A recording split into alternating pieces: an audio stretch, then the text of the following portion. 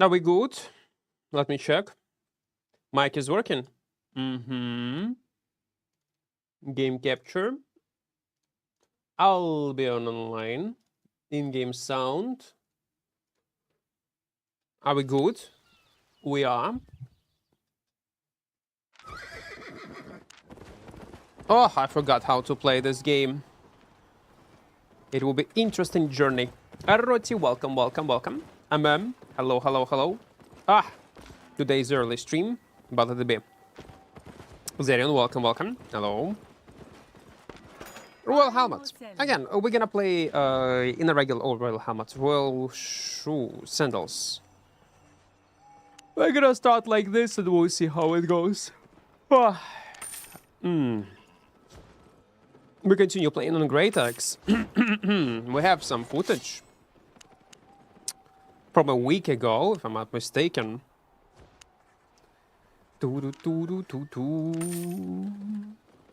Avalonians 2. Let me get few. And Siphon Energy. Guys, how is Albion while I was not playing it? Is it good now? Is it great? Is it playable? Or not? Summer, I hope I pronounced your name correctly. Welcome, welcome. Ibrahim, hello. Roti, welcome. Nanoxa, welcome, welcome. Hello. Buddha, hello. Sad King. Bob, hello, Bob. Hello. Hello there. Let's move. So, how is greataxe? Is it worth it to play it or not? Yeah, let's give it a shot. Yeah.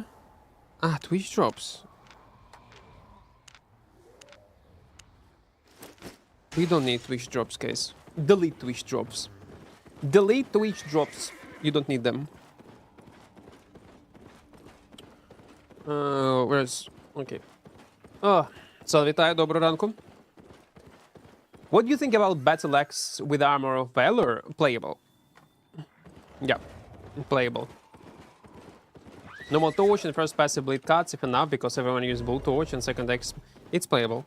I would not recommend to play this build in open world, black zone, but in mists, yeah. So SBI gonna nerf the strategy used in your last video? Apparently, yes, they will. Apparently they will. Again, it's just such a lucky timing. I don't think it's because of our challenge itself. It's just coincidence that we recorded this video that I streamed for 12 hours, showcase how easy it is to get fame, and then the next day they make an announcement that they're gonna nerf it. And I'm like, oh, okay. Okay. I see. It was just a matter of time. Like, everybody knew about this method of farming for such a long time. By the way, if there is an in-game music or not, in-game sound, on YouTube, do you hear it, yeah? There should be, if I'm not mistaken. Tier 8. Yeah, let's go. Let's keep moving. Well, you still have time. Patch number 3 is not installed. This video is still gonna be relevant for at least a week. Well, from the moment I posted it. So, what today is? Okay. Maybe today gonna be a patch. Or when patch 3 gonna be installed? Do we know? What's the difference between regular Beefs 2 and Avalonian Beefs 2? Avalonian Beefs 2 give you a bit less damage, but it increases your health generation out of combat.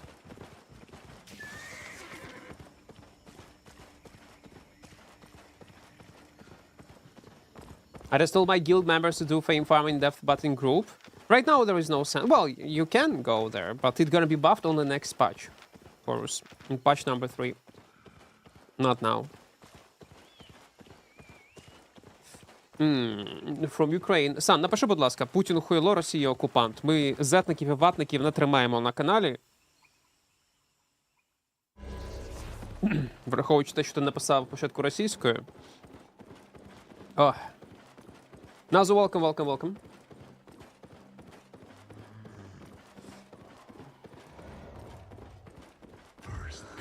Yeah, let's stay. We're gonna stay in the zone. Ah, it's actually smart. Yeah, yeah. But maybe you think they care about... It's not a big patch, Bruno. So maybe they actually might install it. It's not a huge one.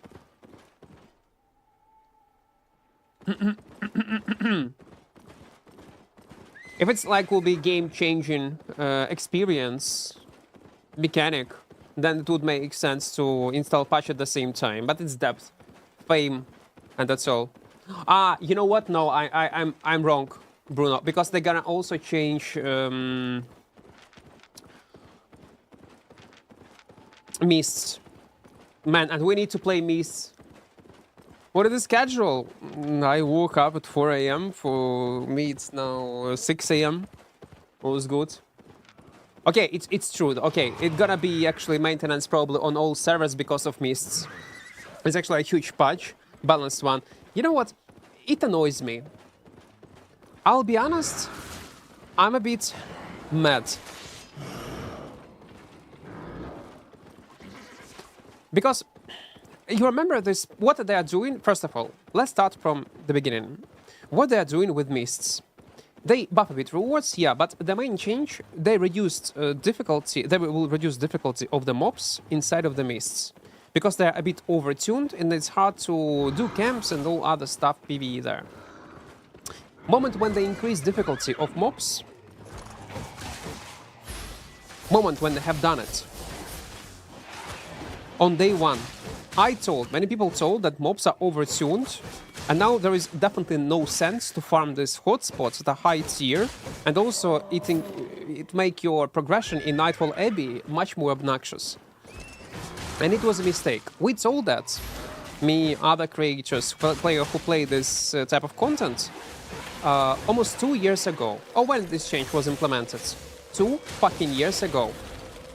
And only right now, they're releasing a patch in number 3, when they're actually gonna balance out mob difficulty towards this solo content, where it's a PvP non-stop 1v1, v1, v1, v1, v1, v1.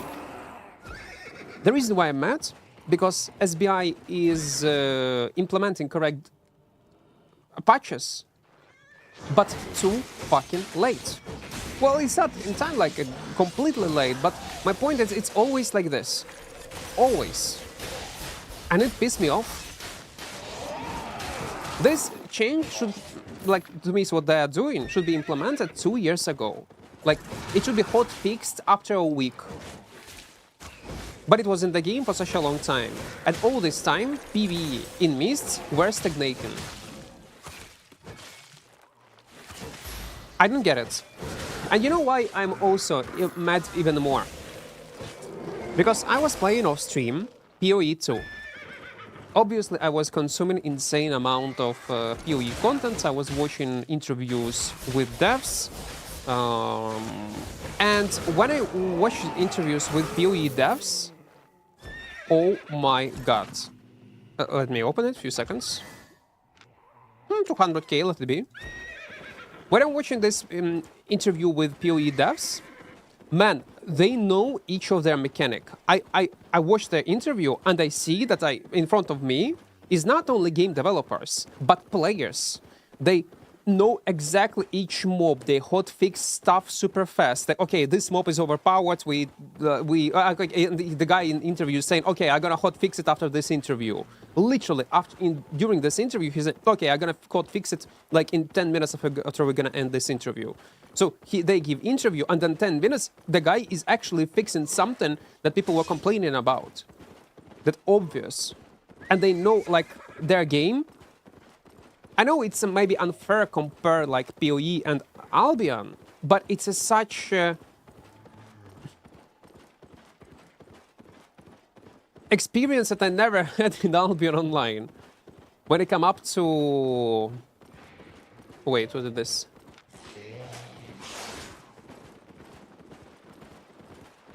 Let's die.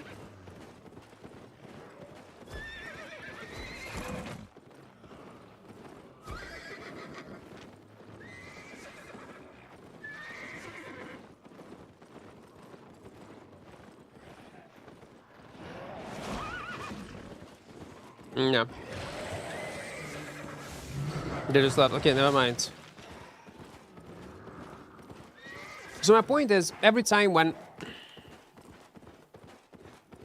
there is some kind of problem in Albion, I always will compare it to PoE devs when they will acknowledge the problem immediately on like this, because they are aware of all type of content that is in the game, balance, loot, everything. No matter what it is, early game, mid game, or late game. And I would not say it's less complex game than Albion Online. They immediately notice the problem and fix it. They do not wait for like 2 years. And in Albion it is. Again, the good thing that we end up with a good change. And I think it's a very positive change to Mists.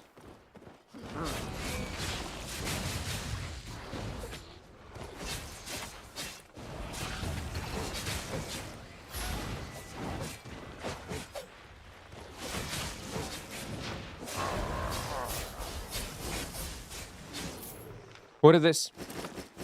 Narco. What have you done? Give it to me. I thought you were gonna kill me. Imco, welcome, welcome, welcome.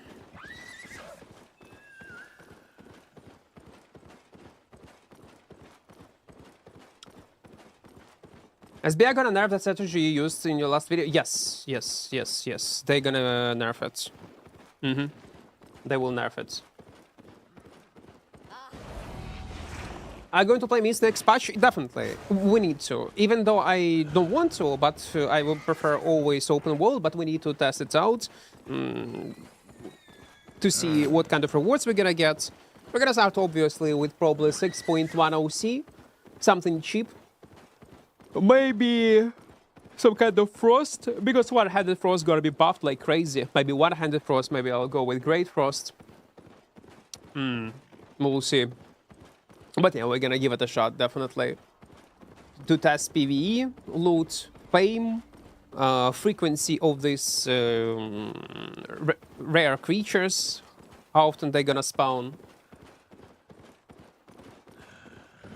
Learn the game as much as I can from your videos. I have 500 spec spear, but I don't like it. Do you recommend bow warbow these times? No, warbow is a horrible choice.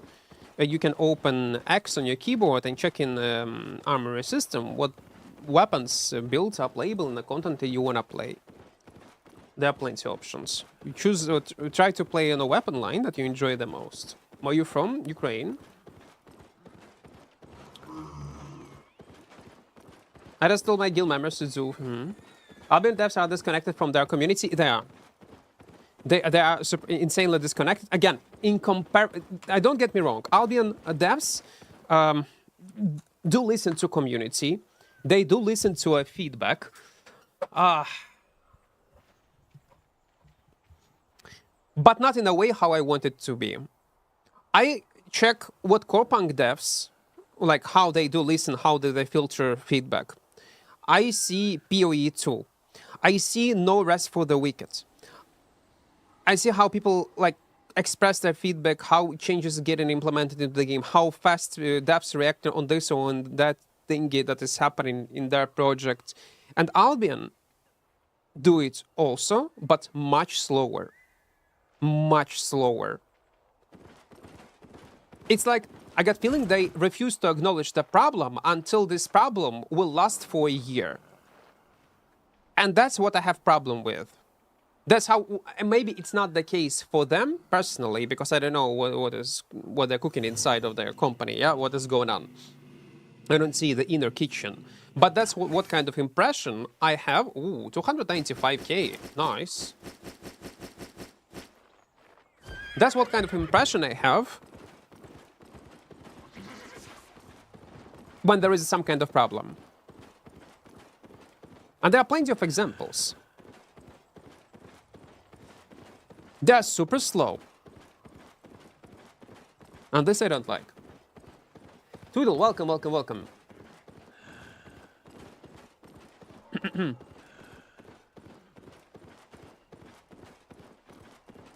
Why there are Brian Panty ad on these streams? I'm a dude all the time.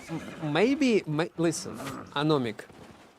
There will be, I don't know, man. Why you have such ads? Why you're getting such ads? Maybe advertisers know about you a bit more than you know about yourself. They know a bit more about your secret desires, or, you know. They listen more to backlash more than listen to complaints. That's true though. When it hits critical points, then they're gonna do something. And I don't like it. Why it needs to reach a critical point to change something in the game? Also, you know what I miss? Again, I'm comparing it with PoE 2. I was watching like Zizaran, other content creators, and they very often take interview with devs, like prepared questions, etc. But it is so common. You don't like on their YouTube channels, unique interviews. That's all. Last for 1 hour. Even these type of interviews from other content creators, like, even if it's not with me, it doesn't matter who it's gonna be. But if there will be interviews from other content creators, that would be so awesome. I don't want to see these interviews once per year. Only you need to be in an office in Berlin during some kind of event, which is good event, don't get me wrong, once per year. I want to see them more often. But we don't see that.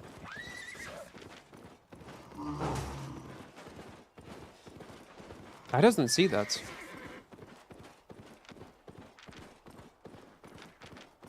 I want to be in at a point when I could type Retroman in Discord. Listen, man, I want to make an interview and upload an interview with devs. I'll prepare questions. Here is the list of questions that I'm gonna ask you. If you will have 1 hour of your time, we can make a Discord call, and I can even pre-record it and send you guys the interview itself. So if you will not like something, I will not post it. And then show this interview to people. That would be awesome. Why not? That would be great. I'm not talking even about live stream interviews. It's risky. Don't get me wrong. It's very risky. And they cannot trust creators like fully. It's gonna be foolish idea, no matter what kind of content creator it's gonna be. Because you will never know what's gonna happen during live stream. But pre-recorded one, yeah, why not? I want to have such option, but we don't have to. No, we do have in theory, but you need to be official content creator. You need to apply, probably. You need to type. I don't. Why?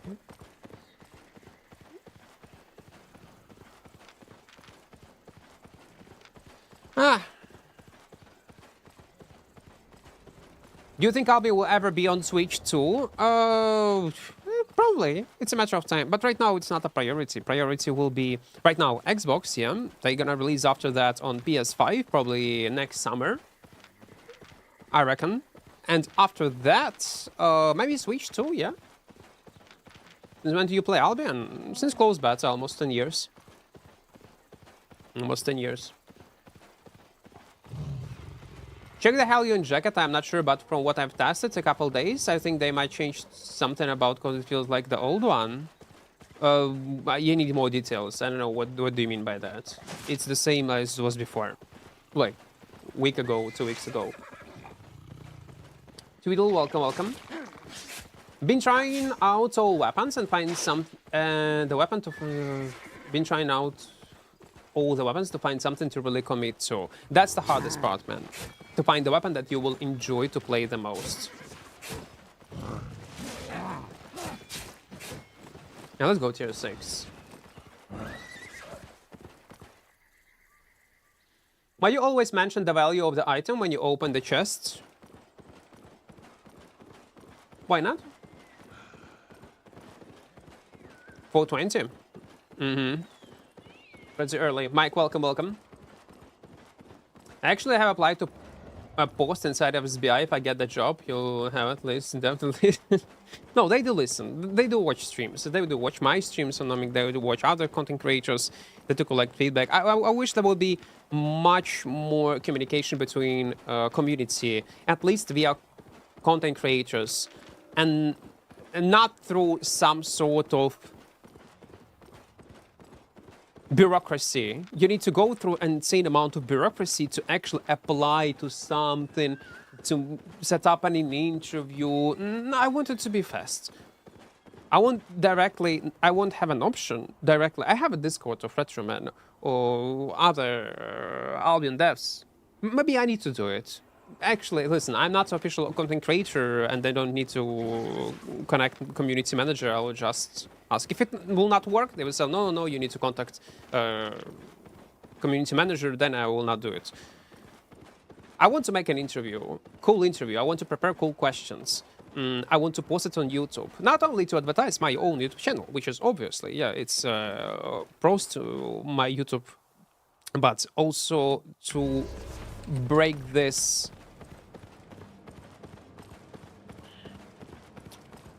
to create this parasocial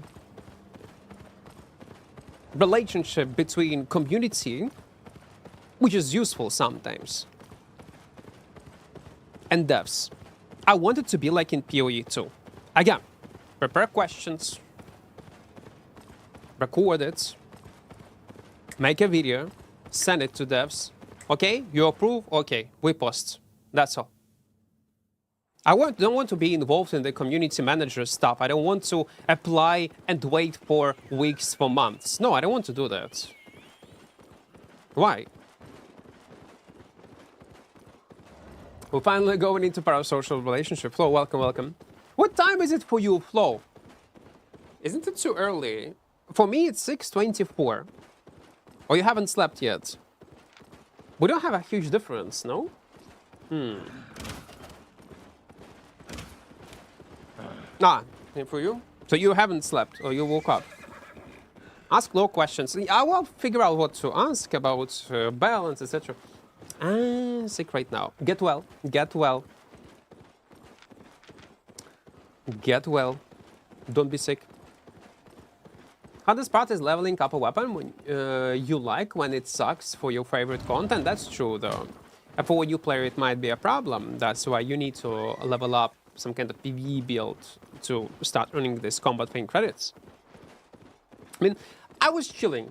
Like on the last stream we had, it was the 2nd of June. I had my birthday on the 2nd of June, and I like decide to chill out, decide to go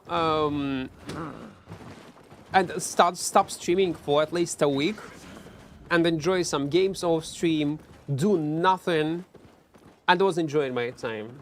Coconut Stick, welcome, welcome, welcome. Have the craziest parasocial relationship for real? Actually, we do, even though I always say Coconut Stick that I'm against it. But the good proof that we have insanely strong parasocial relationship, even if though between viewer, I mean, and content creator, between you and me, guys, even though you know I'm against it, we have the strongest one among, I would say, all content creators, is mmorpg's number. Right now, we have 504 referrals when I have done nothing. But the previous month, it was 3.1k referrals. So it's huge. Roger, it was second. It's a bit too late, but yeah, thank you. Faction warfare is good, very good to get to up specs. Yes, nice. That's awesome. Yeah, they're welcome, welcome, welcome. So yeah, I was chilling, doing nothing. Literally nothing. I was playing Gothic, man.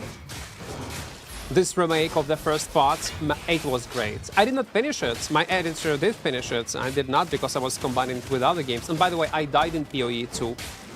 Coconut Stick. I heard stories about you, how you also was feeding a lot. Actually, let me... Can you even kill it? So I died on a hardcore solo self-found in PoE yesterday on my level 81 character. In a very stupid way, from a boss I decided to farm for some reason with a high level map when my character was not leveled up yet. It was my mistake. It was my greed.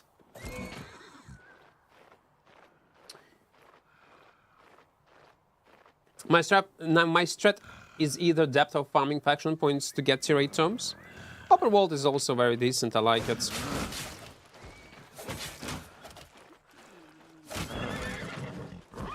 Wait. Oh man, no. The problem is, okay, we're gonna fight Narcor, but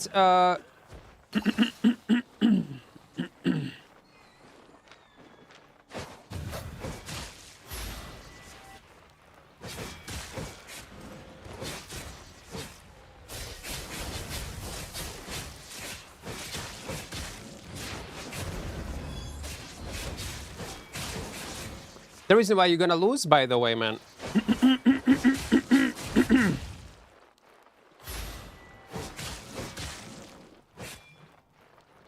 No, maybe not. Oh, come on. Yeah, you're gonna die. It's because you decide... You could kill me, by the way, man. You could kill me. The only reason why you lost, because for some reason you decide to go Narco with Helmet on Cleans. Wait. You had not on Cleans? You actually switched it on Mortal Agony? Okay, my bad then. My bad. Actually, my bad. That's actually a nice suicide built on a broadsword. We were playing it not long time ago. I'm now just getting into maps on a hardcore. Mincy petitioned me about them. Yeah, Mincy was sending me some clips. Also clips of your deaths, guys. On a bird. Why the fuck you even try to hunt? Oh wait, what is this?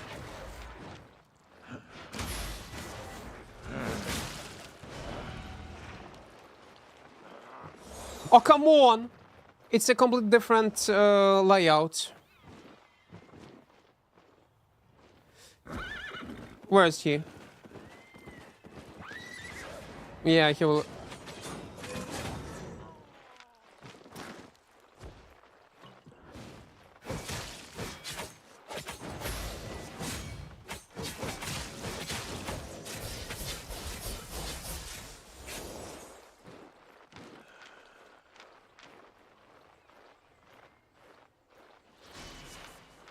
You still got the spell.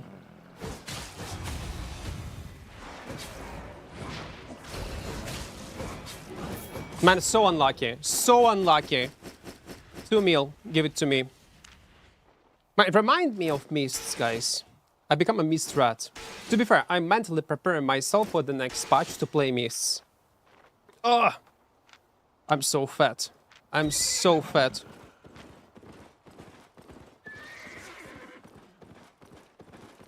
We need to wait, yeah. We need to wait 30 seconds. What we need? This will destroy, this will destroy, this will destroy, this will destroy.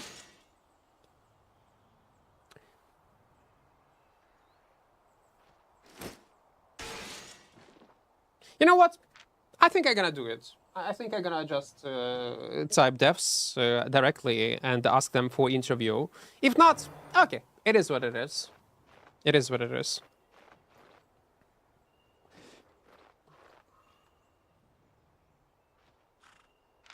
But I want to ask questions that I never heard other people were asking them. Again, prepare. It's gonna be pre-recorded. If it's gonna be approved, I'm gonna post it. Again, if devs would not mind.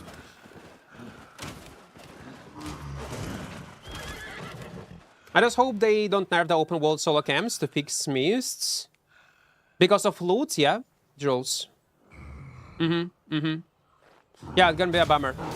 If it's gonna be the case. Imagine. Why you don't use silverbacks? I like to accumulate them. And then to pop up them immediately when it's max stack. It's much more satisfying. You dye your hair? Yeah, every day. Like, you're not...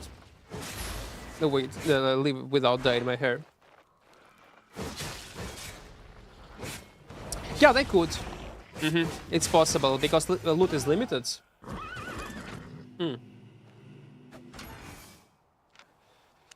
Maybe I want to become a redhead. Maybe I want to get rid of my soul. Accumulated almost a premium in silverbacks. It's such a nice surprise, man, when you do that. What's your favorite class? The way I was playing on a Jin class. It's so overpowered, man. It's so overpowered. It's so good. Let's be honest, man. Mist have needed this buff for so long. Well, yeah, no. Mist changes are good. Don't get me wrong, but I was mentioning this earlier. They have been a shell of themselves for years now. That's true. I was mentioning this at the beginning of the stream.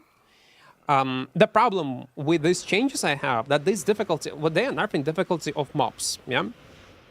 That's the main change, in my opinion. Well, with increased loot, obviously, but difficulty of the mobs. People were complaining about difficulty of these mobs on camps after there were globally PvE balance and stats of mobs. It was a problem on day one. So they were waiting for like a year plus, maybe even almost 2 years, to tune it down. And it's gonna be only in patch number 3. It's a bit too late, you know? A bit too late. Will you start another journey in PoE after your death? No, I don't have time. No, I did not. Honest prices. But I would if it would be... there would be a weapon or spells or builds that I truly would enjoy to play. I'm still waiting in PoE too. Swords and daggers. And its abilities. And it's not the case yet.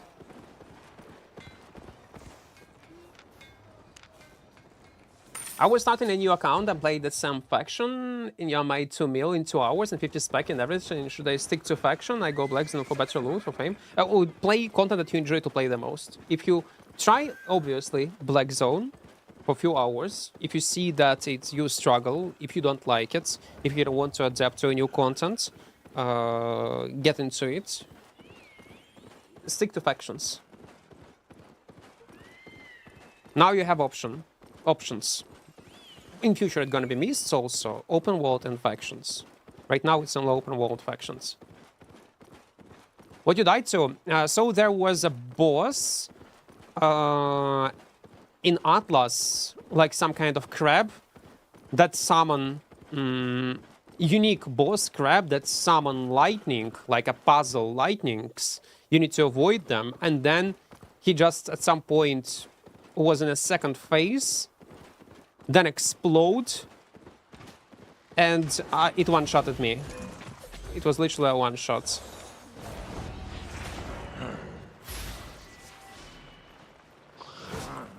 Oh, come on.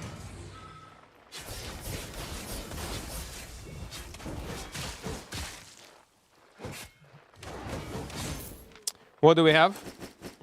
Thank you. So it was not even a pinnacle boss. I was still leveling up. I was preparing my gear for high tier maps. And I decided to kill this boss with a tier 14 map. For some reason. Damage output was great, but I just did not know mechanics of this boss.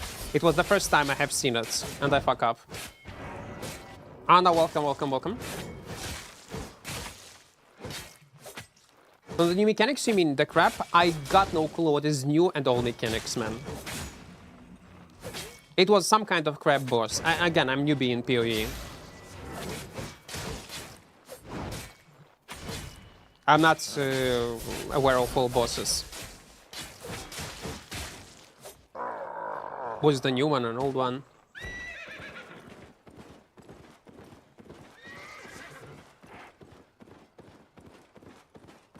I really hope they keep rebuffing old content like this. No idea why they haven't touched Soul Dungeons yet. I also have no idea why they did not change it yet.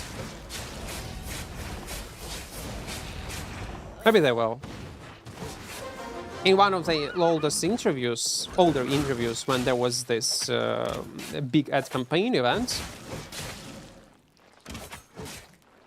and they were giving interviews on their YouTube channel, sorry, YouTube Albion official Twitch channel, they were mentioning Soul Dungeons a few times. So let's hope they are cooking something in the background. Maybe it's gonna be a part of the Dragon update. How much money you have right now? 22 mil.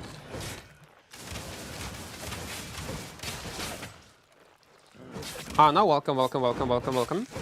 How do you find these kills? I swear I can find this kind of kill just roaming from camp. Yeah, just roaming.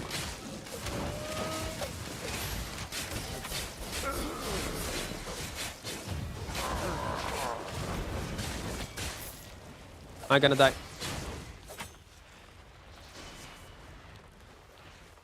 Well, not die, but yeah. Like this guy is also. He got a build to for suicide kills.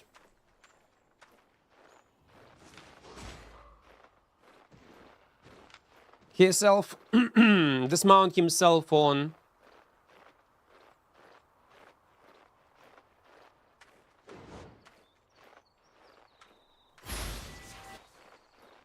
mule and trying to get a kill.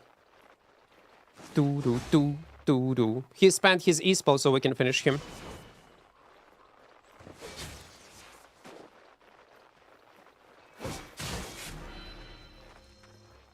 No, man, you're dead.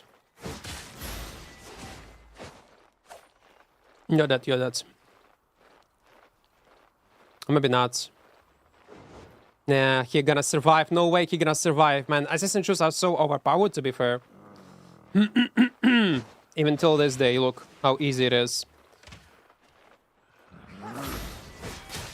Yeah, and I cannot get catch up with him. I just cannot.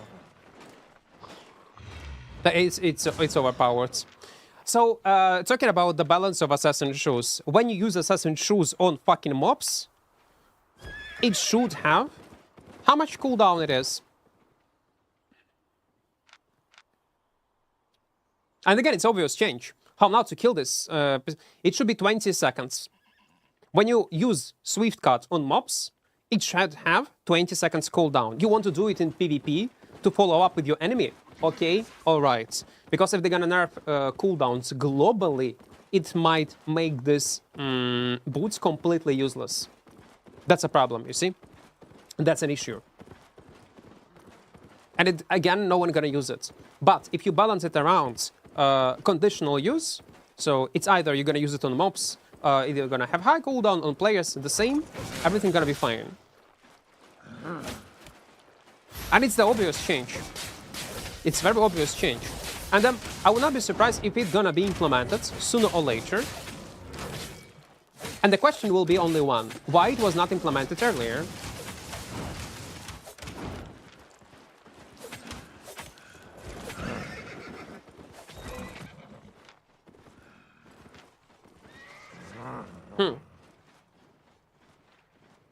People on Mule is too common right now. It's annoying I can't PvE in peace.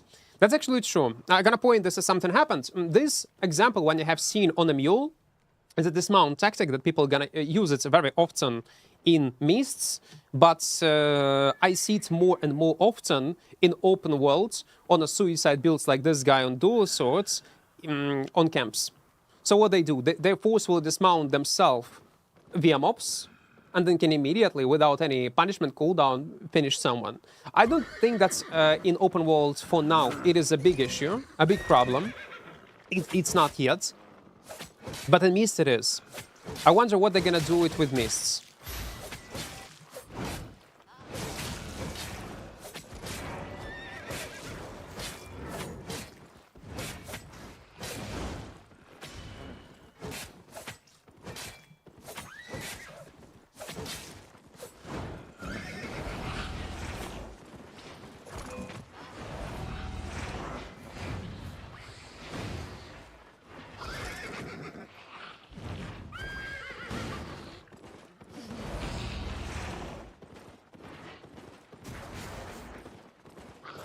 Let's try to kill.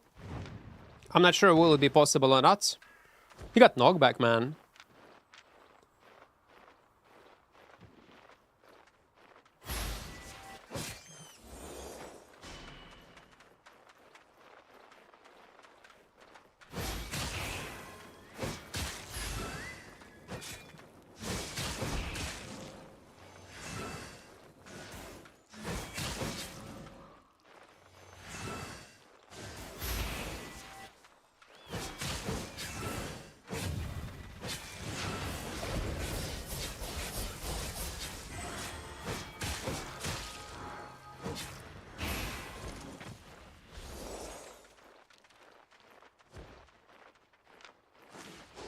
Well, I need to wait. I need to wait. Well, he will not kill me because I have undead cape and then heavy armor. But yeah, there is another group of players. It looks like a gang squad. Yeah. Fuck. But I cannot help you. I just cannot. Fuck.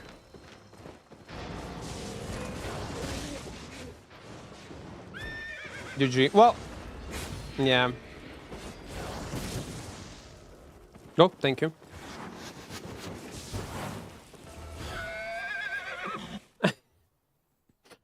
I'm just tired of dying. Everybody has more specs and IP. Play in IP capped content, G-Red. It might help you. How many fresh runs have you done in PoE till now? Modes included? Modes? You mean leagues? I played all leagues, but only this one I played in endgame. Hi Twitch, hello there. Do I have more people outside? My god, you do have. Oh, come on. No. No. No. No.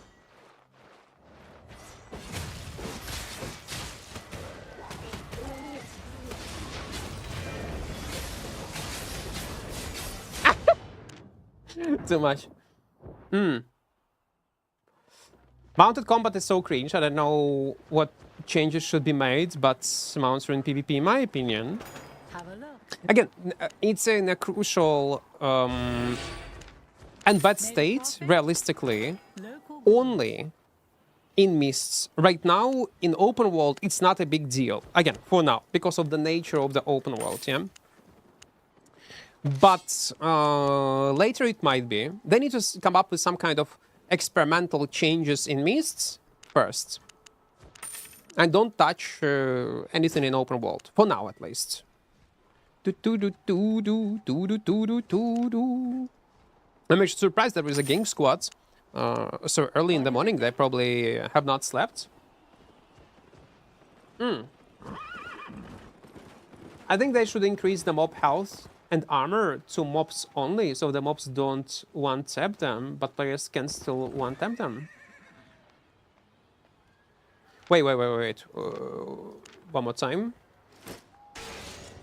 I think they should increase the mobs' health and armor to mobs only, so the mobs don't one-tap them, but players can still one-tap them.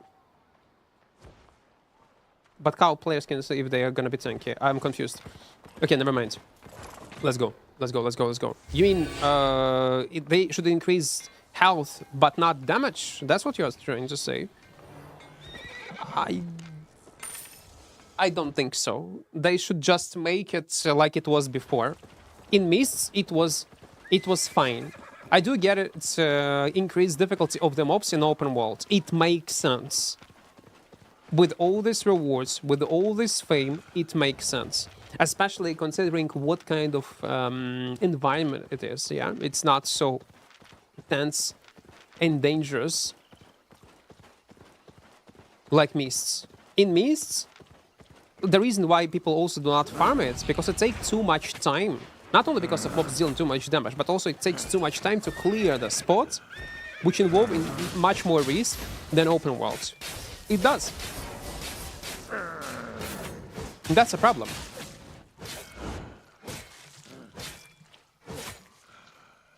Show your bank overview only after you're gonna subscribe on the channel. Only then.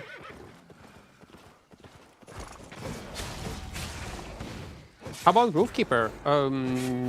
Outdated a bit weapon. A bit.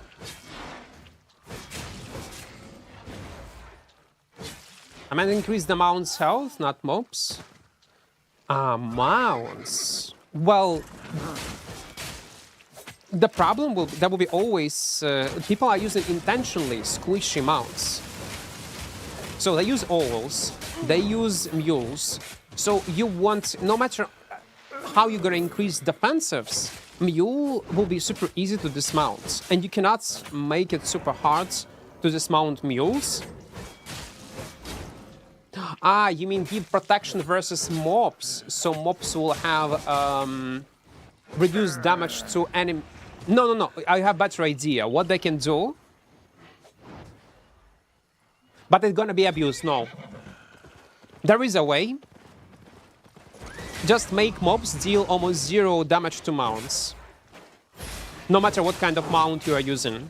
But then it might create some cheese tactics and cheese playstyles.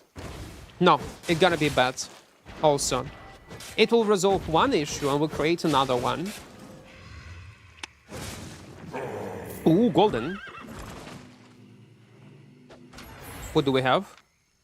Half meal. Listen, I'll take it. From a tier 6, gold, yeah, not the best, but half meal is a half meal. Are you subscribed? Okay, this one. Fresh start with hammer builds. Go with forge hammers. With forge hammers, I have done a fresh start recently. They're very underrated, insanely strong weapon to play on. Was it fresh start or not? I don't remember. Mount of rats in 8.3 is crazy. Yeah. Maybe increasing rewards and make PvE less obnoxious will increase, definitely boost the amount of players, but I'm not sure will people stick to mists. But we'll see. Depend on the rewards. Because no matter how obnoxious and annoying and unbalanced in terms of PvP content gonna be, if it provides insane amount of silver, people will get over it and people will farm it. They will.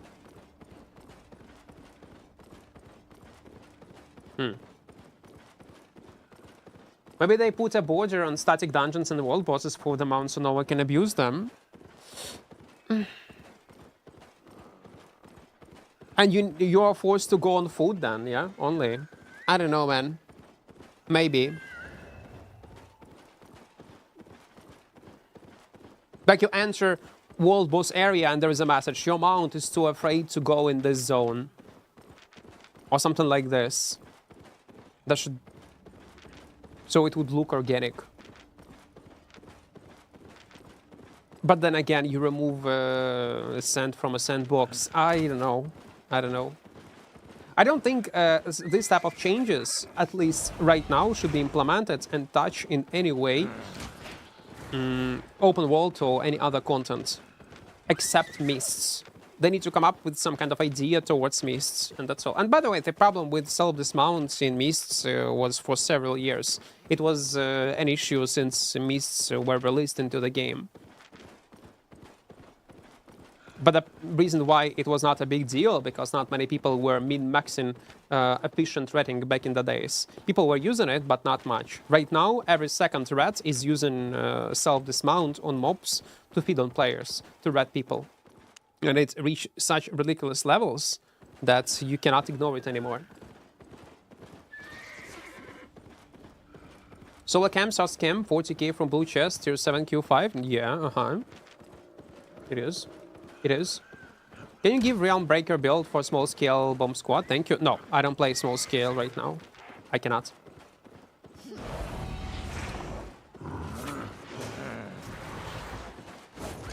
Wait, is it tier 8? No, we'll not farm tier 8, fuck that. We are too weak. We are too weak. Just make it if you get dismounted by mobs. Near to people, you have at least 5 seconds cooldown. I don't know, maybe. Maybe. Valheim 1.0 coming this September. It is time. They go in release. Okay, September, maybe. I don't have plans for September. On 25th of June, we're gonna play, by the way, Core Punk. They will have a fresh start. It's still in development, but it's gonna be the last wipe before launch. So on launch, they're gonna be wipe, and on 25th of June. So we're gonna check it out in the future. Like 15 days left. But it's definitely gonna be a hype around Valheim. For how many years they were developing it, like in early access?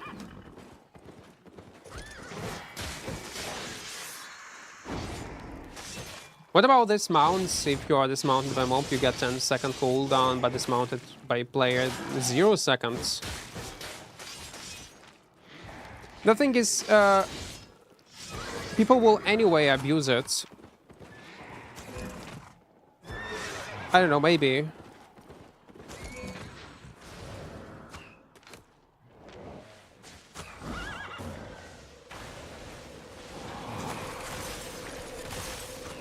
Poorly.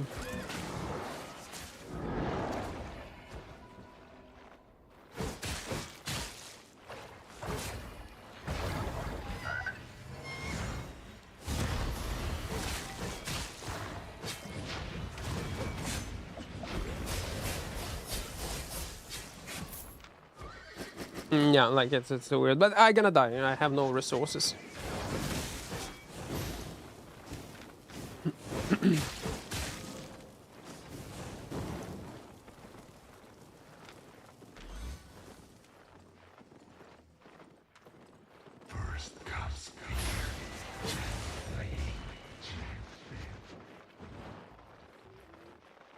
I need to wait for cooldowns. You see, like, open world become much more popular, but it transforms slowly into mists. It literally reminds me of mists.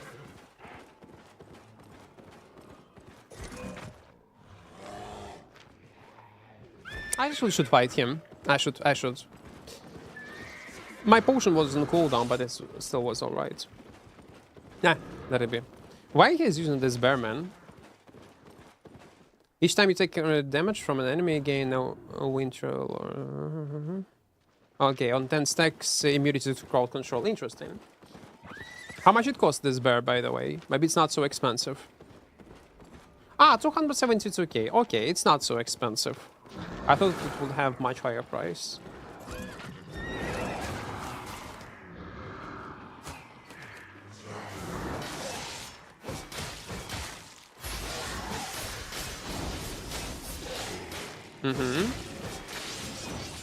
Will he come?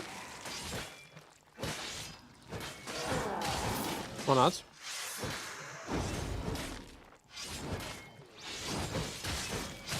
Any Realm Breaker one-shot builds? Oh, like one-shot builds? No, I don't know. Like you can play a build that I'm playing right now, but take Realm Breaker, you'll have some sort of impact. For sure.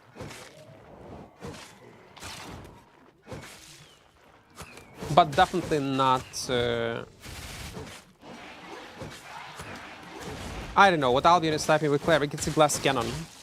It's not even one-shot, it's just glass cannon burst damage, you will not be able to one-shot people. Deal lots of damage, yeah, but one-shots me.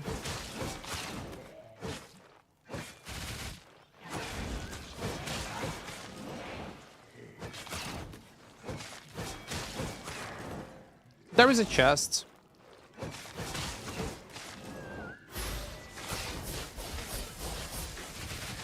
You know what? Let's go and take it. We'll come back later. Maybe he just wants to loot his Chesterino and that's all. The overcooked XW so hard? Oh well, Adrenaline Rush, yeah, it's OP. Right now it's overpowered. They overcooked lots of things. At least not to a ridiculous level like it was with Soldier Armor, that's a good thing, but still. Yeah, Valheim's 1.0. Release. Launch at last. Also, I'm waiting, if I'm not mistaken, it's gonna be in September. 1.0 version also flow of No Rest for the Wicked. It's an incredible game.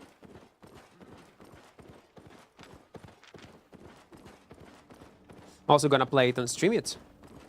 I intentionally was not playing the last update to not to spoil anything for myself. I switched from hammer to axe and having much better time. Well, depends what kind of hammer you was playing, what kind of build. I feel like hammers are too clunky and low damage. No, no, they're not. It depends, again, what kind of build, playstyle you have. And yeah, it depends on all these things. All these factors does matter. Forge hammers right now, insanely underrated weapon in solo playstyle. They're insanely strong. And I would not call them clanky.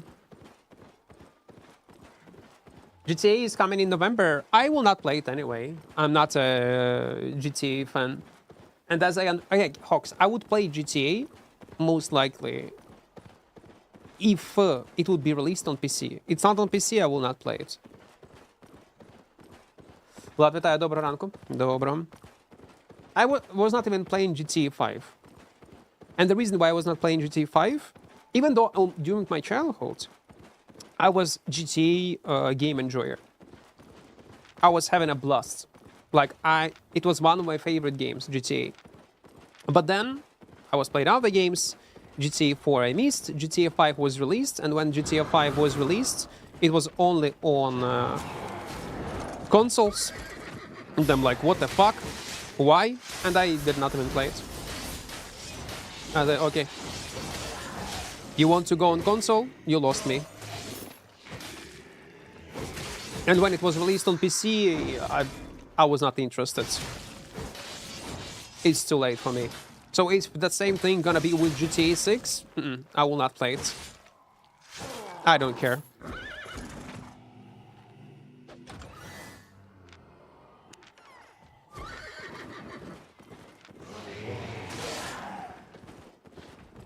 So what this Don want to? You wanna fight? We can. Have you done any world boss ever? No.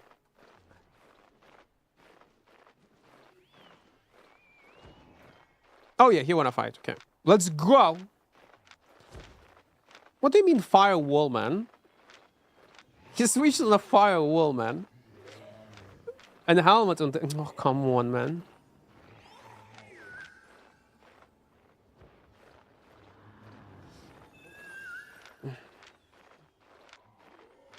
Well, attack then, if you want with firewall.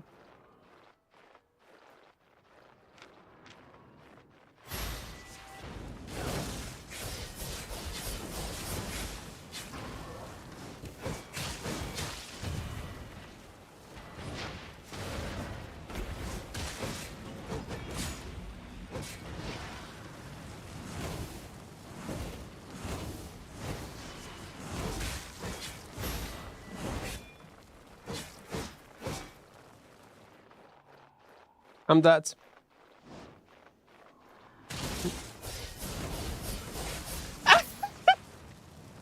It was so dumb. It was so dumb. It's like fights between two retards. It is fight between two morons. Me, I'm moron number 1, and this guy is moron number 2. But listen, it was a fair fight. It was a fair fight, guys. Ugh. You're immune to CC when you have... Yeah, it has immune to CC, but I still take damage. 1.8. Yeah, let's go back. Muran Maxim, yeah. How long have skill issue hub was created? I don't know, man. I'll be honest, I don't know. Don't know in how to check. Crossbow is good. Me and my friend started playing, and we used crossbow and the arcane buff beam to one-shot people with the skills. Well, okay, too much text, unconnected, as I cannot answer this. All your messages, but overall, if you're asking our crossbows are good, playable weapon, yes, they are.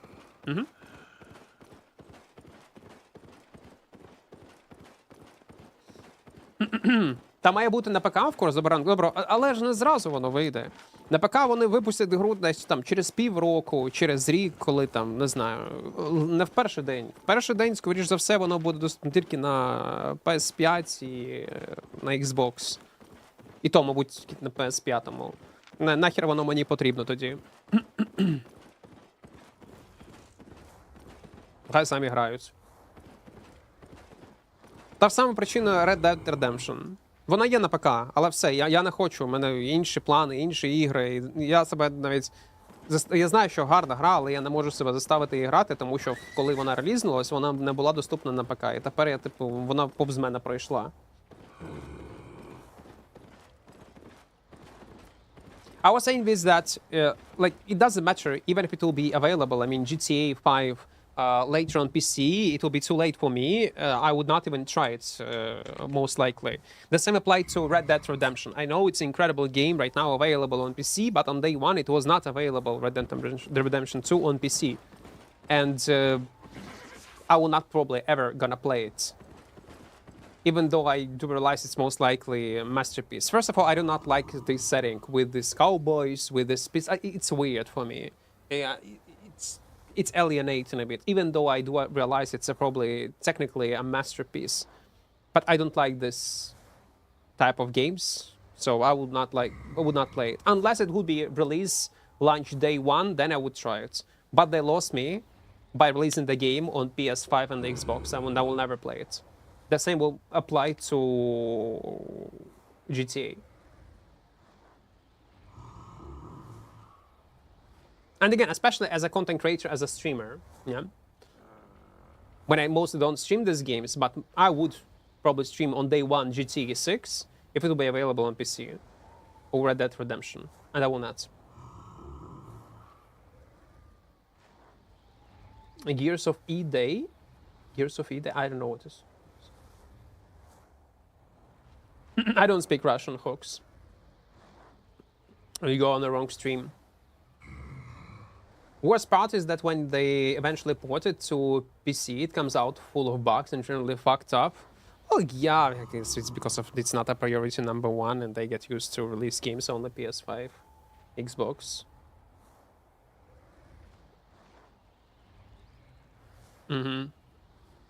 What tier items is better for Fame Up, New Sets, and Black Zone? Items you can afford to lose. 4.1, and your tier of the gear will determine only what kind of camps you will be able to clear. 4.1, depend on the set, maximum will be tier 5, tier 6. Some 4.1 sets will be able, like Nature or Battle Axe, maybe will be able to clear even in tier 7.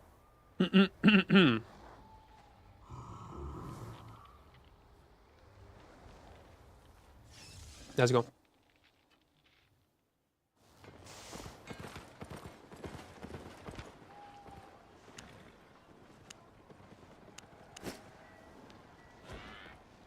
Are we good? Yeah, we're good. Let's move. Elden Ring before? Yeah, Elden Ring I played. I did not finish that. I even streamed it once. I banned so many people during that stream, but yeah, it was a great journey. I was enjoying it. Will be the day when I will finish Elden Ring. That will be a day. By the way, is that your account on Kik or some took the name? Oh, I don't know. Like Equart? Well, I created long time ago account on Kik. If I'm mistaken, it's Equart or Equart official. I don't remember.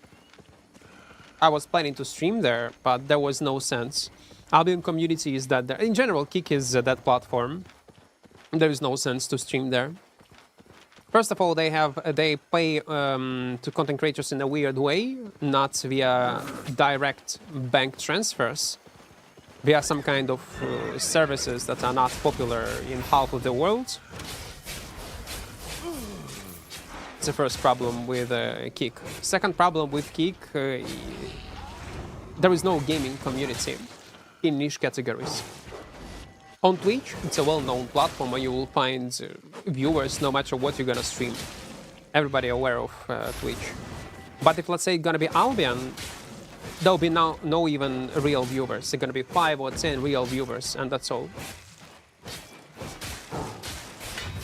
For IRL, maybe for IRL, yes. Okay, I was not streaming in these categories. I'm not aware of for other content creators. But don't forget, Turbo, that all these IRL streamers, majority of them are using bots anyway.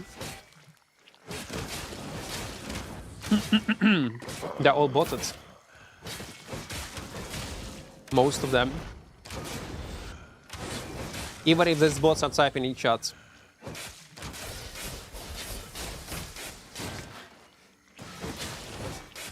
The type of bots right now that do exist, that not they analyze what is happening on the screen and they react on what you say, what chat is saying. So bots can actually communicate with each other, with viewers. You can set up certain moods to this type of bots, and they can analyze what is happening on the screen, and based what they see on a screen, type different messages with different patterns.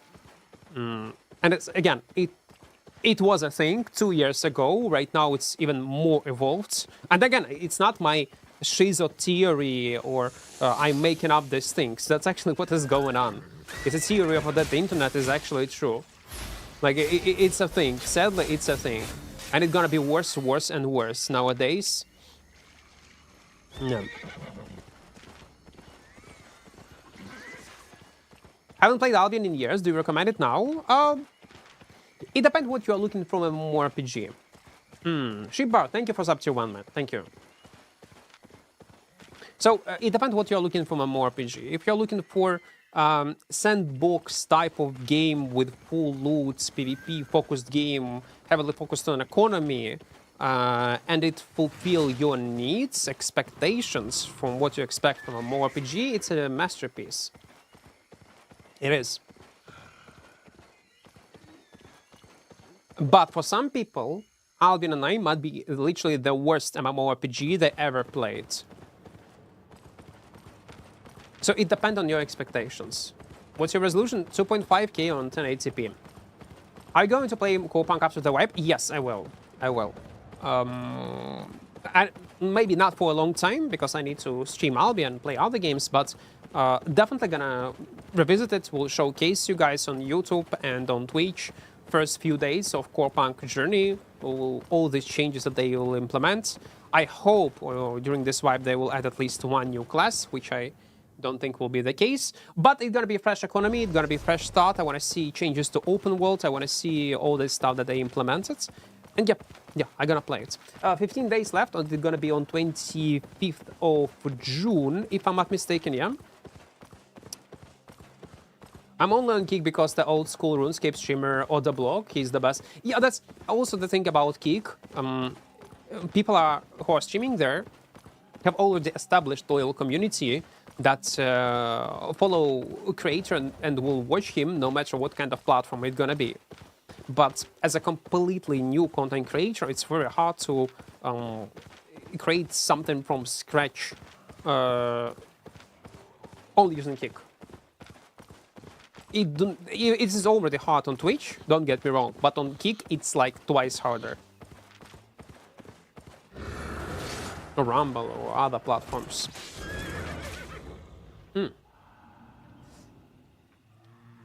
What about the Equart on Fansly? Fansly? What is Fansly? It's like OnlyFans? Did I guess? Yeah, I guessed it. I didn't even know. Like, interesting.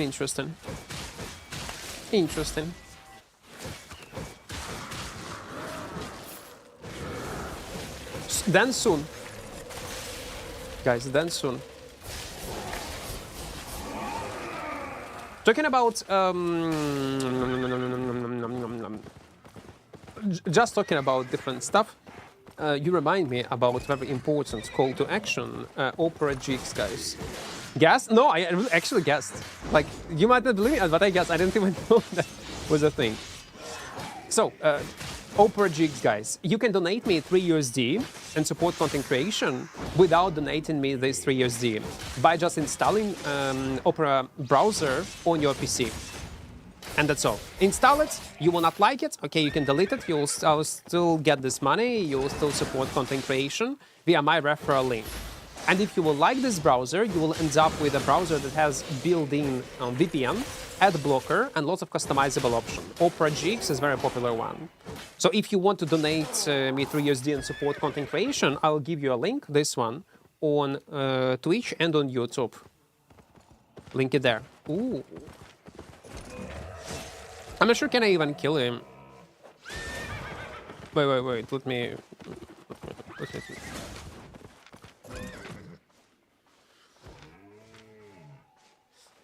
Let's go. Let's go. Man, he got 2 heal potions.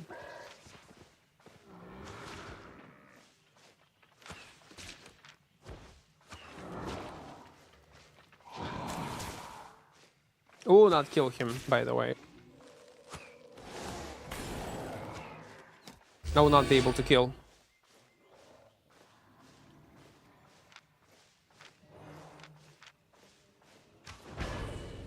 Oh, come on, no. He hit me with Q. Wait.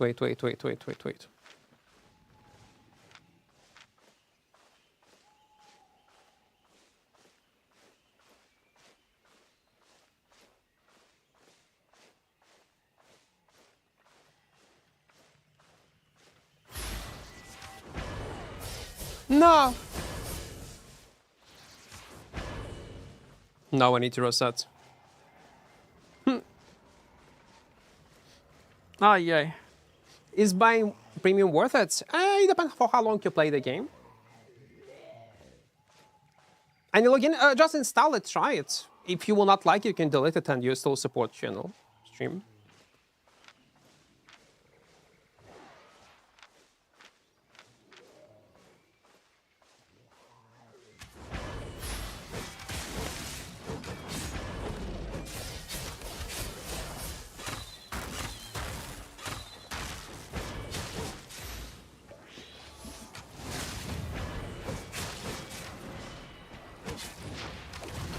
No.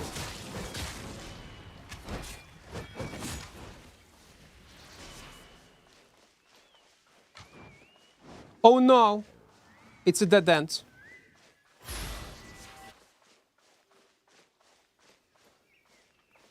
It's a dead end. Wait. Let me region up. Are the gankers asleep right now? Well, mostly. Well, we died today to a 1 gank squad. At least he used his 1 healing potion. His cape is on cooldown, yeah? So we can go on the 2nd rotation right now. 3 the moves. It gets so dumb. Ay. More unpredictable he gonna move. Less chances are auto hits with helmets. I get in channel first thing I see download Opera GX, so edit. Yes, exactly, Joan. Exactly. That's good. That's good. We're on 507 right now. Referrals. Nice, it's good. It's nice. It's great. Oh,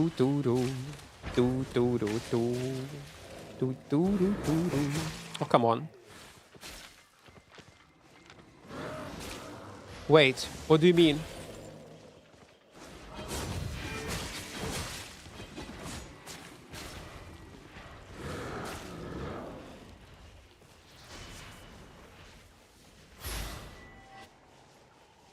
There is no mob. I'm gonna die. They have too much people. And there's also a healer. Well, you know what? The funniest part is that... no, we cannot kill anyway. No, we can. Even if I'll gather with this bow, I cannot kill. Be like Joan. Yes, be like Joan. Install Opera GX immediately.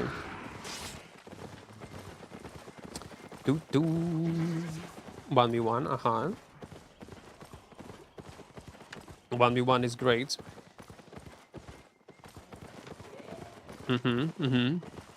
1v1, sure. I like 1v1. 1 versus 3, 1 versus 4, it's actually almost like 1v1. It's fine. No, I like honesty. You know what's the good thing about Albion player? In general, about Albion players, it's how honest they are. They are insanely honest. And you need to appreciate it. You will never find a more honest player than in Albion Online. Is now the right time to transport from Royal to Rest? It might be. Yeah. Anyway, I would recommend you to find a friend that will scout for you. Because still, even though it's morning time, not many players are playing the game, there are still some game groups around. I find more honest players in EVE Online. You think in EVE they're more honest? Might be the case. Yep. Ah.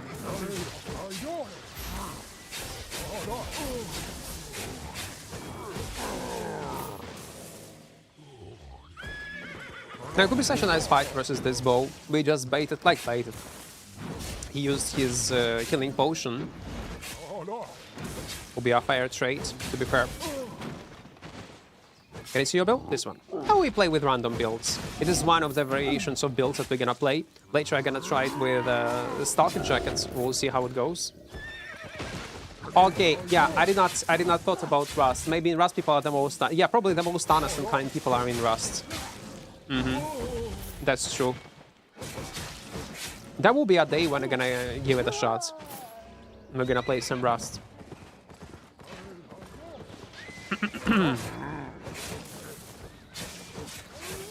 No.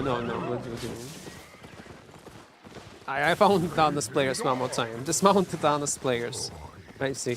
Why your pony have a muffler on his... Because it's my pony. Because it's my pony. It's so funny. I was watching... do you know this? You probably know him. George Strife. He's a mmorpg content creator. He's also making reviews of different MMOs. He was playing Albion. And I sometimes lurk on his stream. And I see, like, his streaming experience is not like... He's started streaming not long time ago. Like almost daily. And I see, and I love watching him slowly losing his mind to backseat gaming, to dumb comments, and even though he's very polite, he's very... he got insane amount of resistance towards what people type, say. He got a nice sense of humor, but even he slowly lose his mind when he play other games, and they're like backseat, stupid comments, weird messages, and I watch when it happened, and it makes me smile. I see that he's slowly losing his shit. I see, like, sometimes he's losing the grip, losing his mental slowly, more his stream, and it's, oh my god. As you can see, even the most resilient among all of us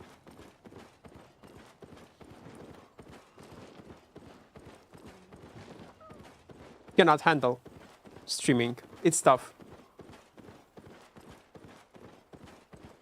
How demon boots work?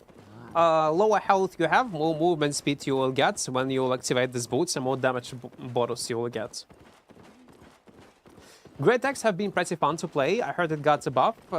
It's a small buff, yes. The thing is, not only E-Spell on Greataxe was buffed, but also Adrenaline Rush, this W. And all this together make it more playable than it was before. And will it become playable weapon among like dual swords, battle axe, etc.? Time will tell. Again, I was not playing Albion for a long time. That's what we're trying to figure out. That's why we are cooking and trying to play on this greataxe right now. Backseating is the greatest crime? Yeah, backseat is the best. Is the best. I even changed the way how I start treating backseat gaming. Because for a long time I was just permanently banning people. Now I don't. I just try to ignore this type of messages entirely, and it's a bit better. It's a bit better. But still. I decided to change my approach to backseat gaming. Ну, якщо та шоста буде спочатку на консолі, то я навіть грати в неї не буду. Should have unbanned all these Elden Ring viewers then? I wish I would. Man, I would not mind to unban them. I don't mind. But I don't remember who it was. And they're definitely not on my stream anymore.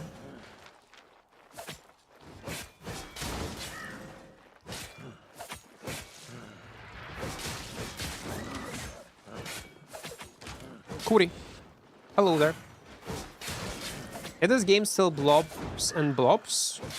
Well, if for you the game was always blobs and blobs, then it will stay blobs and blobs.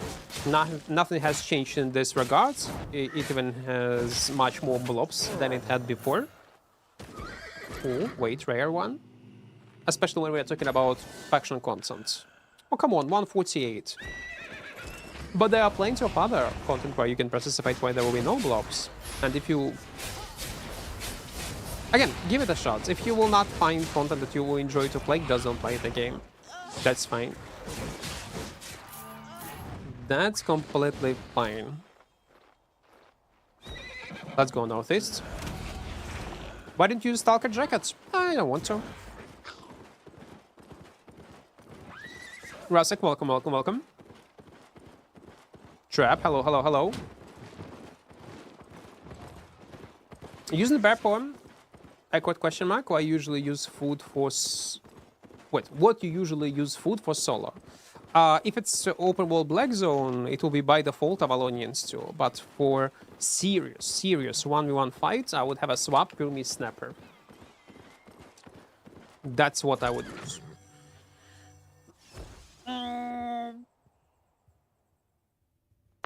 Oh, it's a purple, guys. It's a purple chest. But yeah, Albion is still, I would not say ZVZ focused, but it's a large-scale PvP game. It doesn't mean that there is no solo, duo, or trio content. Depends when the last time you was playing the game. Yeah. Go into forestalling portal. Probably I should give you some protection. Are we far away from a portal, by the way? Ah, no, 2 zones, so you're gonna be fine. You'll be fine. You're actually lucky that he was not killed. Something funny about how I play is that when I'm in black zone, I spam the inspect button to be ready to hope on my horse. Sometimes you need to count on known luck. On known luck. Imagine someone now camps gate because of you. Ah, nah. It will be the case probably if we'll play on some kind of expensive, insanely expensive gear, but 4.3 is so. What resolution? Does the resolution affect the gameplay? Short answer, it does. Yes. Not drastically, but it does affect your efficiency and what you can... How PvP can end up. Or will you survive or you will not. Again, not drastically, but it can affect. You will see more. What do you think about Bloodletcher Soldier helmets, Alien jackets, Boots of Valor, most called the Smuggler Cave for ZVZ? Well, if you want to execute only, yes. Yeah. People use Bloodletters in ZVZ to finish low health targets. the soldier hammer to just get to run away. Yeah, it can work. But again, I'm not a ZVZ player. If your guild needs ZVZ Blood Ledger to finish targets, just ask them what you need to play. They will tell you. Ooh, 300k. Well, better than nothing, to be fair. My son will turn 1 year tomorrow. Do you think it's time to start his journey in Albion? If you want to ruin his life, yes. Yes. I think it's a good start. It is. Son question mark. Listen. Satam, we have lots of adult viewers on my stream. Lots of adult. I don't know why. And it's not because we are the same age. No. No, that's not the reason. I'm much younger. I don't know why older people watch my stream. It's just a coincidence. Just a coincidence. Because I'm still 19-year-old, fresh virgin. All that stuff. What do you think about the quarter stuff with mercenary hood instead of perch? Can work. Yeah. Yeah, can work. Yeah. Yeah, for chasing. All helmets got its own pros and cons. And in some scenarios, mercenary hoods might be much more useful than perch on your helmet. All that stuff. And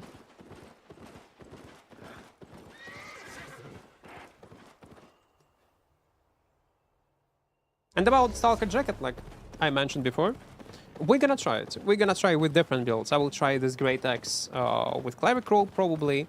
We're gonna try it with Stalker, with different variants of builds, and we'll see how it goes. Tier 7 boss layer, quality 3 zone, what do you think, guys? Nothing. Like, if you can handle, you can farm it super... Again, quality, they do play a role because of this higher percentages of higher chance of getting better loot, but it's at the end, it's RNG. You might get like half meal, you can get 300k, you can get 1.1 mil. Most likely, I guess if it's a purple chest, you will get around 400k. That would be my guess. Name of the song? Under my camera, there is a name of the song. I am 14. Don't... Better not type this in nature, no. Because right now, Satyam, if I'll see some kind of weird messages from you, I will ban you without any hesitation.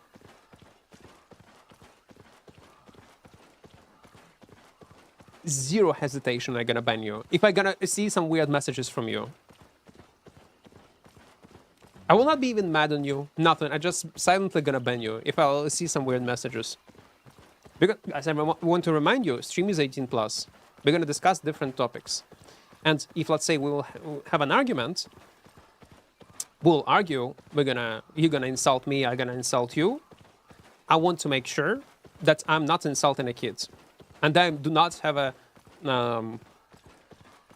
I'm not arguing a kid. You need to be at least 18+. Please. Because I will feel bad.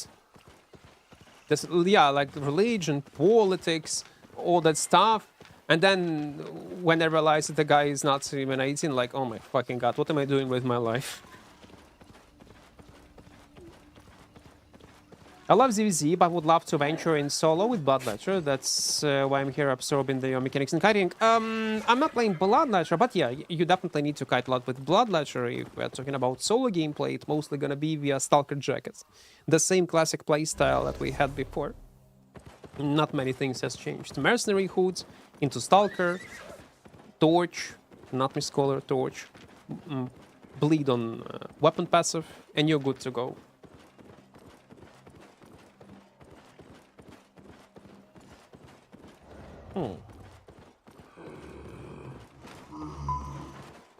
Let's go top.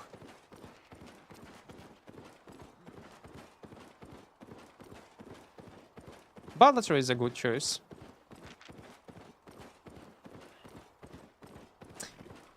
But okay, wait.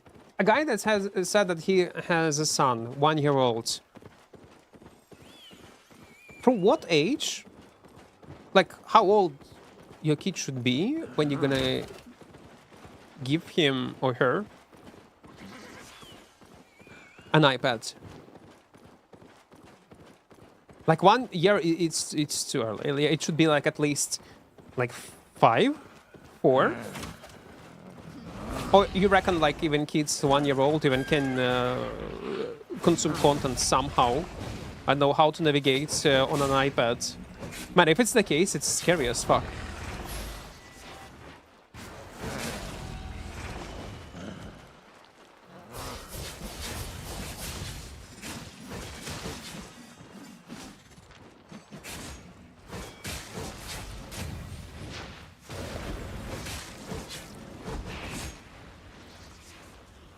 Oh no. You're gonna escape, by the way. No, don't. He'll be out of combat. He definitely will be. What? Or he will just mount up. Yeah, he will just mount up.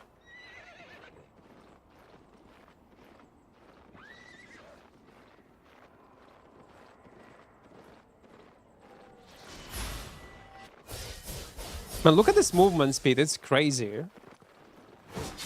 Aye. Do not give them screen time till at least 5. I have 4 and 2 years old.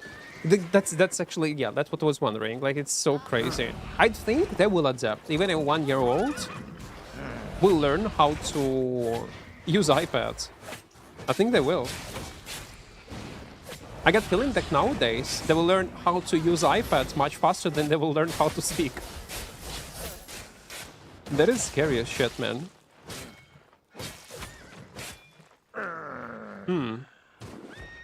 I mean, you can never avoid screen time fully, but try to limit as much as possible. I find it sometimes we have to, like, if me and the wife are eating, he's all over us. Bus built for transport with the mount have a carry capacity. Also, when you, it's an obvious tip, but if you do not know, when you are transporting something on a mount, use heavy armor to transport. The reason is because your heavy armor that you are using, these defensives, they do reapply on your mount. So even if you're gonna be on a squishy mount, but with heavy armor, it will be much harder to dismount you because of these defensives. My two nephews already got their own iPhones. You see what Apple is doing, by the way? Have you seen this latest presentation with this parents control, etc.? But all these features that they introduced will work only if your kids, will have their own iPhone. It's fucking smart. Oh, it's smart. Lots of cool features they're adding, like parenting control and so on and so on and so on, that you can set up how much screen time they will have, lots of built-in features, but it will work only if your kid will have an iPhone. That is some kind of diabolical shit. But again, it is what it is. It's their company, let them do whatever they want, but it's how they slowly... Oh, Ray run. 273. Securing their future. So when they're gonna grow up, the only tech they're gonna consume and buy will be Apple. That ZVZ clip you wiped them too in dungeon was sick. Oh, it was long time ago on the Kingmaker, yeah? Mm-hmm. How old are you? 19. Under the age of 5, the little devil will everyone, including you. Wait, what am I... You're 90? Yes, 90. 90 years old. I'm 19. The thing is, they will need to learn it to keep up the world, so research how to make it valuable and not giving them brain rot. And remember, you can't lower their screen time when you use your phone all the time. Kids copy parents. That's true. They do. They do. What's the put Stalker Jacket in Mist instead of like, I don't know, Mercenary or Vandal? I don't know what this Vandal Jacket is. Mostly people use... wait. What build? The most common will be Stalker Jacket or Mercenary. But again, depends on the build. Stalker Jacket people use mostly on kite setups.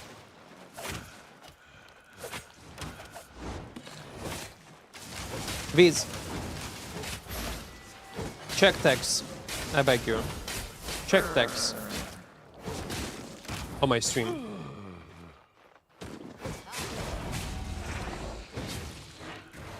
But don't be ignorant. Don't be dumb.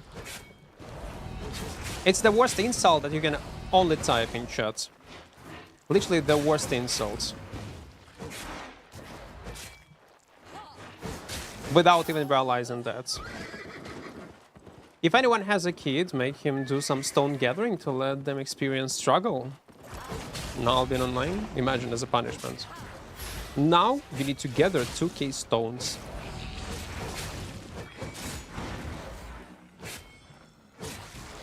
Stream text, language I speak, where I am from. Text, TAGS.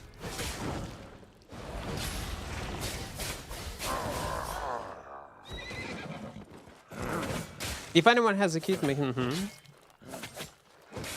My 22-year-old instinct says you're not 19. Why?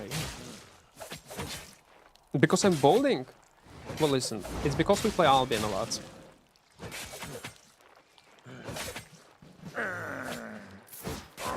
It's because we are playing Albion a lot. And listen, if not Albion, I would not start bowling. Where do you live? Texas? Yeah. I'm from Texas, guys. American citizen. I am, yes. America #1.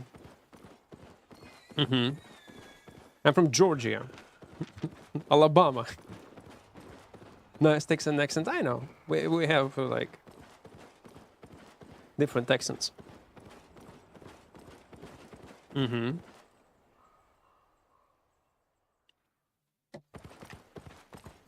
Like your gameplay a lot? Glad you enjoy, man. Dre, thank you for your prime, man. Thank you.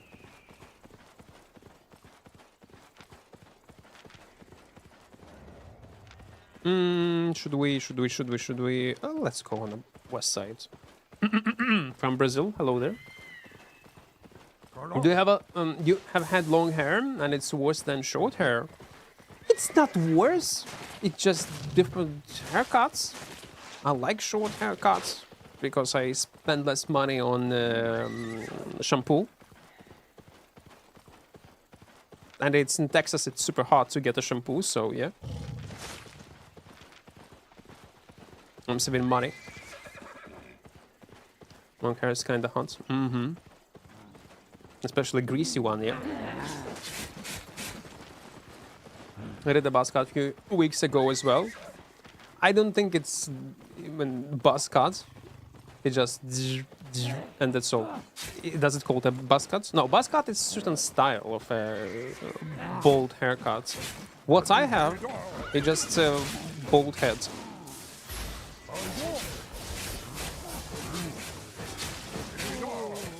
Use Cristiano Ronaldo shampoo. It's the best one. I will. You know what? I will. And maybe I will grow my hair back. But you know what is gonna help me to grow my hair back? If I'll stop playing Albion. Do you often stream in these hours? No, I don't. Like, I woke up at 4 AM. For me, it's 7:41.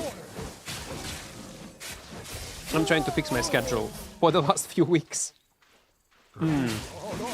But I broke it a few times. First, I broke my schedule because of PoE 2.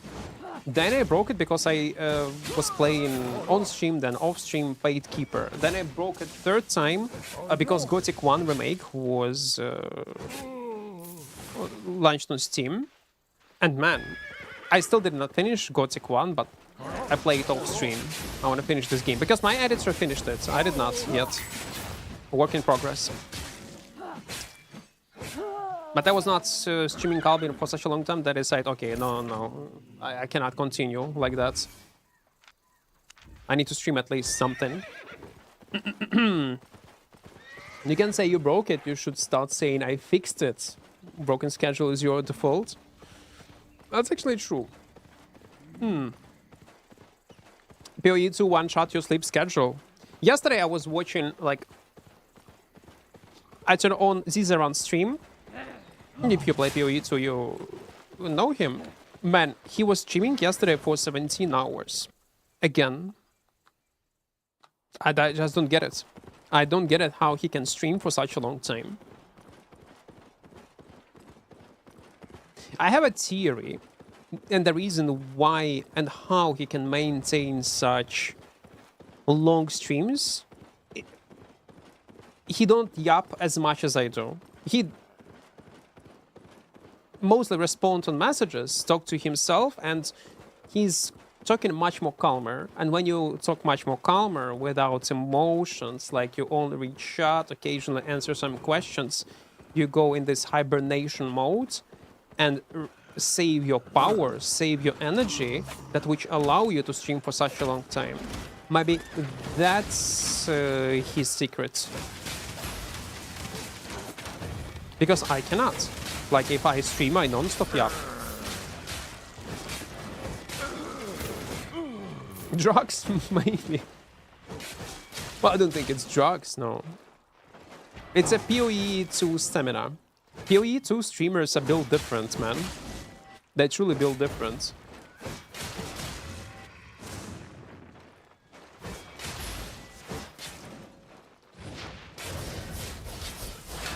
You're gonna proc, yeah?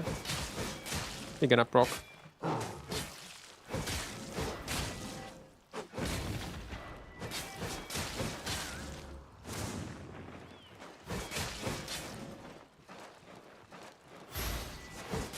No, do not. Okay. Because if he would, it would be such a skill issue. Coffee could help to stay too long? No. Not for 17 hours, man. Not for 17 or 20 hours. So I recently streamed Albion for 12 hours. Yeah, it was boring gameplay. Like, it was speed run of specs. The latest video that you saw, maybe have never seen, recommend you to check it. When I was trying to level up my character as fast as possible, it was during one stream, and I streamed it for almost... No, it was actually 13 hours. Close to 13 hours. And not gonna lie, at the end of the stream, I was losing my shit. Like, I thought I'm gonna die on stream. That's what kind of thoughts I had. I actually thought I'm gonna die on stream. My eyes were closing. I could not normally breathe. Like, it was so bad.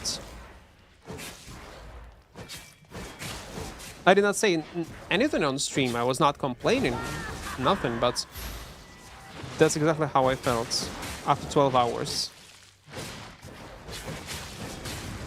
I got feeling that I'm losing my losing my shit. Like, when I end the stream and get up from a chair, I thought I'm gonna fall down. That's how bad it was.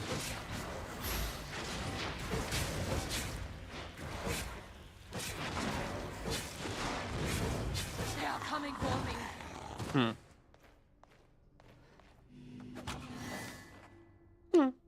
226. I'll take it. We have one meal. We're gonna stash. Sounds like a pure yellow zone enjoyer in a good day. That's actually true. Some people play Albion like that in safe zones, farming like for 10 hours. But mostly it's because a new player, when he's still hyped about the game. Sounds like me when I join Crystal Arena match. Crystal Arena matches actually can be fun. Like when you... no, not alone. Not alone, obviously. At least with +1 or +2. It can be interesting. Okay, wait. Let me equip these boots, so I'll be able to teleport back. Can't play on Asia server, brother. Why? Why I would play on Asia server with 300 ping?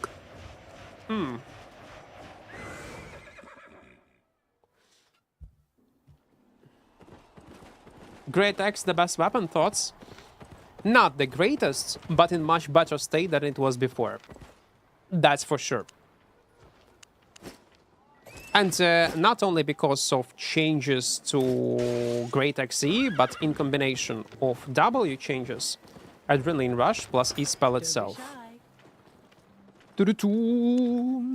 Actually recorded some moments already. Not bad. Let's go with one more run with Soldier Armor. And then we're gonna switch it on Stalker Jacket build. We'll see how it's gonna feel with Stalker. Shoes, yeah? Sandals. I'm sorry, sandals.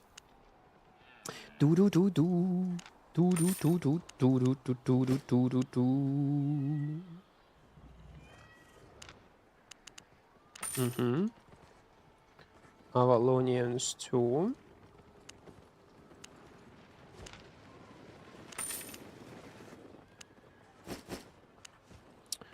Siphoned energy.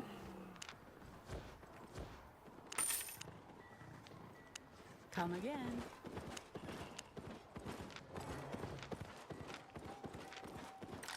What's everyone? We are playing on EU, guys. As you can see, there is almost no people in the zone 44. Everybody is sleeping. The only viewers that we have right now is probably from US, Canada. Most of you guys. Ugh. Yeah, the same builds. Biggie. That we used on Kingmaker. Argentina count? Yeah, well, yeah. It does. Is the age catching up? It does. It actually does. Back in the days, man, I do remember I could play non-stop and not sleep for almost like 2 days, and I'm like, it was fine. Now, no. Is it worth to spend money on the game? Depends about what kind of money we are talking about and what you want to achieve. Okay, I will not go into details, but if you want to spend money in Albion, I would recommend you to spend it only on premium. And that's all. Good morning, hello.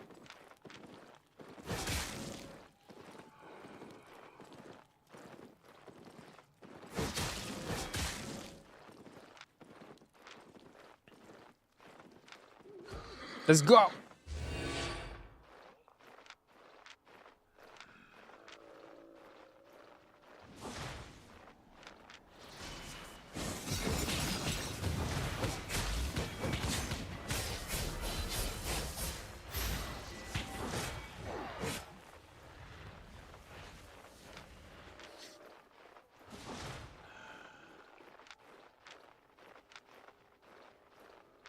He probably should switch on...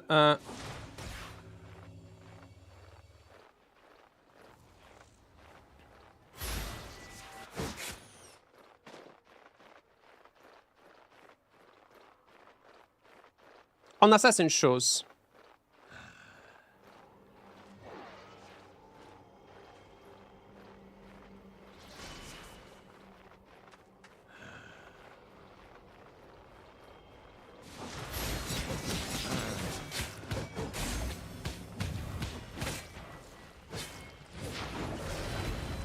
Oh, come on.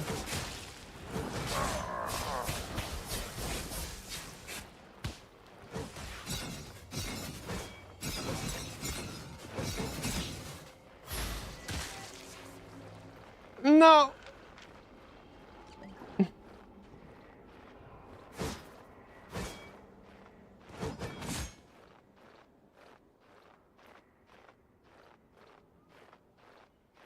He went on the left side.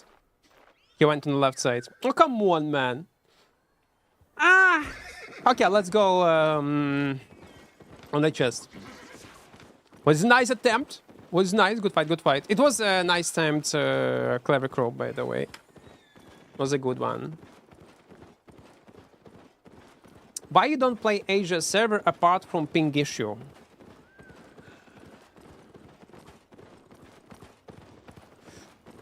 Because of ping issue? But I would play the game with 300 ping. If I'm not from Asia. That would be weird, no? That'd be very weird if I would do that. Isn't ping issue not enough reason to not to play not only the server, but the game?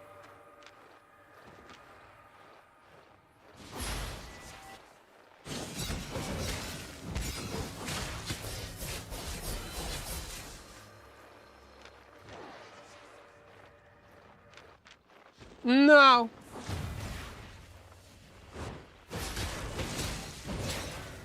No! I died. Too much debuff.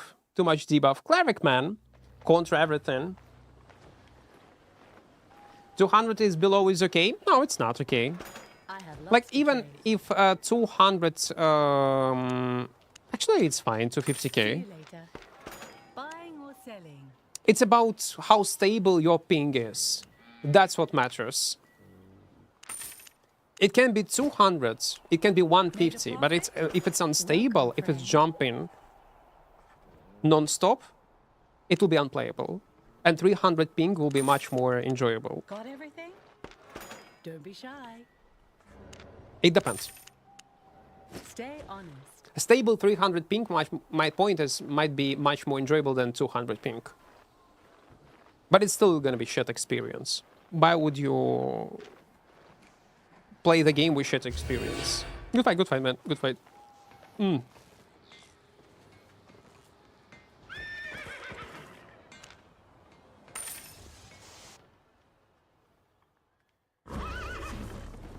Gloves are OP, beat almost any build 1v1. Disgusting. No, that's not the case.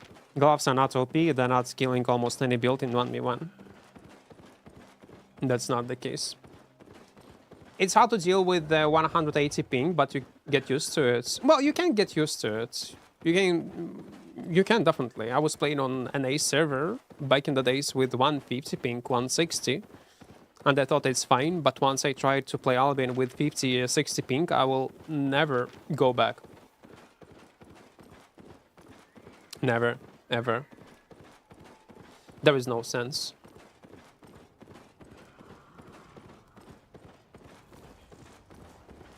I should actually use combo a bit earlier. And it will be fine. It will be alright. Yeah, I made an oopsie.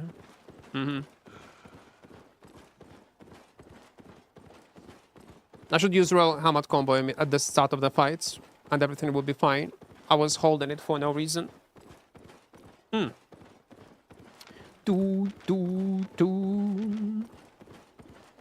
The good thing about the next content update, they're gonna be an option to track down when the last time you died, and you will be able to stop points where you want to go on the map, and the game will automatically highlight locations where you need to go.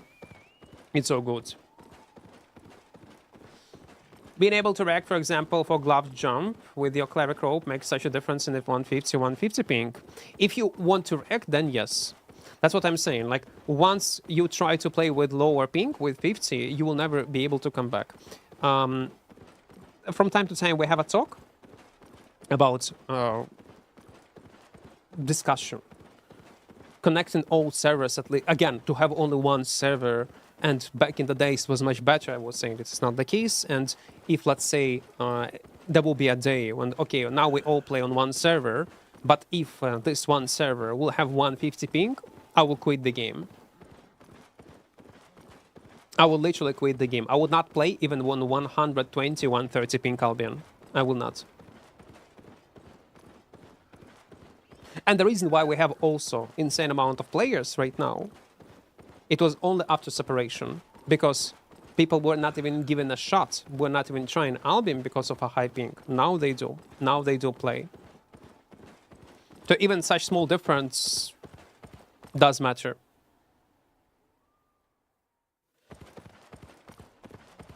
Can you a weapon that is fun to play other than Frost? My answer is yes. Yes. Why play on Asia? It's shit. The premium is shit. 46 mil. That's not the case. But I'm playing on Asia server. I tried EU with exit lock. It's around 190 ping such. Again, the main reason why I don't play, one more time, guys, I answer you. Why I don't play on Asia server is because of ping. If my ping would be like 40, I would be from Asia, or 30, 50, I would play on Asia server. And 46 mil on a premium would not make a difference. And it's not a huge difference between premium on NA, EU, and Asia server at the end of the day.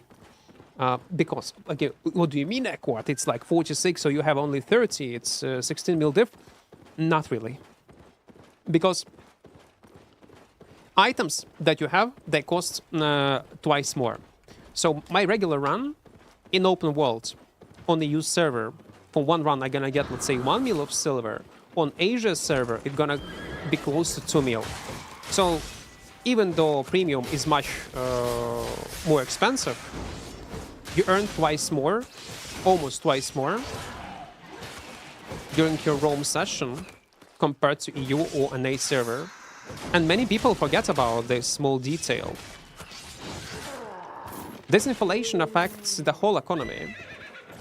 So the amount of time that you need to invest into getting premium with in-game silver will be almost the same like on EU server. Don't forget about that. Song fits your age? No. Just say you are racist and don't like Asians. That will be probably the easiest, yeah? Maybe I'm just racist, guys. That's I don't play on Asia's server. But I'm gonna show you. Since we are discussing this topic, and we might have some people from Asia server and wondering what is happening. So it's kills per hour on all servers. Americas, EU, and Asia server. Yeah? Kills per hour. Red one, it's Asia server. Look at the amount of lethal kills. Yeah? Lowest. Lowest.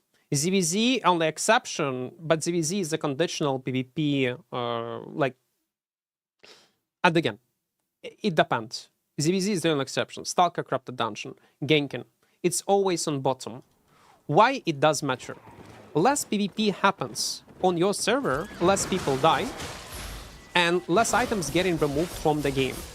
And more items getting accumulated, more silver getting accumulated in the game. To what kind of results it leads? To what it leads in general? It leads to inflation. Everything is getting accumulated. More silver in the game, more items in the game, more people do PvE, and overall, I think you would agree, not only in Albion but in any other mmorpgs, Asia community are much more tend to do PvE, and they will engage only in PvP once they will level up everything to 100. So PvE is taking much more place on Asia server in Albion than compared to NA and EU server. And more fame is generated, more silver generated, less people are dying, higher price on premium, higher price on items, and so on and so on. And that's, yeah, is the reason basically why I'll get 1 mil from EU roam. On Asia server, I'm gonna get 2 mil. So eventually, the price difference between this 49 mil of premium, 43, how much it costs, will be not such a huge difference between EU server when it costs around 30. I hope it makes sense. Again, it's the most logical explanation I can give you, and not many people do not know it, do not realize it. So when players are complaining about high price on premium, they do not take this all this nuances and things into account that I just showcase you. Is it possible to get bump when you use the E of the greataxe? Bump? You mean, can you be knockbacked? No, you cannot be knockbacked. But you can be stunned, but you will still keep dealing damage. 46. Then it's 46. And again, it's not my imagination, it's not things that I'm making up, it's just data. And it's pretty simple data. Even right now, if you do not believe me, you can log in right now on EU server and check regular price for your regular sets in open worlds, yeah, that you play. Compare how much money you need to spend in silver, and then log in on Asia server. You will figure out that on Asia server it's gonna cost you twice more money. But it also would mean that you would earn also twice more if you're gonna get some items in your chests. Weapon tier list 1? I don't know, man. I'm still waiting for a big combat balance patch.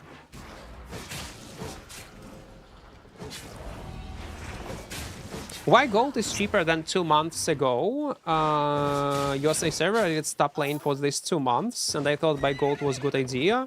And the reason why there was a spike of a gold, because there was an event in the game. With this big campaign with streamers on Twitch. And there were lots of new players. Plus there was a new content update. That's why price went up. Now it's slowly going down. When they're gonna be next content update, new events for streamers, etc. Yeah, like basically big ads campaign, it will go up again. It's dynamic, man. It's dynamically changing, going up and down. And many other factors, even outside of the game, can affect price on a gold. Like in my example, this big ads campaign that SBI have done with crucible events.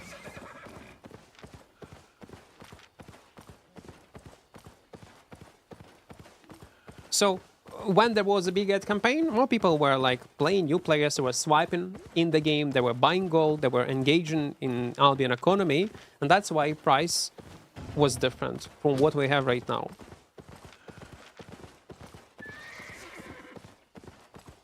But Bumpa maybe knockback to get push server. Yeah, knockback will not work, no. You will deal damage with knockback to a guy with a greataxe, but you will not be knocked away. We had a fight today versus fire staff. He used firewall. I still take damage from this firewall, but was able to pass through. Because during E-spell, you have immunity to crowd control. The easiest way how to figure out will you be crowd controlled or not, when you cast your E-spell, well, some conservative abilities, if you see like triangle, not triangle, what's the name of this shape in English? I forgot. Like a star, yeah? Around your ability. Look at this. You see? This one. Well, actually triangle. Actually triangle. Like, yep. It means that it has immunity to crowd control. You still can be affected by some crowd controls, like stuns. But your cast will not be interrupted.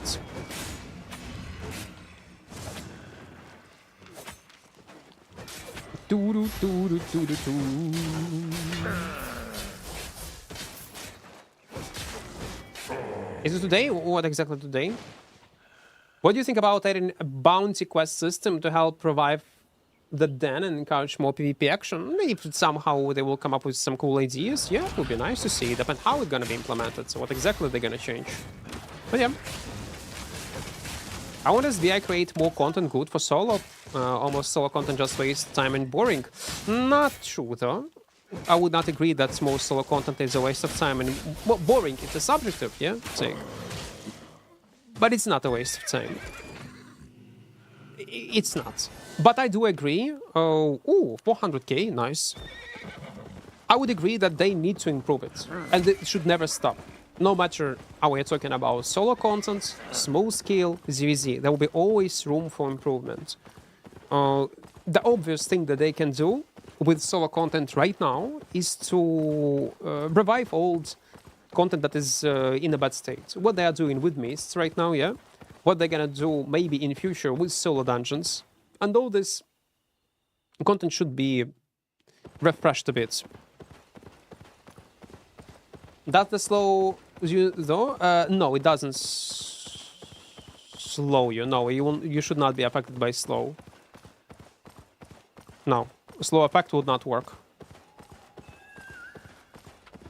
It should not. If it does, it's probably a bug. Again, Albion interactions not always they work in exactly the way how they're supposed to. Sometimes it can be a bug.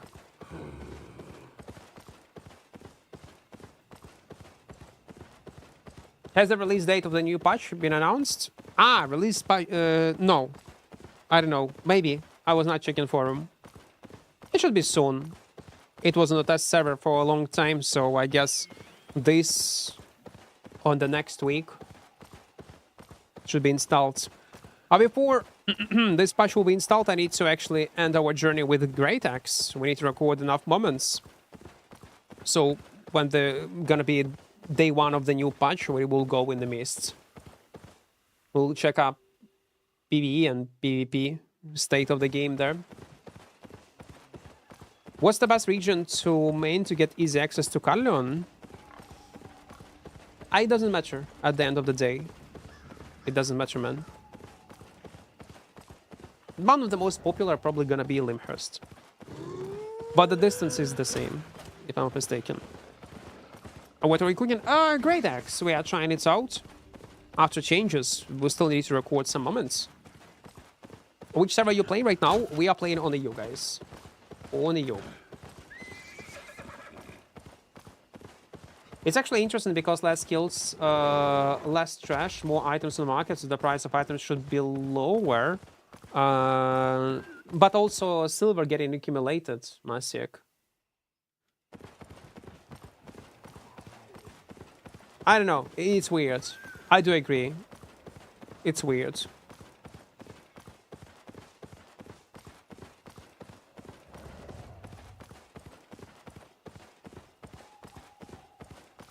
You know what? That would be an interesting question, like we were discussing at the beginning of the stream. If I, let's say, will ask devs for interview, and one of these questions will be, can Retroman explain to me, or any other guy that we'll have an interview with from SBI, the reasons and the logic behind... Oh, wait, it's yeah, let's go, boss layer. A difference in premium. Not the short answer, like, because of economy. Yeah, obviously, but in more in-depth answer.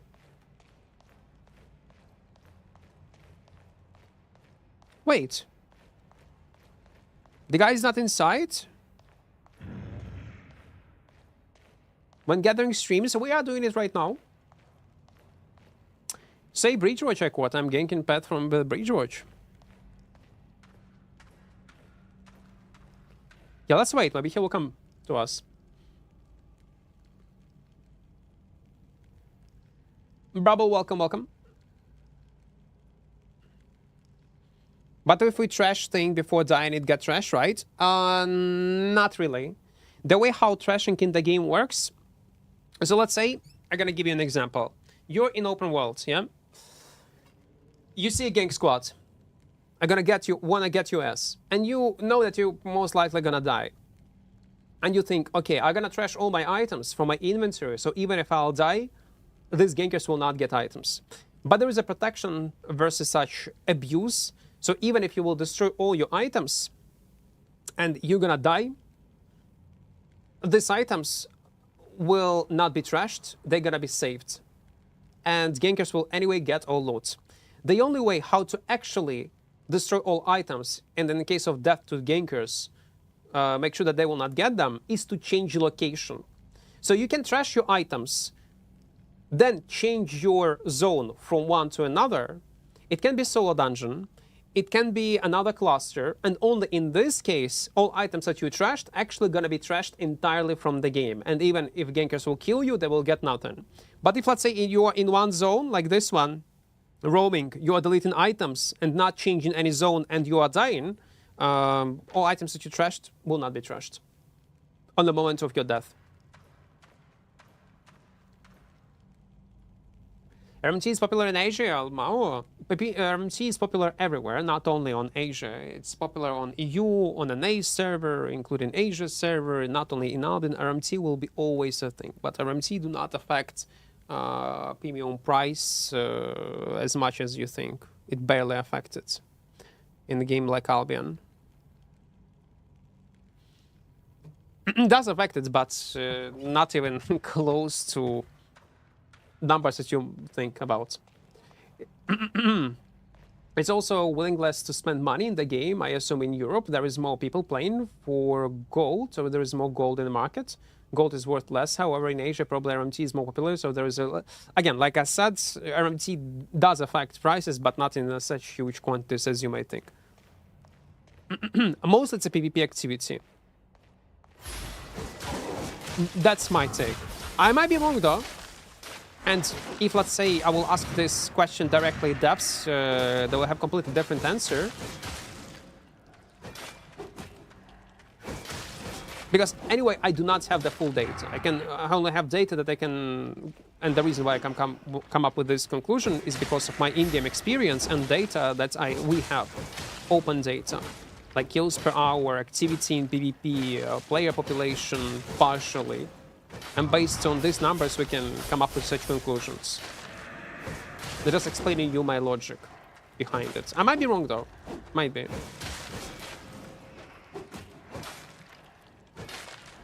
You're my favorite unofficial content creator. Thank you. Thank you. I do appreciate it. Thanks, Bone Classic. Wait, Rix. Don't tell me that there is music on the background on YouTube right now. Please don't tell me that there is a music on YouTube.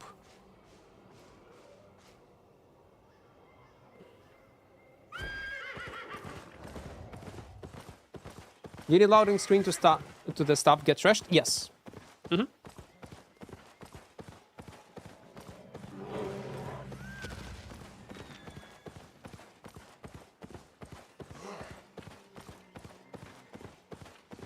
2 minutes.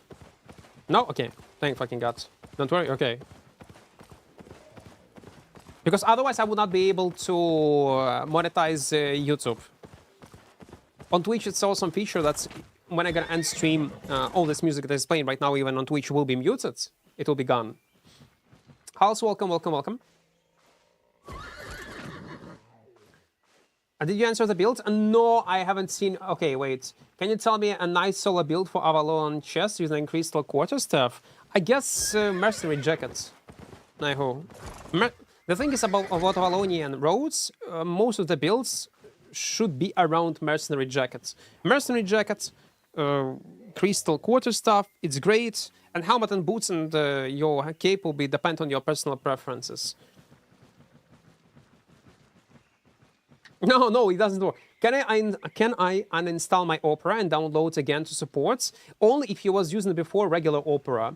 But if you already was using Opera GX, it will not. No, it will not count like this. What kind of content you play on the afternoon when there is tons of people? The same as I'm playing right now. I just when we are playing on weekends, in the middle of the day, in the evening. I like to and I love to play with super cheap builds. Like 4.1 Great Frost, a good example. It doesn't matter. Like it's even better for us when there are lots of players around. Because our set costs nothing, we risk nothing and we can get even more money than we would play during morning time.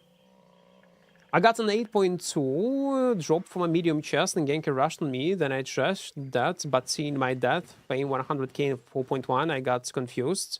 Thanks for telling me how it works. Yeah, no problem. The thing is, the game will not even explain you all these things.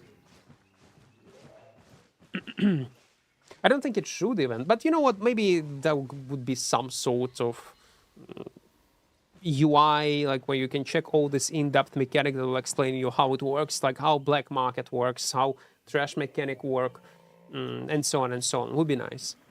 Again, it will take probably insane amount of time for devs to create it.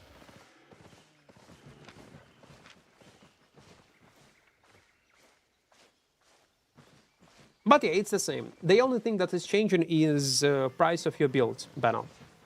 Of course, if you're gonna play during evening time, it's gonna be horrible experience with normal expensive builds. There is a chance, by the way, to get tier 8 item. Look at this. But not today. Maybe someday. Let's teleport back. We have 700k. Have you tried the Brawl Great Frost? Brawl Great Frost? We are like soldier? No. No. Yes, you can. You can. Because it's direct damage. It's not dot. Dot damage you will not be able to heal, but if it's a direct hit, you will be able to heal. And Crystal Quarterstaff will work with that. And since someone mentioned mmorpg, guys, again, it's a call to action. Yeah, it's a sponsor thingy, but it's a very cool sponsor. So you can donate me 3 USD without donating me this 3 USD. Our goal is to get 1k referrals. As you can see, there is a number under my camera. So if you will gonna install mmorpg, like a good, very well-known browser on your PC, are gonna get this money. Just for install, try it, and if you will not even like it, you can uninstall it, I'm still gonna get this money. So if you want to support content creation on Twitch and on YouTube, give it a shot, try it, not like it, okay, delete it, use whatever browser you was using before. But if you will like it, it got built-in VPN, ad blocker, and lots of customizable options. So it's a very good tool to have, and it's always nice to have like 2 browsers just in case on your PC. Plus it eats much less RAM. So give it a shot, support channel via this referral link that you see in chat. Our goal is 1k this month. I think we'll be able to do it. Yeah, I'm sending link in chat. But if you already have mmorpg, yeah, because many people are already using it by default, yeah, it will not work. That's actually insane how much they pay. I still did not get money from them from the last month, but I hope like it will. Everything gonna be fine. T-Bungie was doing the same sponsorship with the same guys, by the way. Ooh. No. Wait, I don't want to kill you. Oh, well, I will not kill you, don't worry. Can you do 8.4 dungeon quality 6? See it would work if I do it again? No, it will not work. I'm telling you right now. You cannot farm 8.4 solo dungeons and expect any kind of profits. We can do it as a challenge for fun, entertainment content, but if you want to do solo dungeons as activity to earn some money, some fame, 8.1, 8.2 maps will be the highest tier. For fun, yeah, we can. But only if I will not have any ideas or plans for future. I want Hellfire Hands content. Sooner or later there will be, yeah. For fun, you say. Well, funny enough, every time when we stream Albion and we do solo dungeons, every fucking time, there is no like action, there is no PvP, just pure PvE of 8.4 maps. We have an insane amount of viewers. For some reason, guys, you like to watch me doing PvE and suffering, opening this 8.4 chests and getting 20k silver. You find it very entertaining for some reason. And it actually both works on YouTube in the video format and also on Twitch. Which weapon are the funniest to play for me? Funniest. I mean, most enjoyable. I don't know, man. It depends on the mood. I prefer Great Frost. 4.1 Great Frost is... it's like you are playing with cheats. That's exactly how it feels. Because you have insanely high kill potential, good mobility, burst damage, kite. I can name you one. It's definitely Great Frost. The rest will depend on... yeah, Frost PvE suck. But I mostly stick to tier 5, tier 6 locations. With 100 specs, it's more than fine. That is viewers. But that's yeah, that's majority of viewers. Like that. They like to watch streamers who suffer, who rage. But rage on a game and not on the viewers. That's a very important part. Not gonna lie, there is some sort of enjoyment watching a streamer that suffers and losing his shit. I'm saying it from, like, from a viewer perspective. When I was watching T-Bungie stream, he was doing some kind of niche content on a niche weapon, and he was not able to do shit. I was enjoying my time, not gonna lie. It was one of the best T-Bungie streams I was on. And you might think, oh, I should be much more... I should relate to him, to his pain, the experience that he go through. Because I'm a streamer myself, I also go through lots of experimental builds myself. But no, I don't know, it's hard to explain to me. And they can bet for you, it's also enjoyable. Again, when a streamer do not being aggressive towards the viewers, yeah, there is no tense. Wait. Actually wanna fight. There is no tension between viewers, but only between a streamer and the game itself.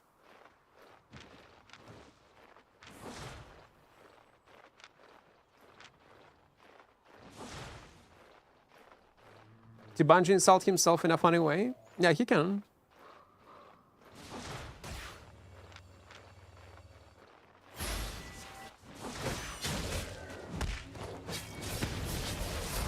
Oh, he fuck up. He fuck up. Yeah.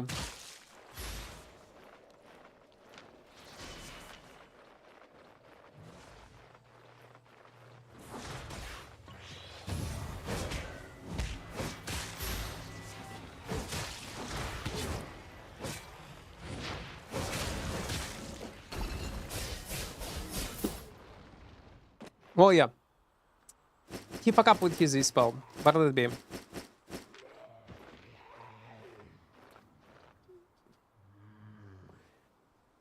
Frost is so underrated, so strong both one-handed and two-handed. By the way, one-handed Frost gonna be overpowered next patch.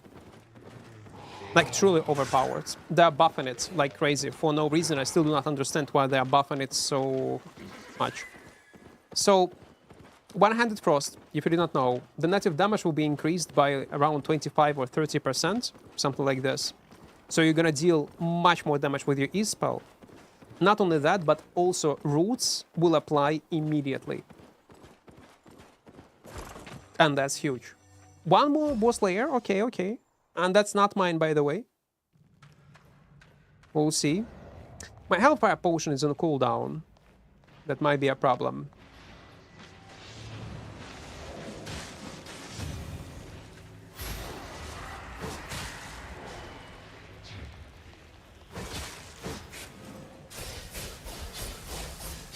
No, it's not. Okay. That's the reason, guys, why you always need to wait until the dungeon will be closed. And only after that, farm bosses. So yeah, root's gonna be instant. And it will have much more damage from your E-spell. Imagine how overpowered it's gonna be. And if we're gonna play Mists, we most likely gonna play on one-handed Frost. With Cowl of Purity. It's gonna be crazy good. Frost is OP and must have an ending group PV. Well, it's decent, yeah. But group Frost and solo Frost gameplay is a bit different. Plus type of the Frost weapon also does matter. What's your average earning in Black Zone roaming? I cannot say, Blurry, because it depends what kind of goals we have. 145, okay. If our goal is to earn money, earn silver, I can earn, like in 2 game sessions in 4.1 up to 50-60 mil of silver. Plus RNG luck. It depends what kind of gear, what kind of build I'm using, and what my goal is. If my goal right now is to play like this build, what we are playing with 4.3 on a greataxe, and just record some PvP highlights, So I will not try to focus on progression, like on silver making. I will risk my life when I have a high chance of dying. I anyway gonna engage into a fight. I still will earn money, but how much? Again, I don't know. Today we died only once or twice, and we earned close to 7 mil or something like this. Maybe close to 8 mil.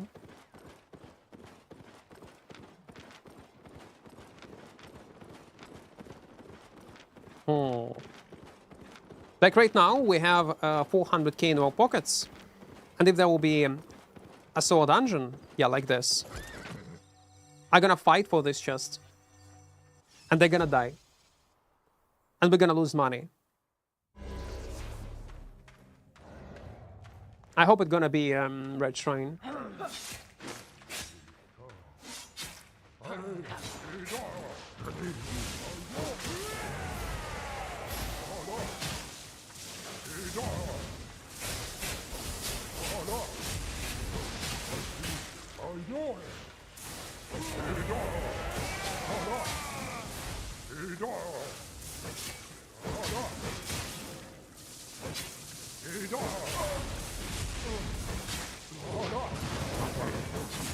You see? Oh, fuck me, man.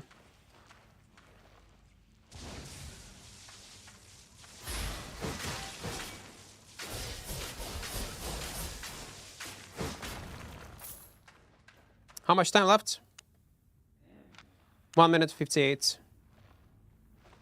Okay, perfect. That's ideal. I had a layer spawn next to a big chest, but the timer wasn't up. I enter and see full party waiting inside for the chest. That's unlucky spawn. 1 minute 40, okay. We're gonna go in the last seconds. Quality 6 zone worth farm. If you can farm it successfully, yeah, non-stop, why not?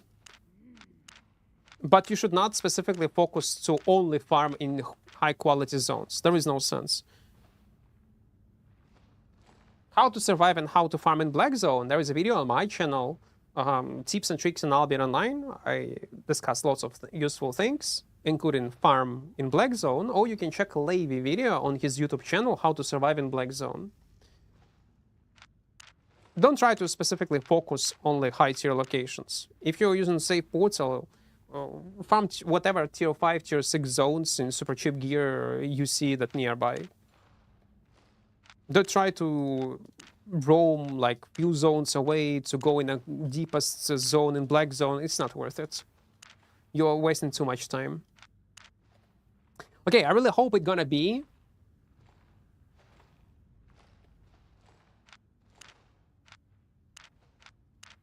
movement speeds. Ah, come on, health. Okay. Not the worst one.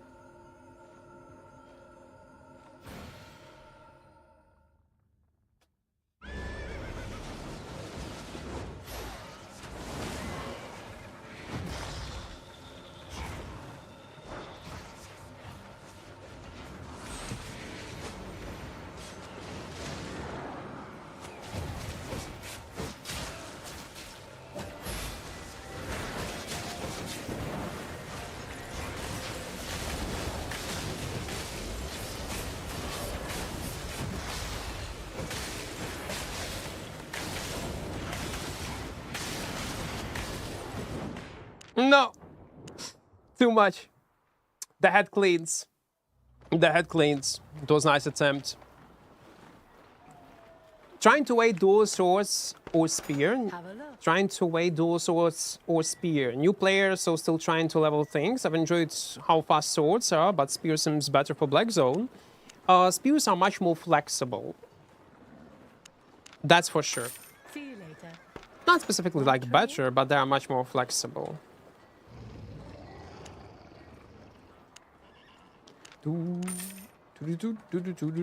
Like what I said, yeah, at the beginning, before we started this fight, I'm gonna fight them, and most likely I'm gonna die. Like 90% I'm gonna die. And that's exactly what happened. So obviously when you play like that, when you do not care about silver, you only care about moments, yeah, you will not earn much. So my regular roam in Black Zone is not a regular roam in Black Zone for a regular player. If we focus on earning money, yeah. There'll be completely different build, play style, tier of items, and so on and so on. If you had the red one, you win. If I had a red one, not only I would be able to deal much more damage, I would be able also to survive, yeah. But red one do not give you damage. Not only gives you movement speed, but the movement speed is more than enough.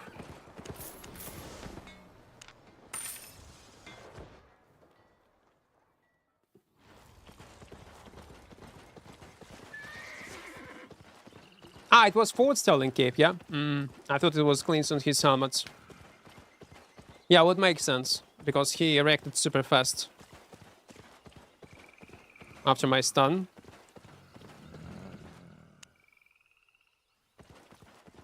Yeah, let's move.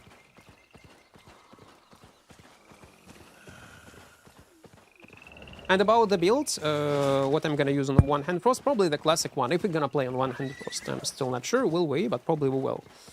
To showcase also the new changes to One-Handed Frost and showcase how overpowered it is.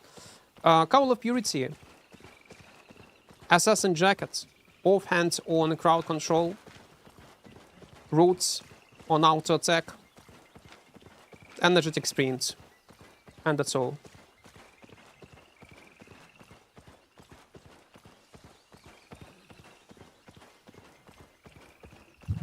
Can you play some Crystal Quarter stuff? We have some highlights, you can check it on YouTube, I hope.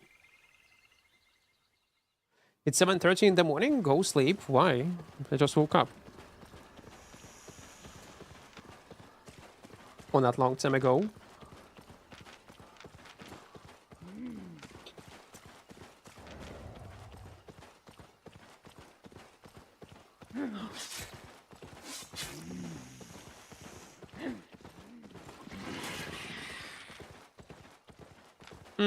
Well, we can check. No, 0 to 5. I don't think that will be much. Players. Yeah, let's go in tier 6. Isn't Stalker good for greataxe? Can be good, yeah. It's a more classic way.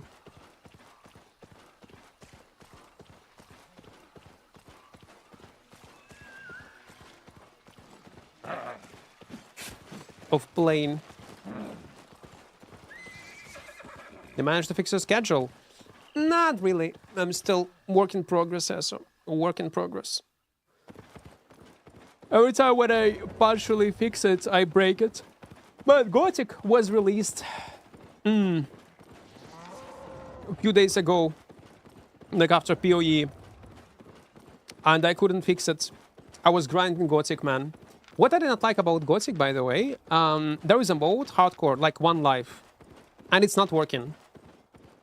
It's simply not working. I wanted to play with 1 life, without any reloads, with any consequences. Like, whatever I do in the game, I will end up with these consequences, without any reloads, and I couldn't. I was so disappointed. I was so mad.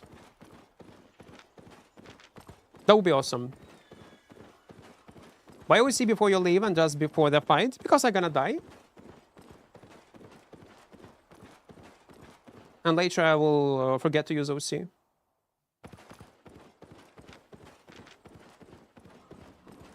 Yeah, we're gonna stick to tier 6, I guess. Give me a few seconds. Let's move, let's move. Also on IDGI, I mean, I haven't been playing much Albion, but only in this game I panic and get nervous all the time. Well, it's because of its full load, man. It's a full load. Most mmorpgs do not have this full loot systems, even partial loot.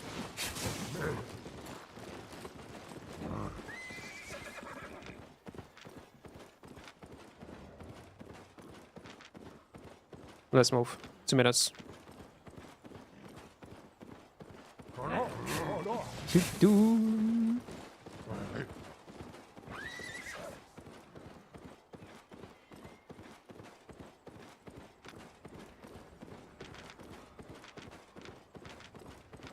There should be some solo players. Maybe Gatherer.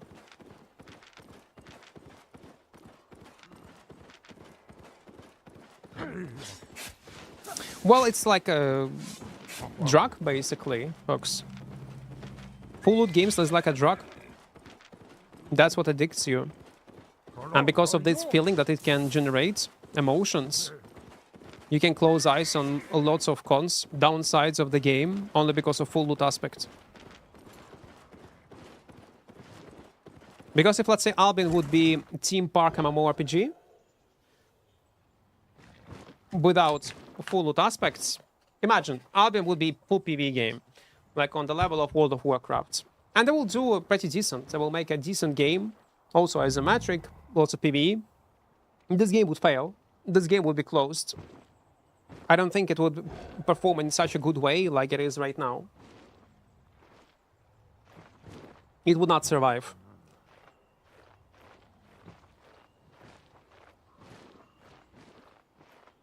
Estonian, welcome, welcome, welcome. Hello there. I have like 1k hours in Taco, full loot extraction. There is nothing that can scare me. That's true, though. We have lots of majority of player. Okay, not majority, but I would say at least 50% of Albion player base were playing a lot, or were experienced games like Dota, League of Legends, PvP games, Tarkov, Rust, EVE Online, all these PvP-focused partial loot or full loot games. And that's, in reality, the only MMORPG on market right now with insanely healthy population that is still thriving and slowly growing. That's the only one on market. There is nothing else. Again, RuneScape, I do not... it's a good game, but in my opinion, RuneScape is more like a PvE game rather than PvP one. And it has completely different combat system. Again, good game, but not really comparable to Albion. See ya, Bob, see ya. And guys, don't forget to press like button on YouTube. Always forgot to remind you. Likes are very, very important. How much we have? 507, nice. Oh, come on, man. No lucky 8.4 satchel. Never heard about the Gothic game? Will you stream it? No. I want to enjoy it. And on stream, I will not enjoy it. Some games you want to play in silence. It's an old RPG, man. It's a very old RPG game. Like Witcher 1, Witcher 2, Gothic 1, Gothic 2. They're like a third part, fourth part, if I'm not mistaken. But yeah, it's a very old RPG game. What I like about progression in Gothic?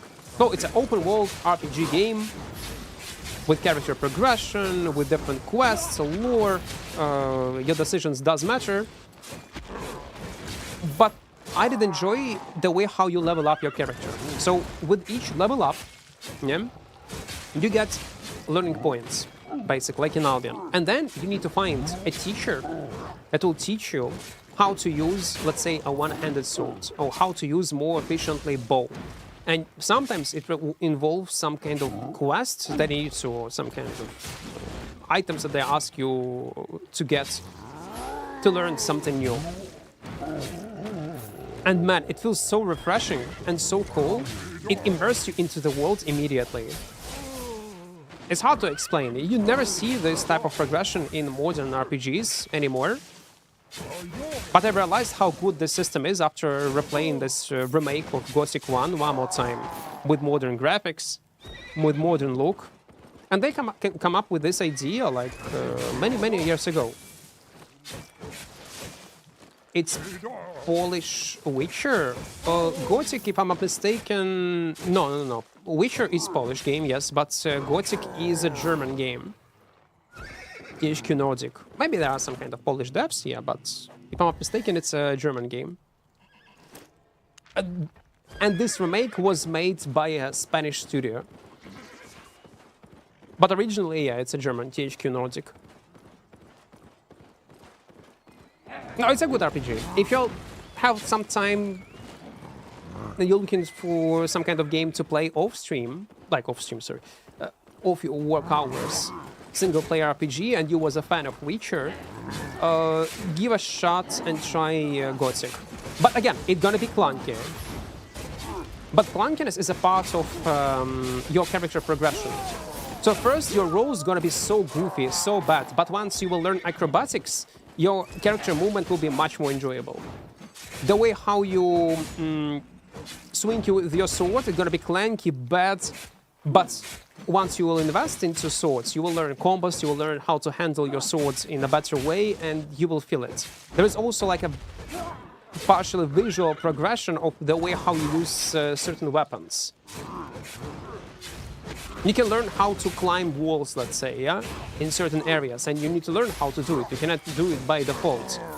You can tame animals, but again, how to tame animals, you need to find a guy in the middle of the woods, then do his quest, and only after that you will be able to do that. Do you watch anime? No, I'm not an anime enjoyer. And I wish more. My point is, again, you might not even like this Gothic game, and we're gonna try it yourself. I'm not trying to sell it to you, but my point is, I would love to see this type of progression more in other video games. The closest one example among modern MMORPGs and games that I have seen was Mortal Online 2. In Mortal Online 2, it's something similar. To learn how to do something, yeah, you need to actually find a book, read it, to learn how to do something. Almost equal to like to find some kind of NPCs that will teach you to do something in the game. And I wish it would be more common. Like it immerses you immediately. And again, if you fuck up, there was a guy that would teach me some kind of melee combat tactic. And there is an option in dialogue. Why you want to learn how to become stronger? And if there are two options, how you can answer. If the first option, you're gonna go, again, as an example, it's not the case entirely, but as an example how this game works. If you're gonna answer, listen, I want to protect myself, he will teach you. If you will choose the next dialogue option, no, I want to fuck this guy up, he will not teach you. And that's all. You need to find another ways, if you answer incorrectly, other ways how to convince him so he would teach you of a new tech. Some NPC will just refuse to talk to you until you will like get certain reputation in a camp where you are right now. You can actually fuck up your quests and NPC interactions. This type of immersion in the game was like 20 years ago, or when Gothic 1 was released first, original one, maybe even more than 20 years ago. And I sadly do not see a lot of this stuff in modern games.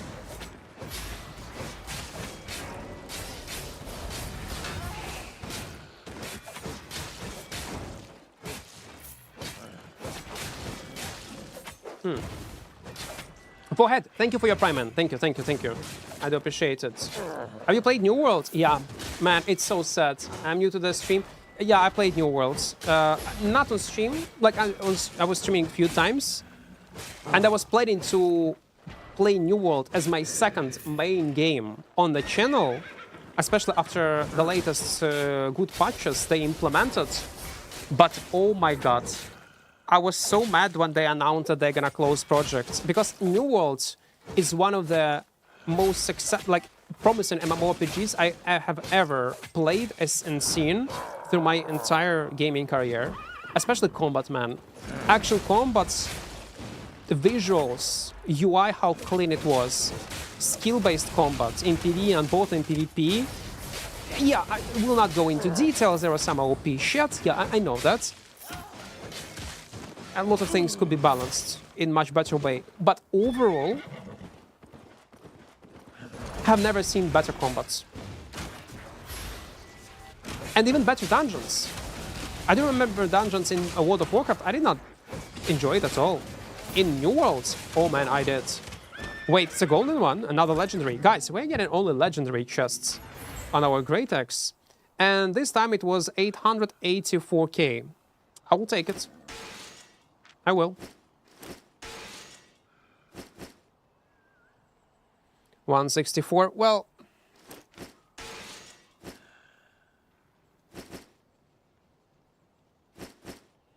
Nah, let it be. Let's teleport back. Yeah, New World was so good. And I was waiting for these dual daggers to be released. At the moment when they released it, I actually closed the game. Reap my 800k set, got ganked. Don't use 800k set, man. Yeah, New World Combat was goated, so good. But also, like, again, I do understand it's a matter of taste. Some people did not enjoy combat, both in PvE and PvP. And from very experienced player in Albion, I heard this feedback. For me, it was just like, what do you mean? I could not understand how people could hate New World Combat. It was so good. Yeah, again, not ideal because of ping difference, because of some bugs, unbalanced items, but overall, how can someone hate New World Combat? Sound design. Thank God I'm not a New World, like, New World was not my main game, never. I was enjoying it during my free time. I was playing it off stream a lot. I had some plans, but I never played it as a main content creator of this game. I feel bad for Baggins, man. Baggins put so much effort, love into this project, and it's just getting close like this. I feel bad for him and for all other content creators in New World. It just sucks. So my pain will not be even close to the pain that they probably experienced when there was an announcement that New World gonna be closed. And I'm not sure will we ever gonna see a game like this in the future. There is, okay, if you haven't seen announcements, if you was in a basement, there will be a new mmorpg soon from a AAA company. It's Guild Wars 3. But we know nothing about the game. And it might be something cool. But the thing is, it's gonna be in 2027. Only early test gonna be in 2027. As from what I understood, Guild Wars 3 will have this action combat system and even more advanced movement than we had in New World. I'll be honest, my advice, personal advice, not to be on Hopium and just forget about existence of Guild Wars 3 and just enjoy and play other games and forget about it. Because the more you wait for Guild Wars 3, is bad for you, especially when it ends up to be a flop or a game that you was not expecting it to be. They announced it, okay, all right, in 2027, okay. Forget about its existence. Once it's gonna be released, once first footage will be available, once first people will be able to test it, then we can seriously discuss it. But for now, yeah, they announced it. Let it be. Let them cook. I'll be honest, I don't have any hopes even for Guild Wars 3. I don't. New World had so much money behind it. I really hoped it would be last for a long time. Yeah, like this money that I earned on the first year selling the game because it was buy to play, I thought it would be enough to maintain the game for the next like 5-10 years, even with its population. And it was doing well. It was slowly like getting more numbers, fixing all these issues that they had through all these years. They fired a guy that was responsible for New World a bit too late, I guess. They should fire him much earlier. It was responsible for the main direction of the game. I forgot his name. But the whole New World community hated this guy. And he was fired, he left company half year before they announced that they're gonna close the project.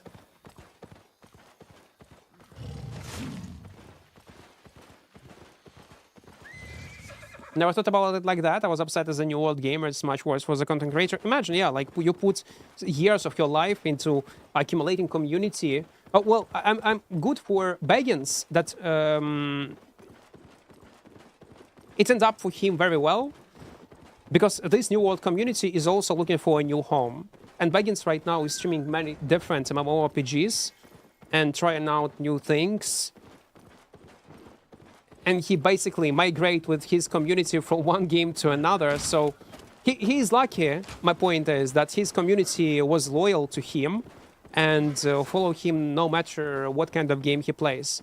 but it's an exception out of the rules. Mostly, if you're a content creator of a one game Andy, like me, that I play only Albion, once you're gonna switch games, you're gonna lose 90% of your community. Yeah, Baggins TV. But as I understood, it was not the case for him. I have hope for Guild Wars 3. At least they have experience with making good games. That's true.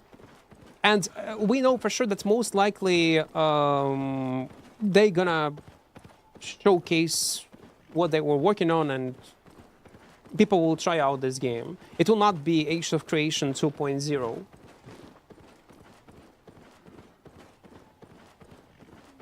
Super hard to become a variety streamer. Yep, it is. It is. They require insane amount. First of all, you need to stream a lot. And know what you're doing. My dream is to become eventually some, not even a variety streamer, but at least when we switch other games, like PoE 2 or single player games, so would have a decent amount of viewers, around 200, 300. I'll be happy with that number. Subnautica had some drama with the devs and they now got compensated with $250 million. I never heard about it. Never heard about this drama yet. I hope people will cover it, like Asmongold. It's interesting. It's interesting. People ask me to play Subnautica, but I think it's not my genre. Well, yeah, stream a lot of interesting personality, good at the game, need at least 2, and some luck. Oh, definitely some luck. Oh, definitely. Timing, yeah, luck. It does matter. High Guard 3. That's what people... I also thought it's a High Guard 3. When they announced it, I saw the trailer. What the fuck is this? But no, Guild Wars 3? Okay. Makes sense. And many people, as I understood, Guild Wars 3 will have this cartoonish art style. And many people were, again, it's not confirmed, but most likely it will have this cartoonish art style. And many people were like not happy with that because in Guild Wars 2, even though it's a cartoonish, but it's more like was tend to more realistic type of style. And I think going with cartoonish art style is a good decision. Take a look on Albion, yeah? World of Warcraft. All cartoonish type of games, they age well. Well, most of them, they do age well. And it's a very smart decision, especially if you are planning to make a mmorpg. Core Punk, good example.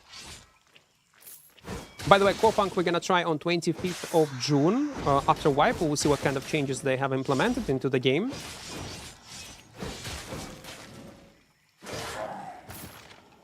But once Core Punk gonna be released, the graphic that they will have, it will last easily for the next 10 years. Easily.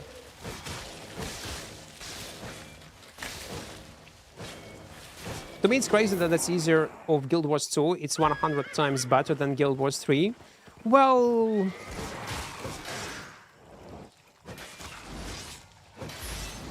let's hope the game gonna be great. And good. No, I don't think it's also my genre. That's true. About LEGO drama, I have seen it. I did not follow it entirely. Because when I watch something on YouTube during my free time, it's most likely gonna be Beard Meets Food. Awesome YouTube channel where a guy doing different food challenges. And I started watching this LEGO drama, but it's too long. It's just too long. You need some time to invest into it and watch the whole episodes. There are like 2 huge videos on Asmongold channel and on the original channel itself. They need to scale down the graphics for people to not need to spend 2k USD for a PC to run them. And yeah, by the way, that's what's gonna happen most likely with League of Legends and mmorpg. Again, you might think that I'm mad, that I'm a delusional piece of shit, and I hope this will not happen. But League of Legends MMORPG, guys, My prediction, I was telling that 2 years ago, I'm saying it right now. League of Legends mmorpg gonna be cross-platform like Albion Online. Available on mobile devices, on PC, on Xbox, and on PS5. If it ever gonna be released. To cover more users as possible. That's what I think it's gonna be. Because I'm looking at the games like Where the Wind Meets. Do you even know that? Very beautiful game. Again, like, it's not exactly mmorpg, well, MMO, yeah? It's available on mobile devices. It is. That's good, no? Well, that's good when you think about it, like from a business perspective, longevity. It's very good decision, smart decision. But for mmorpg players that play PC mmorpgs, it's gonna be a fucking disaster. They will hear that the game is available on mobile devices. They will, majority of people, hardcore gamers, mmorpg gamers, will never perceive this game seriously. But they will know the fact that it's available on mobile, even though it's gonna look ideally on PC, even though it will not look like a mobile game, but the fact that it's gonna be available on mobile will alienate huge amount of mmorpg players from the game. The same, by the way, I see with Albion Online. People, I watch some niche content creators that review different mmorpgs. When there is a discussion, I'll talk about Albion Online, they do not perceive it as a PC game. They perceive it as a mobile game first, and then, oh, it's also available maybe on PC. But they perceive it as a mobile game, only a mobile game. Not like a like successful project on desktops. They don't. People judge game based on which platforms it's available. Like, that's a problem. Yeah, that's actually true. But they will go with this because mobile community is insane. Plus, people, these boomers are slowly stepping down and don't play mmorpgs games in general, and devs need to adapt for a new generation, for 20-year-old, 25-year-olds. They will go with mobile launch. They will.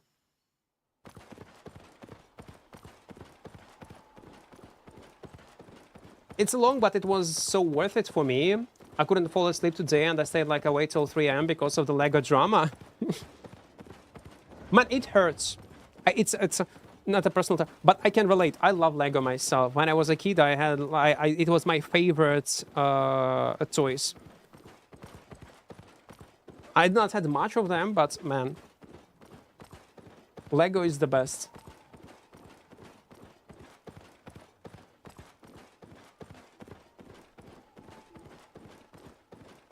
Any words when the buff's coming out on the first next patch? When next patch gonna be installed on a, I don't know. Maybe they posted on the forum. I did not check it. Mobile players also spend more money on games, and it's proven. You know, you're not wrong. Yes, it's a huge market to monetize. The fact that Albion Online, when it was like in plans, in devs' imagination had, the fact that they were planning even back in the days to release this game later on mobile device was a 5-head move. And I would not be surprised if League of Legends mmorpg gonna be announced, it's gonna be on mobile, etc. If it's gonna be on mobile, again, it's my prediction. I would not be surprised if they would analyze the whole MMO market and they would take as a mmorpg like Albion Online as a successful example of a cross-platform MMO. I would not be surprised. Oh, Where the Wind Meets. Because I'm not sure how much money Where the Wind Meets earn, but I can bet it's an insane amount of profits. Because even on launch, I heard insane stories how people were swiping thousands, like 10,000s of USD on different vanities that do not give you anything, but they were so cool, people were swiping money for that. Albion runs great on my app. No, optimization is decent. Again, it's not ideal. Got problems from time to time, but it's run well. Yeah, it runs well. Most new Apple devices can run ZVZ, but not right now. Mobile Albion is in shut since Radiant updates. I think they're gonna fix it. Yeah, they will. I do remember, like, I was testing it like a few years ago on mobile Albion, and there were like 50, 60 players on the screen. I still had 60 FPS on an iPad with M1 chip. Asus ROG phone I had also was running pretty well. I'm a truck driver and play Albion Mobile because I'm away from PC for a month at a time. Mobile is great. The thing is, yeah, like if you're a truck driver or you have some sort of work where you cannot get access to PC and play it non-stop, that's great. But I am pretty old. I cannot force myself to start playing Albion on a mobile device. But I see how convenient, how cool it can be to have that as an option. So yeah, I think future MMORPGs in general games will be completely cross-platform. Especially, again, in 2026, like, give it 3-4 years more, and even AAA games are gonna be released, gonna be available on all platforms. I would not be surprised. Okay, maybe 10 years from now. Fuck it, let's say 10 years from now. AAA game will be available on all devices. Android, iOS, PC, PS5, Xbox, Switch 3, Switch 5, I don't know what's gonna be, Switch 5, let's say.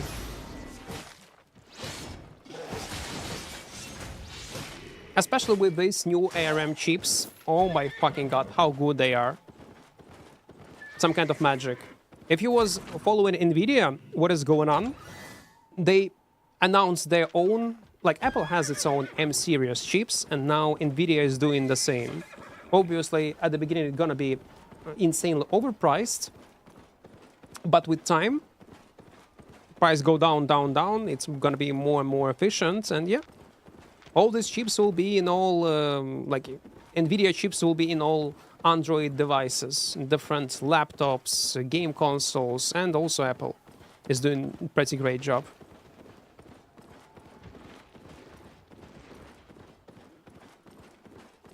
Albion standing the test of time, not gonna lie, it is.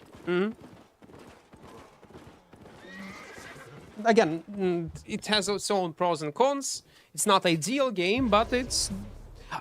I'll be honest, I'm surprised that Albion did even survive for such a long time. I respect all the people that play Albion on phone. However, if I play PvP and I see this goofy movement, and I'm sure that the guys played on phone, I can help myself but laugh. Well, the thing is, it depends on a player.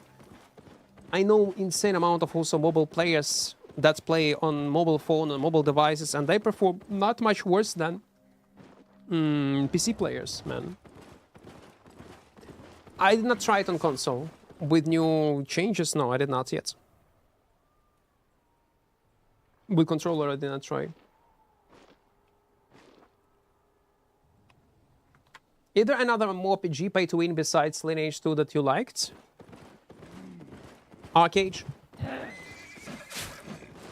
Arcade. Man, Arcade, even till this day, I think it's one of the best MMORPGs I ever played. With insane amount of content for large-scale players, for solo players, character progression, judge systems that they have, like when you can report someone, he's gonna be in jail, Navy combat, like, it was literally one of the best MMORPGs I ever played. Yeah. But it was insanely pay-to-win game. First versions were okay-ish in terms of monetization. It was not so tough.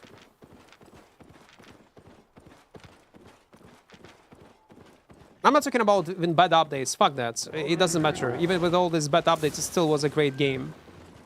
Monetization, that's what mostly killed this game. And RMT. And mostly RMT, like, RMT is not a threat to Albion Online because of full loot systems, because of how progression of your character works. But in Theme Park, and Arcade was a Theme Park MMORPG with sandbox elements. And in that game, it was crucial. That's what killed this game. RMT, some bad decisions direction of the game, and monetization. I still like miss this game. Doc, welcome, welcome, welcome. Warzone Online 2 is one of the best underrated games. Well, I put close to how much hours? Let me launch my Steam.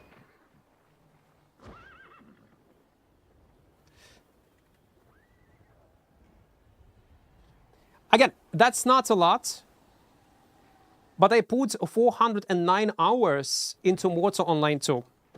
That's not a lot. I'm still a newbie in Warzone Online 2. But I know what I'm talking about. It's a great game, but with insanely high entry barrier and very stubborn devs.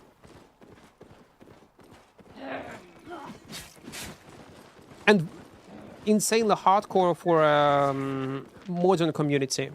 It's a very niche game. The problem that I have with Warzone Online 2, number one, monetization, the way how they sell the game. That you need to buy and then sub. I know it's maybe good, great, but it's create insanely entry barrier for players. There is no free-to-play version. And what they promised in heaven, make a free-to-play, they think it's not a priority. They are making another server. In reality, they should focus on a new heaven free-to-play version of the game. And maybe changes of monetization somehow. That's a priority number one if they want this game to grow. And another problem that I have, like, yeah, it's a pretty hardcore game, but that's fine. I don't want it to be changed. Melee combat. I don't like this swelling. That's a combat in Warzone Online 2.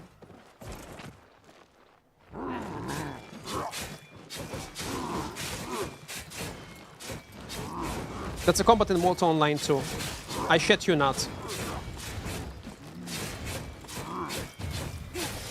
I cannot play games like this. You can get used to it. You can be good at it. You can learn it. But it's another layer of entry. But I get it, like in PvE, it's fine. In PvP, and it's a PvP-focused game, I cannot stand it. I do not have time to invest into such combat. I do not have. If melee combat will be much more simplified without this swelling, and they will try to improve it with skills, etc., I know. If there will be free-to-play version, or some kind of changes to monetization, I think this game would have twice more people playing it. I don't think it is underrated. I think it is underrated for a reason. Don't get me wrong, I want this game to succeed, but I don't see how it would without changing these things that I mentioned. Monetization, early entry barrier, and they are doing improvements, don't get me wrong, they are trying to improve early game experience, but it's not enough. And combat, melee combat. But they will not do it. They will not. Also, yeah, they're hiding knowledge. That's so dumb, if that's the case. Problem in Warzone Online 2 is everyone is hiding the knowledge. They are going to make a free-to-play in start, but I have got around 5k hours. Again, that's what I showed, 400. It's nothing, I acknowledge that. I'm complete newbie. But that's my newbie experience and newbie feedback. But that's what majority of people like would say about this game. It's not for everyone, that's for sure, but I always enjoy PvP in Albion the most. What I liked about Warzone Online 2 is that when you play it, it feels like you're watching, if you're Lord of the Rings enjoyer, if you like this trilogy, Lord of the Rings, maybe even Hobbit, that's exactly how you feel when you play it. Especially when you're playing it for the first time. Exploration with the, and again, especially after they added more points of interest. Instead of watching Lord of the Rings, you play it. And it feels great. You have to buy the game and then pay subscription? Yes. That's a pure scam, not a game. Not a scam. Scam. I would not call it a scam. That's the way how they monetize the game. No wonder why no one plays it. In modern world, yeah, that's the obvious reason why they do not have much players. Don't get me wrong, Mortal Online 2 do not need to have an insane player base to feel alive and to enjoy this game. You do not need to have an insane population. But they have close to like 600-700 players playing the game on 24-hour peak on Steam. That's too low. Because the thing is, when there is such an insanely high entry barrier, when the game is not popular, you cannot even create content around it normally. No one gonna watch it except of these 2K players, overall 3K players that are playing this game. And if there is no content creators, there will be no advertise of the game. No advertise is gonna be a very niche and popular game. No one would know about its existence. But increasing entry, like reducing entry barrier, increasing population will automatically boost this game. At least they need to make Heaven free to play. Maybe even allow players to play in an open world as a free to play character, but with some sort of restrictions. Like you will get twice less experience. You will get your action speed gonna be twice longer. You will not have enough. Your bank will be limited. You will not be able to trade with people. These type of restrictions. And you will remove them once you will pay your sub. If that's what kind of monetization they will go with in Mortal Online 2, I think they will easily double or even triple number of players that is playing their game. And if you heard it for the first time in Mortal Online 2, you will hear it more often. Like RuneScape, I'm not sure about what kind of RuneScape monetization it has, but if it has what I described, then yeah. I do understand your point of view, and I probably would not stay for 5k hours in it if it was not for the help and the fact that creation flopped. Yeah.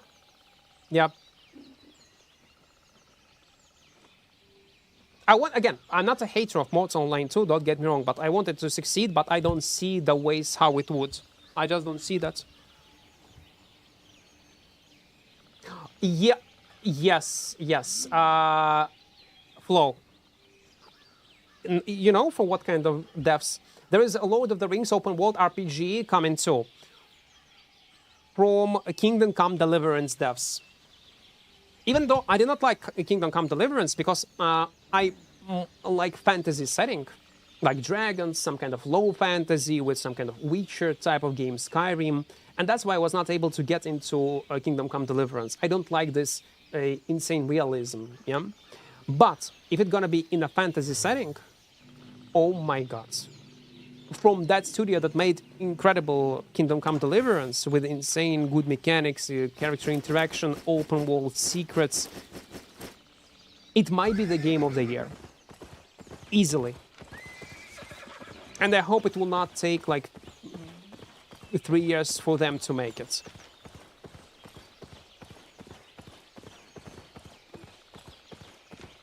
Imagine Kingdom Come Deliverance, the same devs, but they're making Lord of the Ring RPG. Oof. So, in my wait list, #1 game that I'm looking for, and have high hopes on it, it's a new game from Larian Studio, obviously, from Baldur's Gate 3 devs. It's in development. Probably in the next 2 years it's gonna be released. Have you played RDR2? I don't like setting. And I did not try it because it was not available on PC, and when it was available, I lost all interest. I don't really want to try it, no.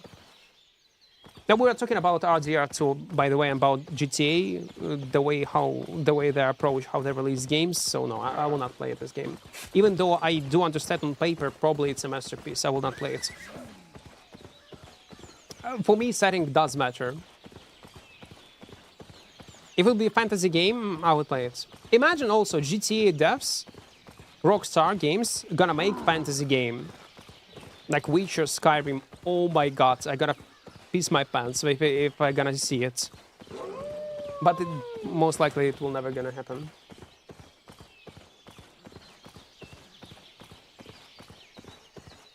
So you should get more hyped? Yes. Yes, you should, Flo. Because this game studio not only have incredible reputation, they already released several games that become iconic and very well known in game industry.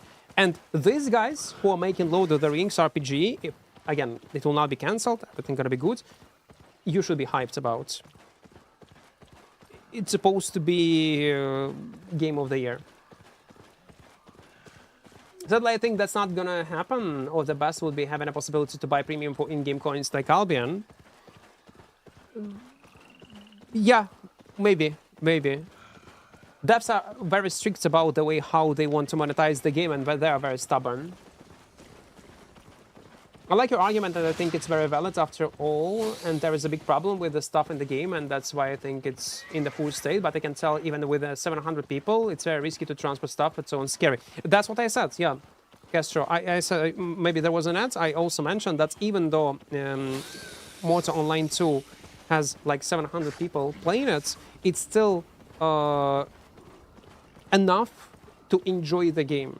So my point is, the game do not need tens of thousands of players to make it alive. So it would feel alive. It would feel alive. You will see players occasionally. And for this type of game, it's fine. I know it might sound weird for mmorpg enjoyers who played other games. Like, what do you mean, 1K players, 24-hour peak, it's enough? Well, it's all right. It's all right. It's not, it doesn't mean that it's completely dead. But the game was designed in such way.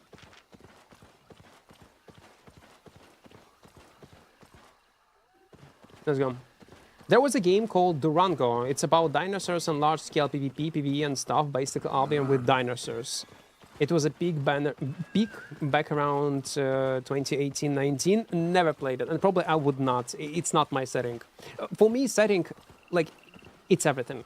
What I care about is like setting like fantasy and combat. That's what will hook me up to the game.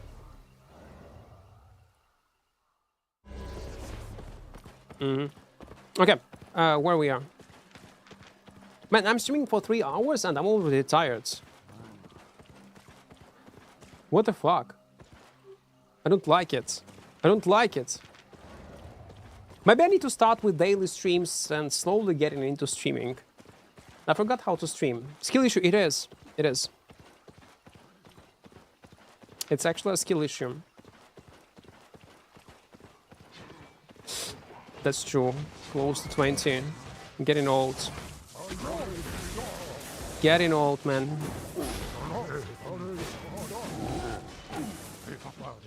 Of course it...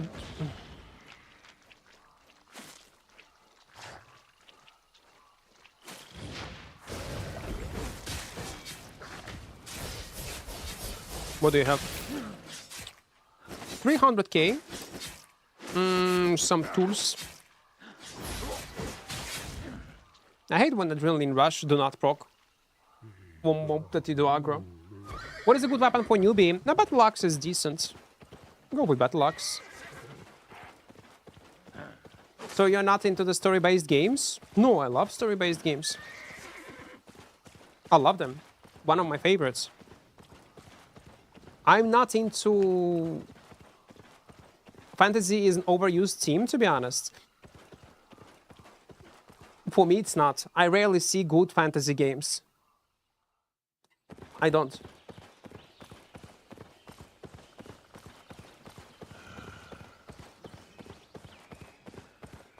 The last RPG that was released that I actually enjoyed, when we're talking about single-player games, story-based, it's and also with open world RPG. It's Polish Skyrim, Tainted Grail. I finished it entirely. Like, it was a blast. I enjoyed it. It was Tainted Grail. It's great, with lots of points of interest, with lots of secrets. Number one for me will be always Baldur's Gate 3. And other Larian Studio games. Pixel, welcome, welcome. You should try Souls games. Yeah, I need to. There is a new Soul game that I wanted to try it out. Morsel Shell 2. And now beta or like test is available on Steam, free for everyone. And as I understood, your progression will be kept and you'll be able to continue playing the game once the game will be released. The thing is, I do have in my library Elden Ring. I did not finish Elden Ring because I did not have time for that.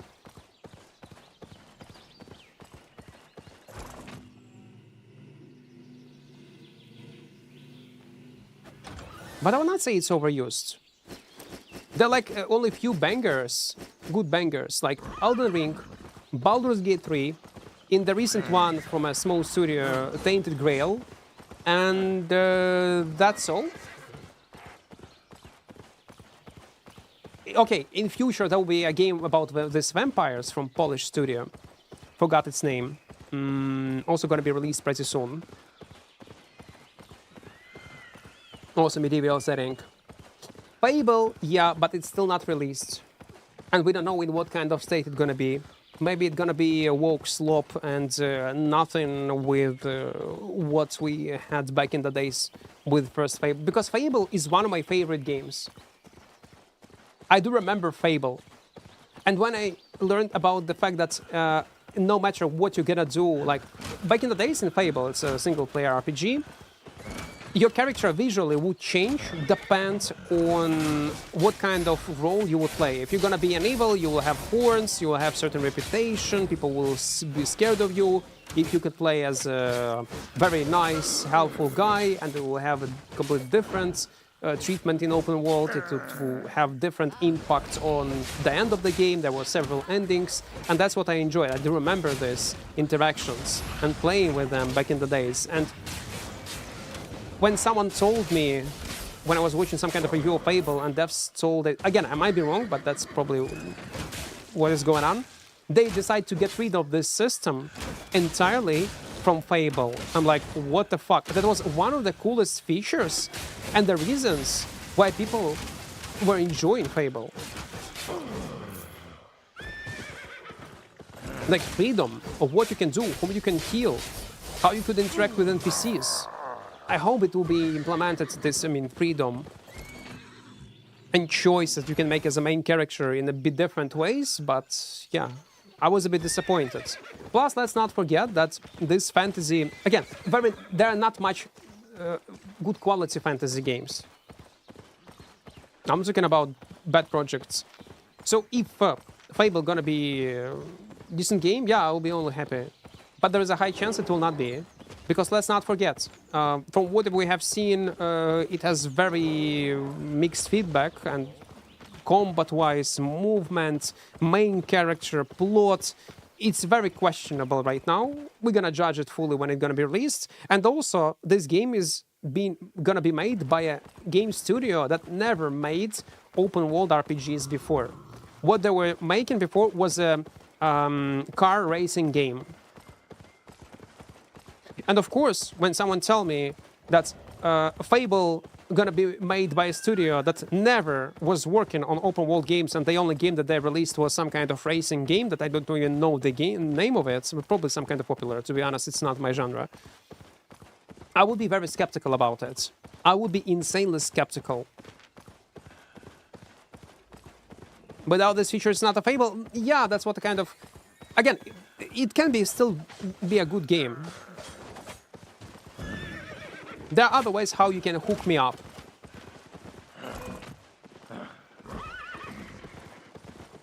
What do you think about the upcoming nerf of the Death Givers? Fair one. But a bit too late. These changes should be implemented 2 years ago.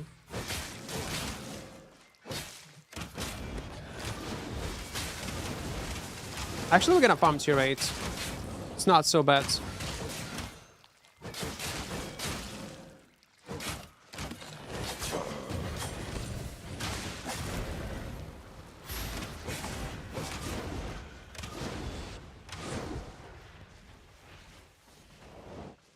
Okay, let's reset. Boy, what have you done? And that's, guys, what I called greed. Let's see what kind of items he had. In his small bags. Man, tier 8 mobs are tough.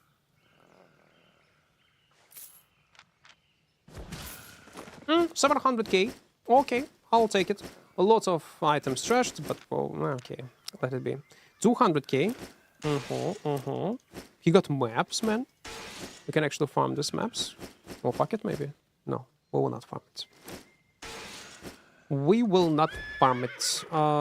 Wait.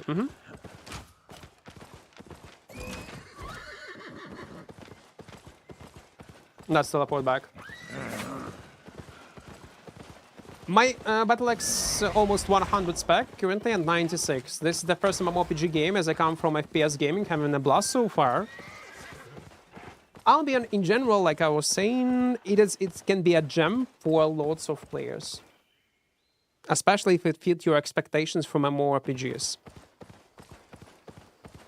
If you was looking for some kind of PvP game, it's one of the few good examples. New Albion strategy, you want to nerf a weapon at 5 seconds cooldown. Why new? It was always the case. And that's the best way how to nerf something. Just add cooldowns. I would say it's one of the safest way, nothing. Today patch day, got no clue, guys. I today come back to Albion streaming.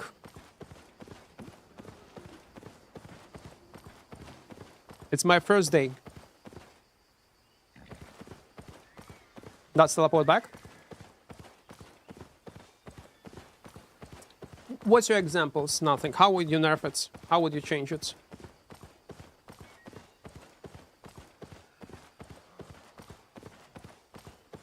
We need to wait for 1 minute. Brabble, welcome, welcome, welcome. Hello.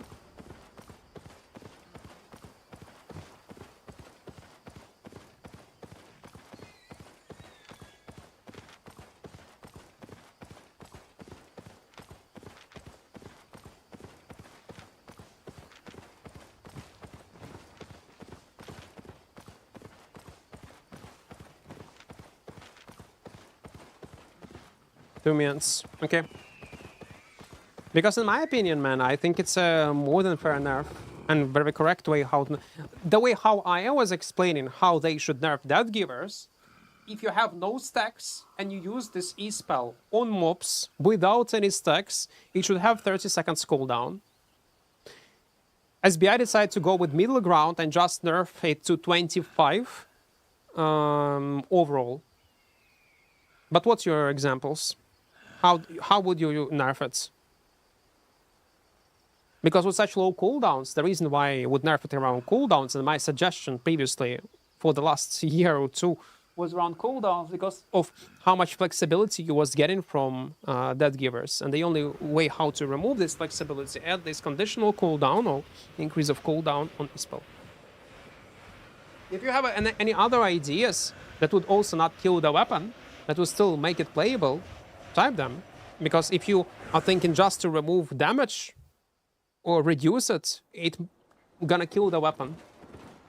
Like on 20% nerf on E-spell, considering that it already was nerfed once on like 5%, it's gonna be a crucial nerf and it will kill it. Oh, come on. Okay, you know what? Let's try to play this time with Stalker. We'll see how it goes.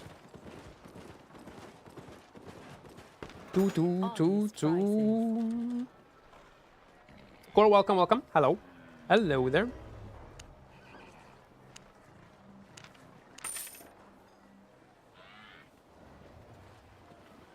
What kind of helmet we should use?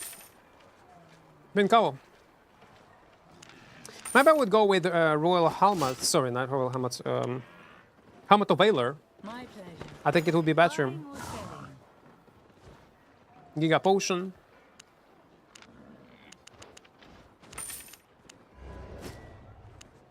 There should be a swap, invisibility just in case.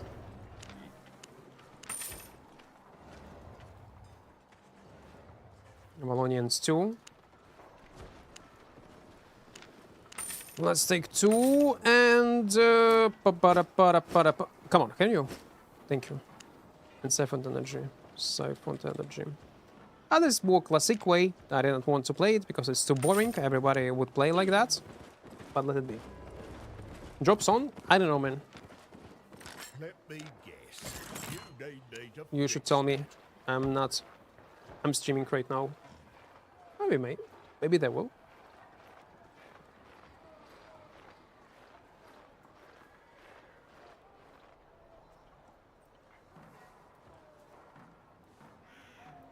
Що на задньому фоні?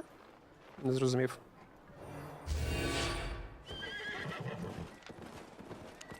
Що саме? Ту-ту-ту-ту. You know what? Fuck it. Let's go with damage.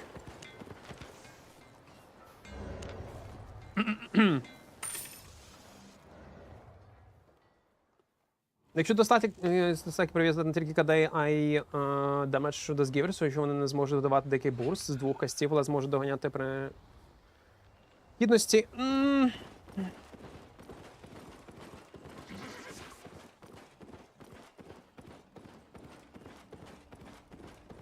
Нерф потрібно нерфити його дуже...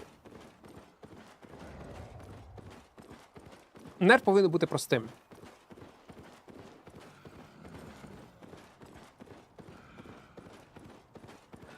Це дуже важко зробити.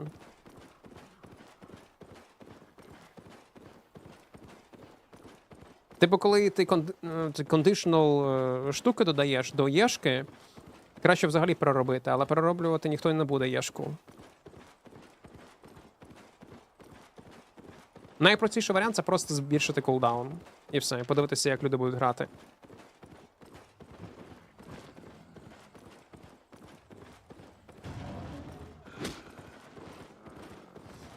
Я думаю, це нормальний нерф. О, камон.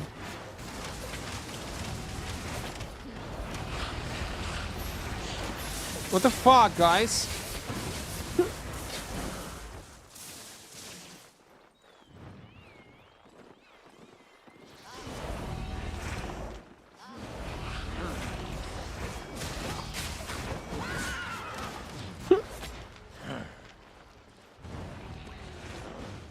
Ganking without that cape. Мені сподобалося, та. Жінка, вітаю, вітаю.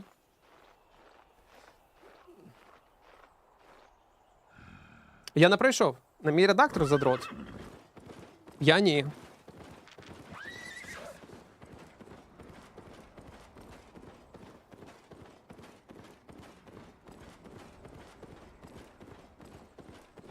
Yeah, will not catch. Okay, let's go back.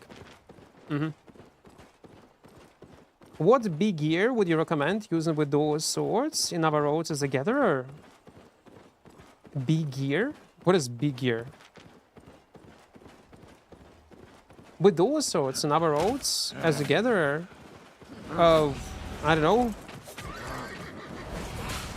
You want to play with the gathering gear? I'm confused.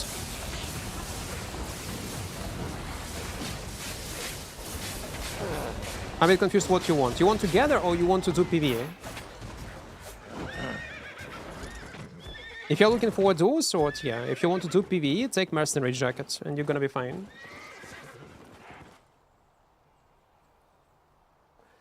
What happened to your heavy PC counter? It went up. Opposite. It's a new month. It's a new month. June. It's fine. The thing is, in Avalonian roads, you either focus only on gathering or PvE. You cannot do both. There are some exceptions, but you need to have a swap gear, like to kill some aspects here. And mercenary jacket will be one of the best. But if you want to kill aspects, it's either gonna be battle axe or nature. Nature heal will be the best. But for overall escape potential, you need to have dual swords. Dual swords will be much more efficient. Opik, welcome, welcome, welcome. До башни йшов. А почекай, ти ж на PS5 граєш, ні? А вона на PS5 доступна? Чи у тебе ПК?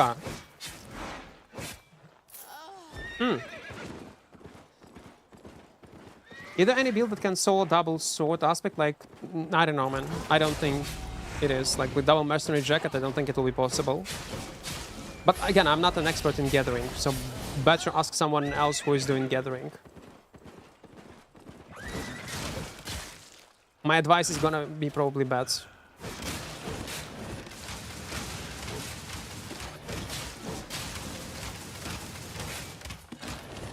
No. Oh, come on, green one.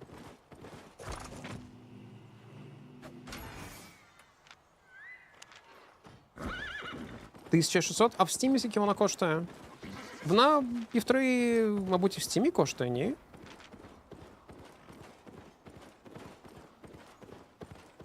Hmm. 16 minutes. Let's go. Is it better to complete max one weapon tree before moving to another one? 70 at least specs, and you can move to another one. Or if it's your main weapon and you're planning to play that weapon, then 100, and the rest should be 70, 75. And you're good to go. That should be fine. Is there any new info about the new updates? No. Haven't seen anything new. It depends what you already know, Karim. Funny enough, I haven't seen anyone. Well, to be fair, I was not following Albion content creators. I don't follow them in general. But I'm not sure. Does even someone explain what we already know? Karim, let me ask you something. Did you know that the new content will include badges that you will be able to trade with players to get entrance to this raid boss location with the dragon?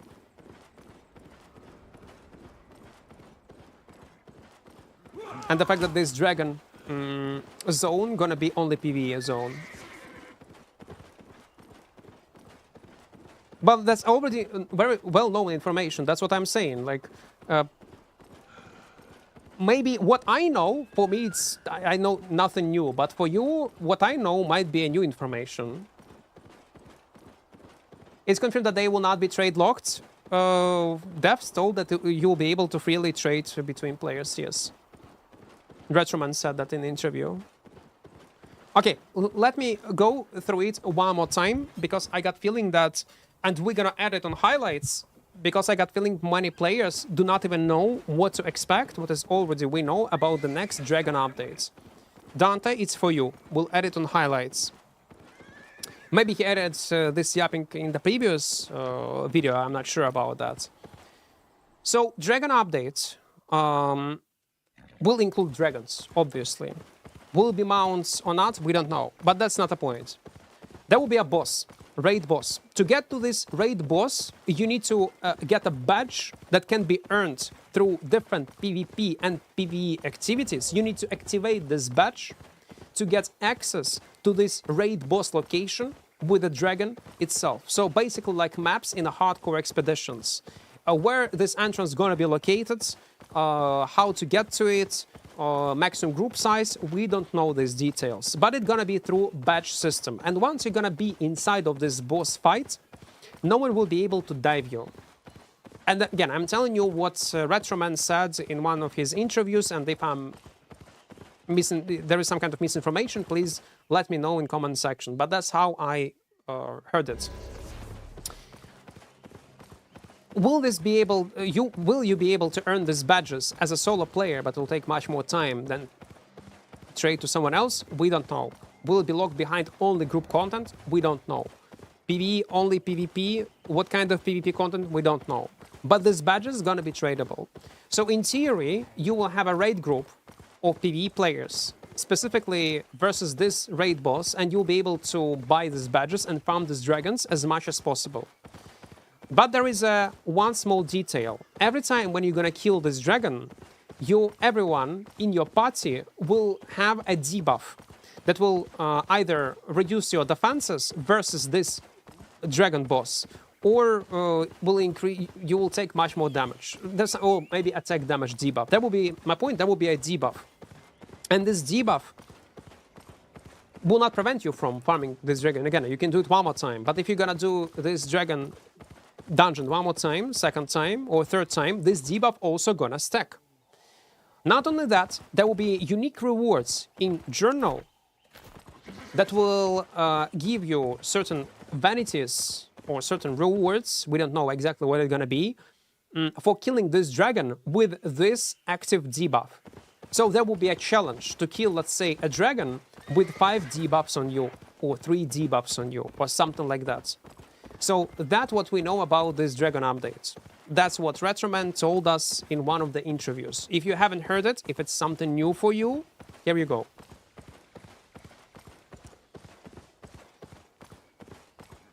Watching you from the air and in my flights to Paris, Starlink is awesome. It's impressive. It's impressive how Starlink is good, actually. No problem. Actually, I'm surprised, Flo, because I do remember you was on stream when I was explaining it. It means that you left stream, and I thought you heard about it. Я думав, вона 1,5К десь коштувала лишенько.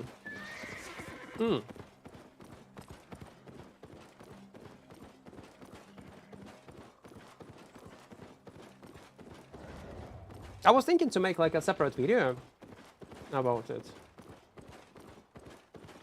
Yeah, I see, I see. Manto, welcome, welcome. By the way, Manto, you remind me about something. I tried recently, Mentos.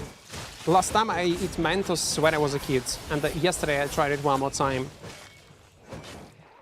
It's such a tasty thingy, man. So it's a full group content, yes. But that's not all what you can expect from this content update, and I will be disappointed if that's all what we're gonna get. I hope this content will include some kind of changes to maybe Sword Dungeon, maybe to open world. Maybe it will add something else to small groups. Maybe it will add more variety in PvE, maybe new abilities, maybe new armor pieces, maybe dragon gear, and so on and so on. But for now, it's everything that we know about. I heard one streamer saying the next season it's Avalonian season. I don't know what he meant. It's like Avalonian. They're gonna be events, yes. At the end of this month, the next start of the next season, they're gonna be updates, content update that will include global events. I forgot to use my stalker jacket, by the way. It will include global events, but not with Avalonian mobs. It will be keeper mobs. If you remember, back in the days we had Avalonian invasion in Albion Online before they added Avalonian roads into the game. Something similar gonna happen before Dragon update.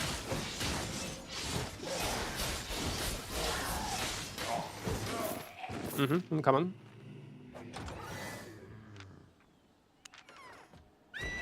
До речі, про Starlink технології, ти коли заходиш в диких місцях в лісі чи біля річки в зону без зв'язку, Київстар тебе перемикає на Starlink, і смс-ки ти можеш буде відправляти навіть без покриття. А воно вже автоматично це робить? Де важливо, який в тебе пакет? Все вже, ну воно працює? Я не знав, я чув про це, що вони збираються це зробити у майбутньому. Бачив анонси. Я не знав, що це вже імплементовано. Можливо, це імплементовано в деяких регіонах? Ну, це класно. Ну, смс-ки, то ладно, то одне. Ну, це непогано все одно. Мені цікаво, коли буде неперервний зв'язок.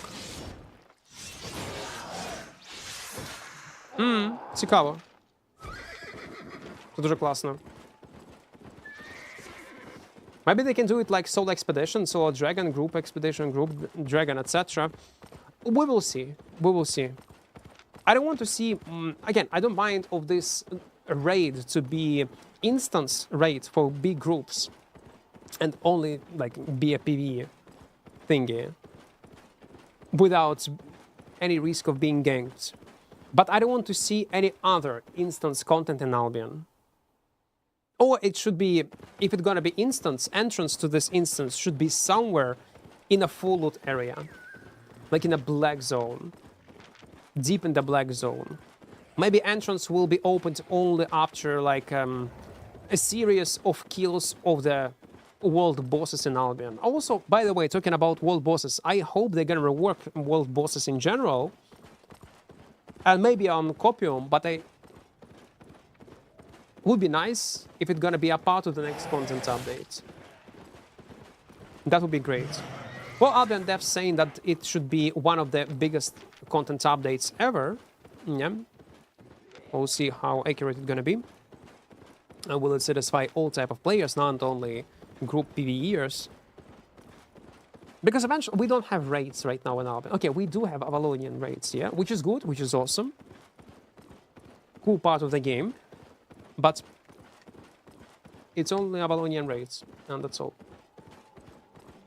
Is the game super dead, or it's still worth to come back for it? I hope for an honest answer. Honest answer, it is not dead. And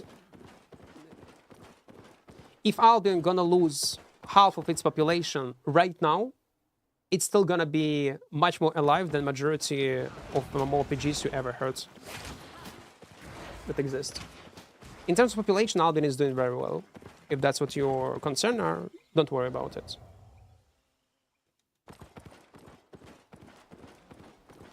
Let's go on Avalonian road. I want to change it. You got full spec most of your gear you're using? No, not everything. Some specs 100, some 75, 70. Depends. I also heard that there is a solo dungeon changes coming soon. I did not heard that. I don't know where you heard that. The only thing that we know about solo dungeons right now is that devs are aware of solo dungeons, that they are not also happy with the state of solo dungeons, and there might be some kind of changes. But will it be part of the next content update, or it's gonna be changed like in 2 or 3 years from now? We don't know. Because again, in one of the interviews that devs were given during this crucible event, they were mentioning solo dungeons a few times. But again, that's all that they said. Yeah, solo dungeons mobs are hard as fuck. And the same, by the way, what they are doing in Mist next content update. Castro, welcome, welcome. So what they are doing with Mists? Mists are not popular because of how much time it takes to clear camps and low rewards. So in the next content update, they're gonna buff rewards, increase the amount of rare monsters, unique mobs that are gonna appear, and will reduce difficulty of these camps to the way how it was before. Because as a new player, or as a player in Mists, it was too risky to clear camp that would take insane amount of time to kill these mobs. And on top of that, there's a high likely chance, most likely, that you're gonna get shit rewards. The same, and it happened to Mists after these changes in PvE. I told that it was a problem. I didn't bother about camps itself because rewards in camps itself were shitty anyway, so it doesn't matter that you made it even more unplayable than it was before. But it was a problem, obvious one, and they are changing only in the next content up. No, in the next patch, sorry. The same actually logic applied to solo dungeons. They not only there is no rewards, it's abusable if they're gonna change it in the way how you want, like increase just loot. So they cannot increase loot. And also, in the current state, it's much harder to farm it because of these mob changes. These mob changes are good in open worlds, but for solo dungeons, it was horrible change, which made clearing solo dungeons even more obnoxious and annoying and less rewarding than it was before, because clear speed does matter. Risks that you take does matter. It also affects solo static dungeons, by the way, on Avalonian roads, so this mob changes. And again, I was mentioning this, that's a problem. No matter if you even try to fix it somehow, increase rewards in solo static dungeons, by making mobs harder to kill and taking much more time to clear the spots, make it completely useless. This make this content completely useless. And they just tried it once, then forgot. And they didn't even try to fix it in the way how it was before. They're changing content how players were asking for, but in their own way. Why they do this changes, I got no clue. What's the reason behind it?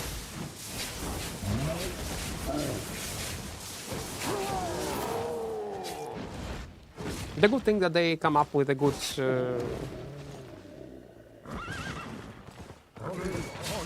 and final decisions eventually, but this eventually can be like in 1 year or in 2 years, which sometimes can be crucial.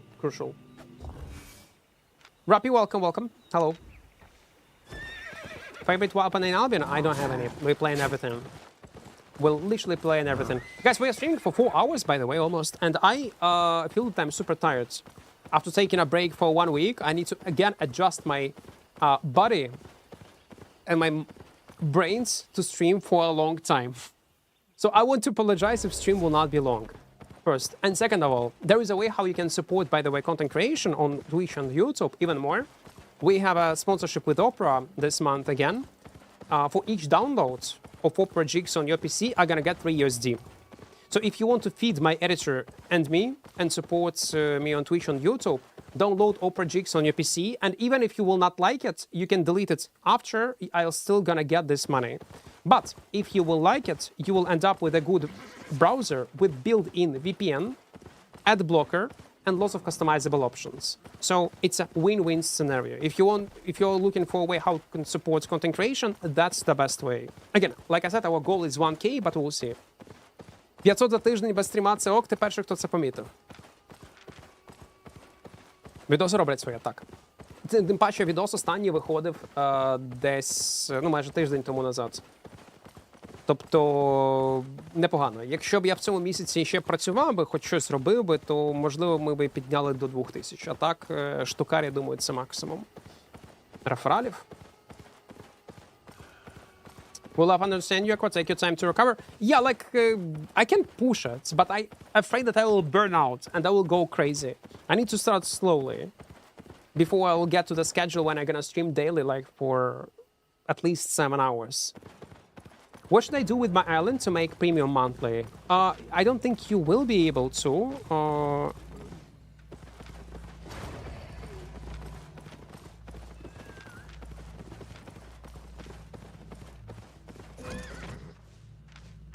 We're gonna fight and we're gonna die.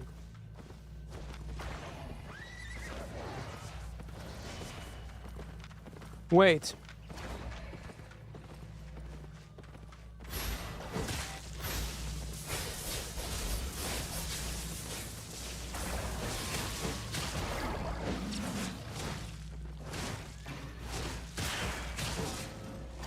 No.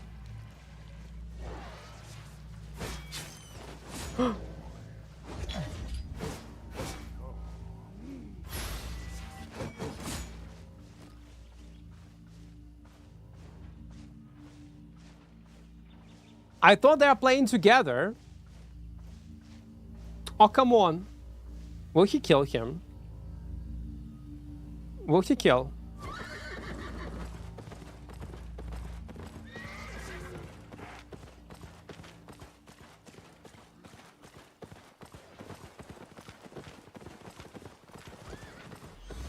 Oh, wait.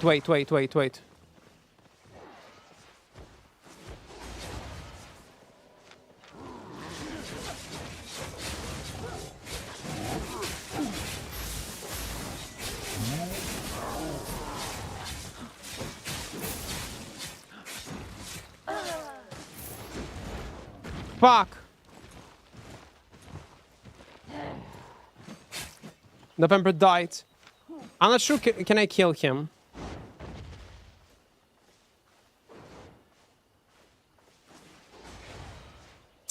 There is no sense to use my W like this, I'll be honest. Yeah, there is no sense.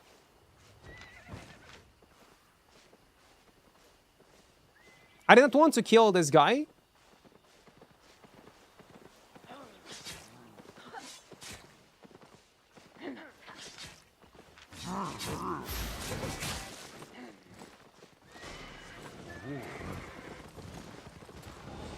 "30 seconds.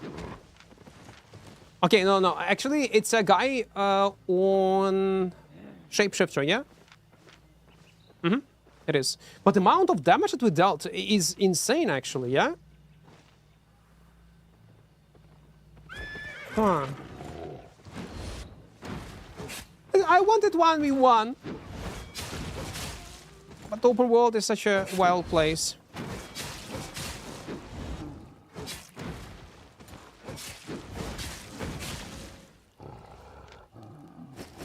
.8. It's not bad. The thing is, I do enjoy, I'll be honest, I do enjoy Stalker Jackets, with especially new Adrenaline Rush. But the problem is, you don't have much defensives.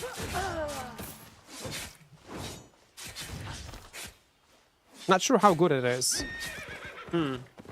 I'm starting at Hellgates 2v2. Any advice? No, but the only advice I can give you is to play unplayable 2v2 builds. To figure out what builds are playable, you press X in your armory system, and you will be able to check what is good, what is bad. And basically that's all.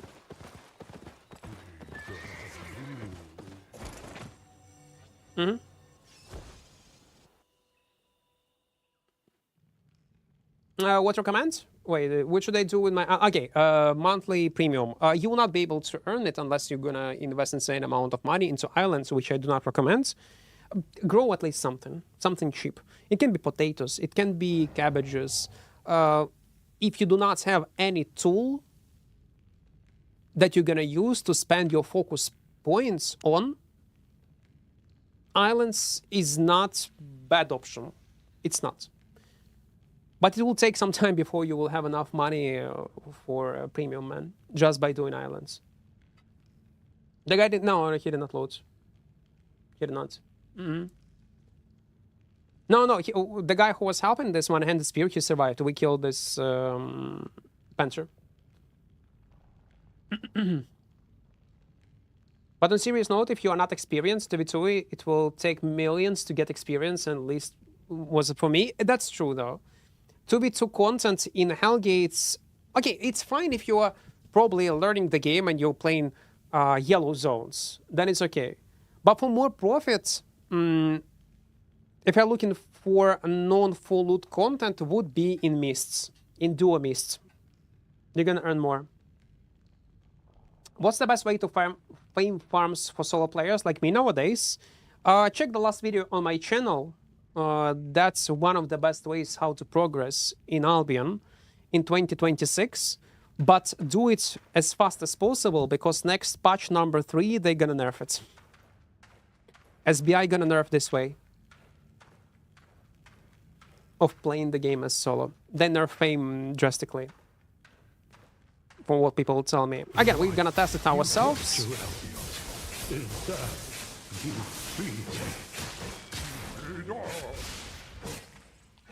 But if you're a new player, if you're looking for some kind of money, use items you can afford to lose, 4.1, 4.0 set, and just farm tier 5 locations in Black Zone. And treat the game like an extraction type of genre. Granir, вітаю. I want to show off. I met Poncho and we were fighting over the 8 bear. I had to take 5 mil from him, and I also took the 8 bear. Nice, nice. So now we are flexing or killing old people, man. I see. Killing old veteran player.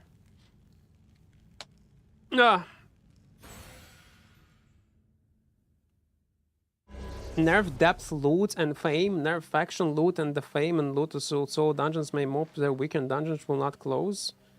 Best update they could do. I don't know, man. I wouldn't. Thank God nothing you are not in making this game, because everything that you named is horrible changes. Horrible changes. No, I'm good. 4.1? No, we are playing with 4.3. Back in the days, you can get unlimited premium on just islands. Well, you still can do it even till this day if you know what you are doing with islands. I guess. It's the best for community. I don't know what kind of community you mean. I would argue. Nerfing everything is not a solution.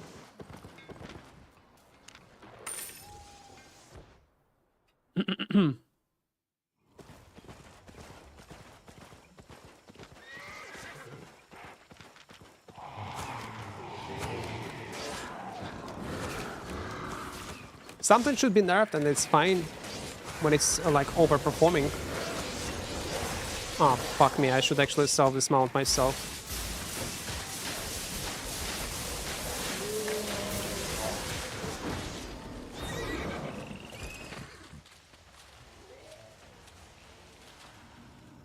How much hours do you have in Albion? Close to 13k, I guess, on average, with all my characters.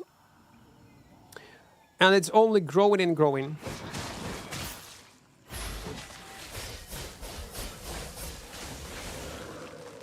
That's a lot. But I still have like 3 times more probably in Dota.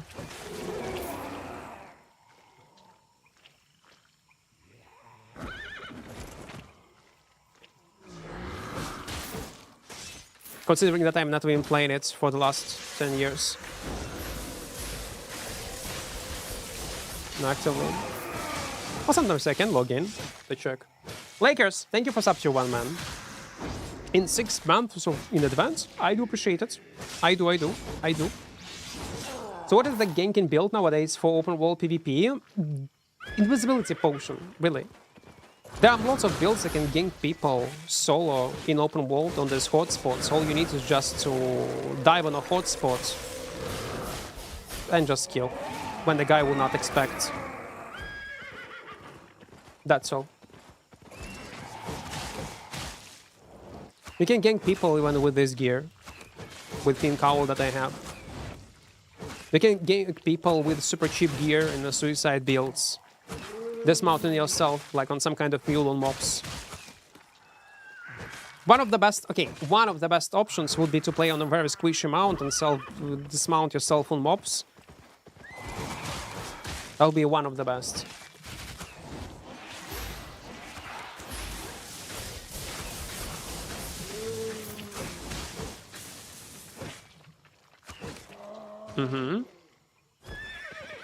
I thought you were cooking something IRL.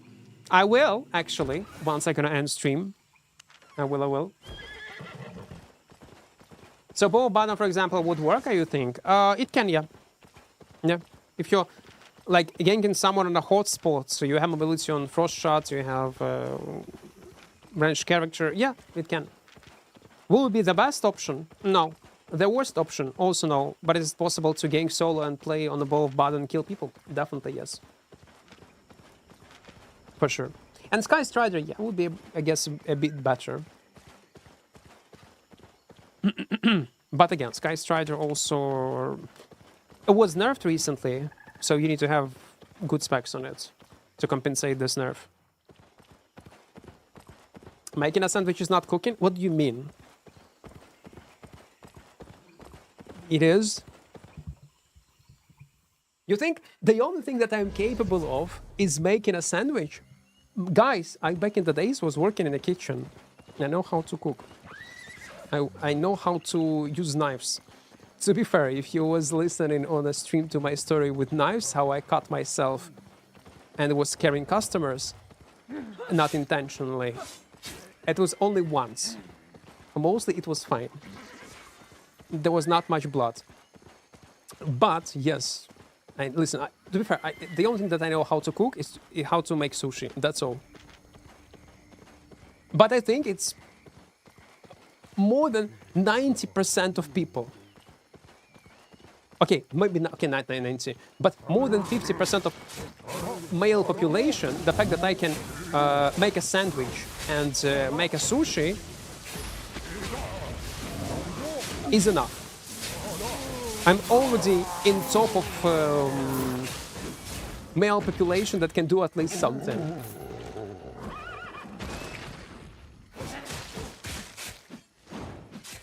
With only one max tiling growing any tier 6, tier 8 crop, you can get enough money to pay premium monthly on the farm that crops and plant every day. But actually I was not trying it. Would be nice if there would be a video on YouTube that will show that this type of farming methods is still viable in 2026. It would be awesome.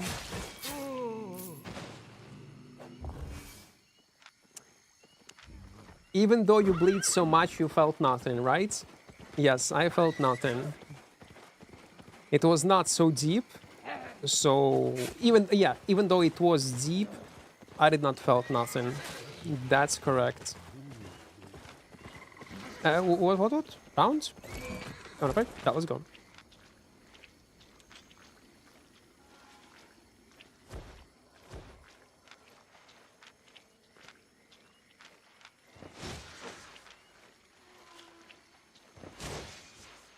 Come on. 3 stacks, man. For a stacking like this.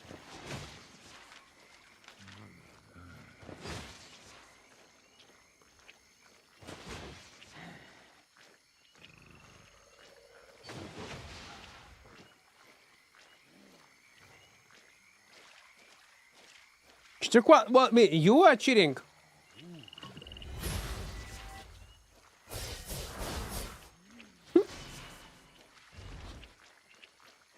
You are cheating, like you are trying to press stack, use E spell to kite entirely. I'm just gonna wait for cooldowns. I mean, the problem is I spend my gigapod for nothing. Oh, come on. I have OP ability, man. Give me insane movement speed. It does.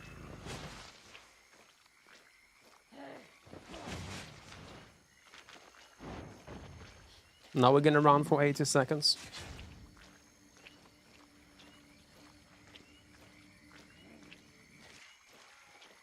If we can survive from it, it's good enough for us.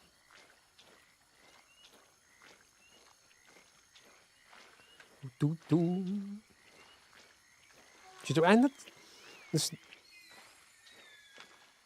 cheating was to bait me on my defensive. That was cheating. Now I need to wait for my potion. 40 seconds. Even though I know you will try to kite me, at least I need to block at least some sort of damage. 30 seconds. That's fight? Yeah, that's fight. What did you expect? So baiting is legal. Mm-hmm. That's true.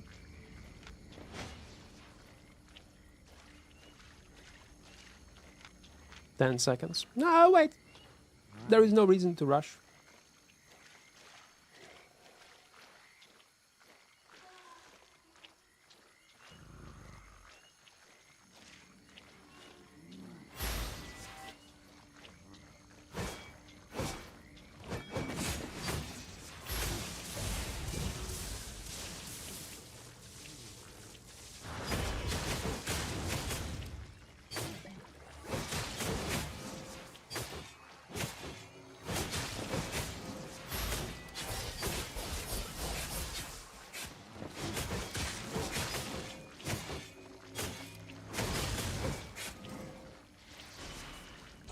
And you spend your E-spell like this?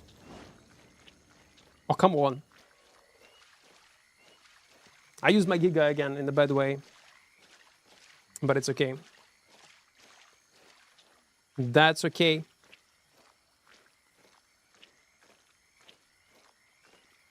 Maybe I should die with boots.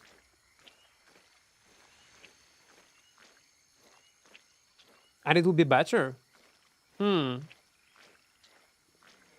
That's an option.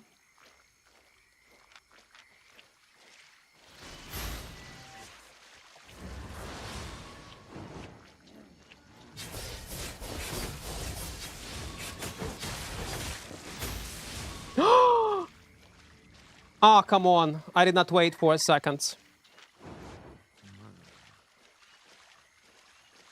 I fuck up a bit.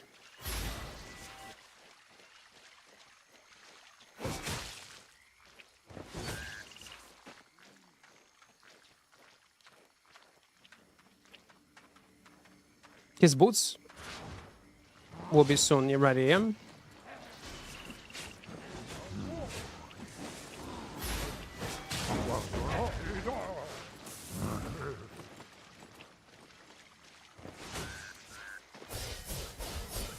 No. What do you mean? Don't region. Because my e-spell also gives me movement speed. Let me reset. What do you mean? Let's go.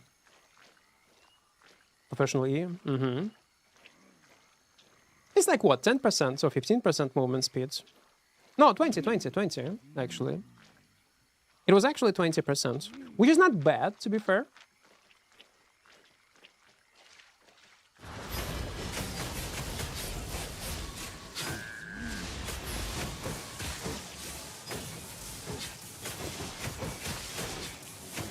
Nah, I cannot win this straight.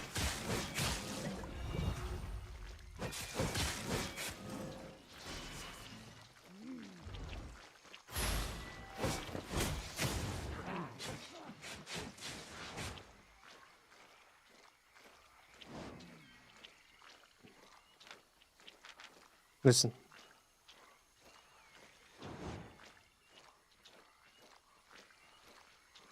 Listen. We can talk.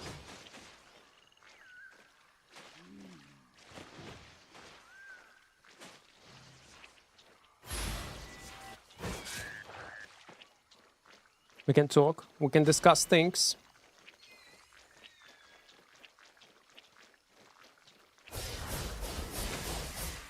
Come on, give me movement speed. Give me movement speed. Give me. Give me.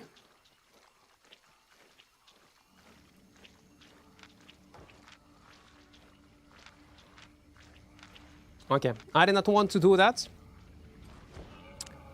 I did not want to do that, but let it be.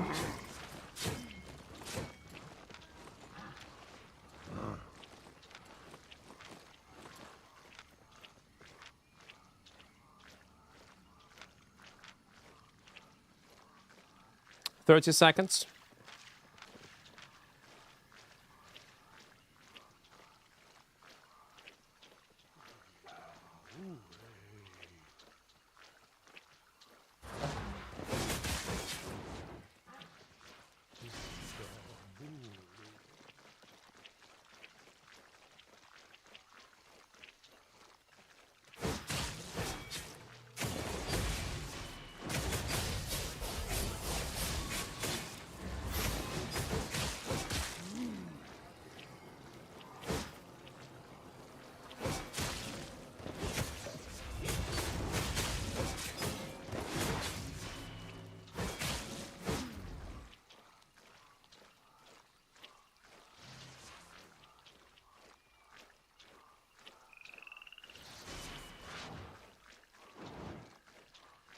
Oh, come on.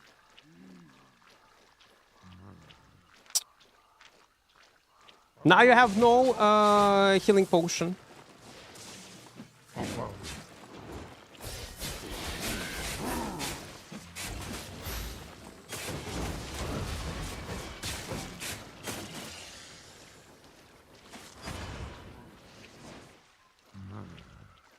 What do you mean?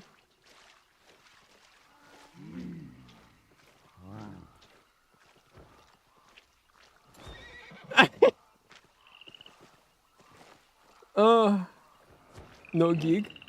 Oh yeah, no gig. No potion. I have one only left. Only if you hit an enemy gives you movement speed. Well, that's why I use this E-spell to take him in combat. Take mobs in combat to get close to him when I use E-spell on these mobs. Because it gives you movement speed only when you hit an enemy by 20%. Maybe I shouldn't. A poison is illegal in these days, you know? Why? What poison? I don't have poison. I don't.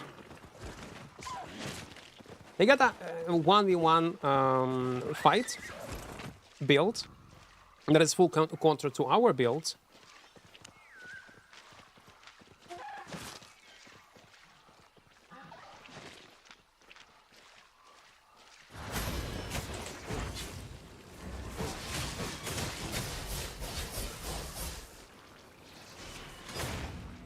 Ah, he got split slash. That's weird. But I will not be able to kill him. Because once I take this W, I lose insane amount of mobility. And that's a problem. And we need to purge his jackets.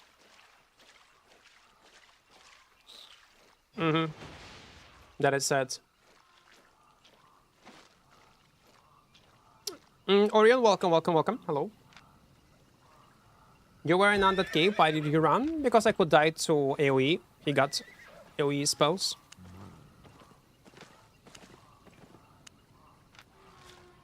And if he would use it, when it would be off cooldown, I would die. And that's why I run. Your true passive and max load? Thank you. Well, that would be tough.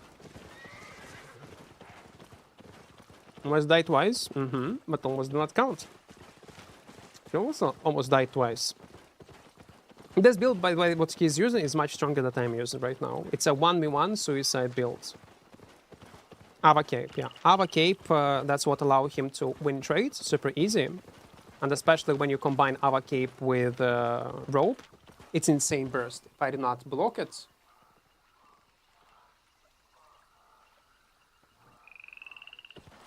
What do you think is more alive, you on a server? Both are good. Both are good. I don't know. Because the thing is, I'm making one mistake, I'm dead. But the only way how to win trade is to play like this. I don't know.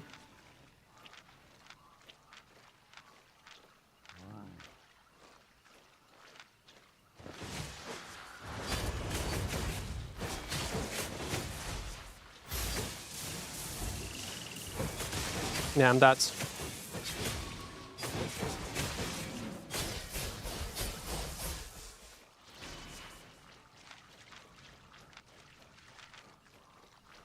And the thing is, he cannot push me also, normally. He spent his boots to disengage from a spell, but once he have done this, I cannot normally push him. Yeah, probably Fire Shield would be the best decision to go with. Yeah, Fire Shield is the best.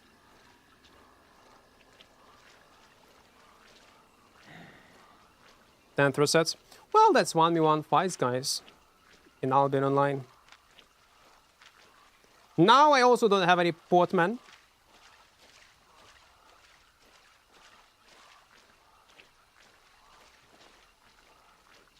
But again, I'm making one mistake and it's GG.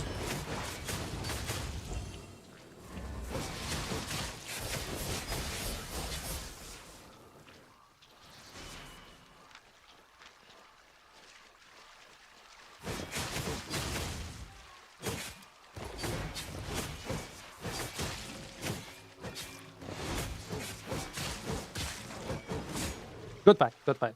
Again, I had no potions, he had no potions. If you're watching this, oh, of course, it's gonna trash. If you're watching this on YouTube, it's gonna be last rotation, but yeah, that's tough fight.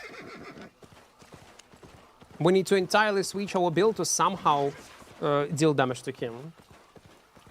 I bet he needed like 1 second to finish me.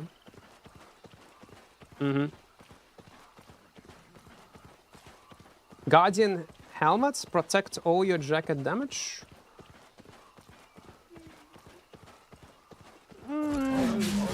Oh yeah and no at the same time. Depends when you're gonna use it. Yeah, reflects. Just so he would not be able to trade normally with me, because if I have no defensives, he gonna win trades.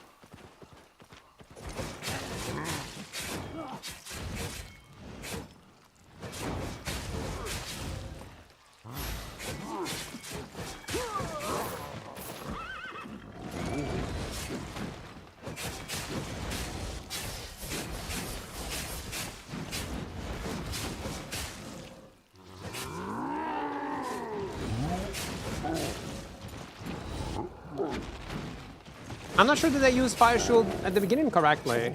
Did I actually reflect his E-spell or not? I'm not sure about this. Maybe I used it a bit too late. In this case, trade would be much better.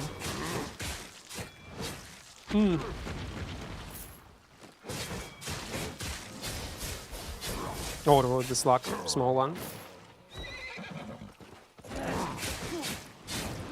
Is it better reflex kill on him? Ah, on him, if he would use Frost Shields.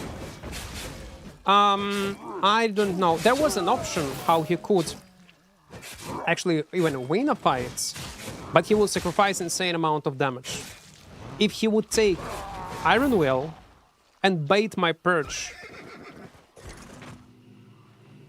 into his Iron Will while Frost Shield is active, I could lose fights. Easily. I think I could lose fights.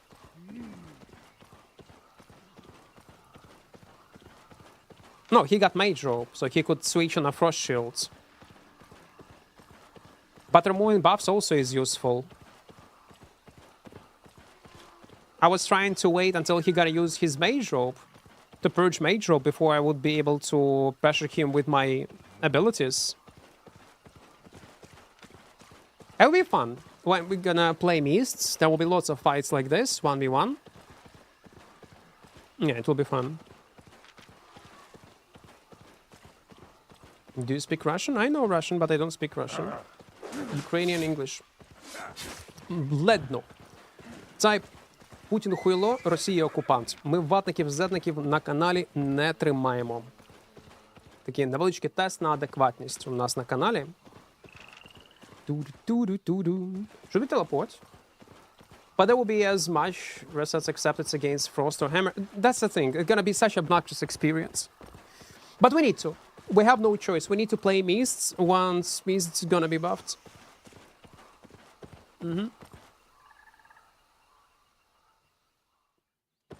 Because everyone will ask me, what do you think about Mists? In what kind of state they are after the buff? So we need to make one video about it, and that's all. Numbers, yeah, you can check. Exact numbers, I'm not sure that they posted or not. In patch notes on a forum.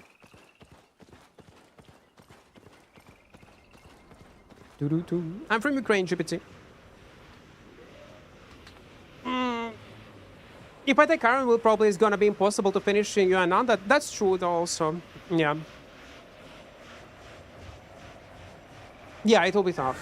Well, you can proc it if you're gonna hold only your E-spell, but even then, I'm not sure will it be possible. I'm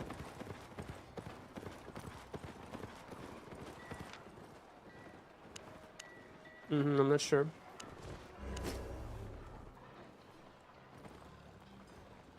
What do you think about Quarterstaff solo PvP? Okay-ish. Just okay-ish. Playable. Okay, we are doing well. We are doing well. We had 21 something happened. The only thing that I would ask you, again, guys, stream is gonna be first one after a small comeback, not a long one, around like 5 hours. Later it's gonna be up to 8 hours, maybe 10, and so on and so on. I'm gonna go and have some rest, but before I'm gonna go, last call to action. Do not forget to use mmorpg thingy. That's the way how you can support content creation. and how you can donate me 3 USD without donating this 3 USD. You install it on PC, you try it, like install, launch it. If you will not like it, Opera browser, delete it. It's fine. It's okay. I still gonna get this money. If you will like it, you will end up with built-in ad blocker, VPN, and lots of customizable options. So it's a win-win scenario. That's the way how you can support content creation on Twitch and on YouTube, and try something new. So yeah, links in chat. Okay, guys, I will go and have some rest. Well, maybe, you know what?